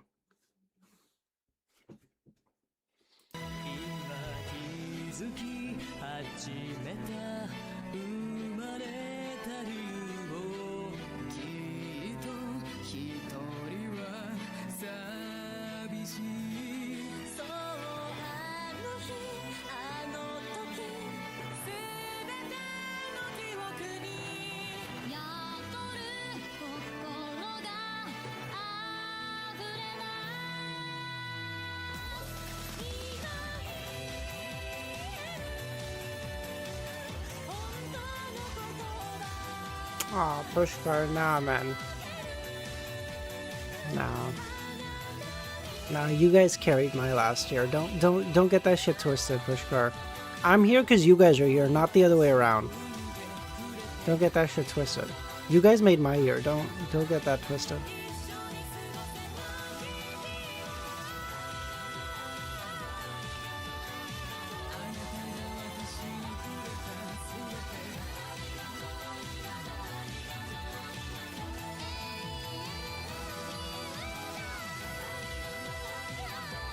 It's been a pretty good ride, Chris. It's been a pretty good ride. Thank you to every single one of you who showed up for one stream or all of them, okay?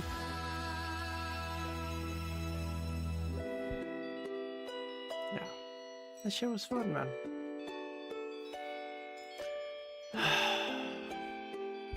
Spread the news that the world is my blessed and recorded in the Church's Holy Bible. Remember, the world wakes up and the fool will return.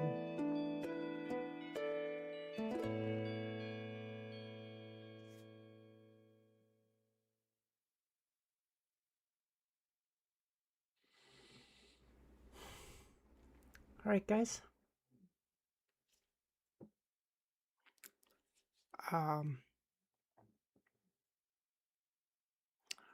Yeah, I'm gonna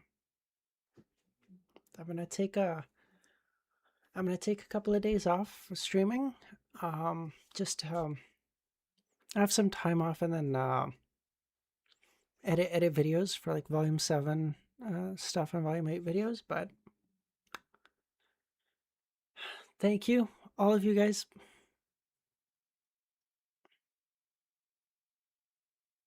Sal.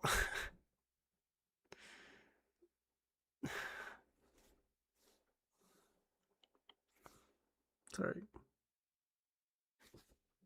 just Jesus. Sorry, just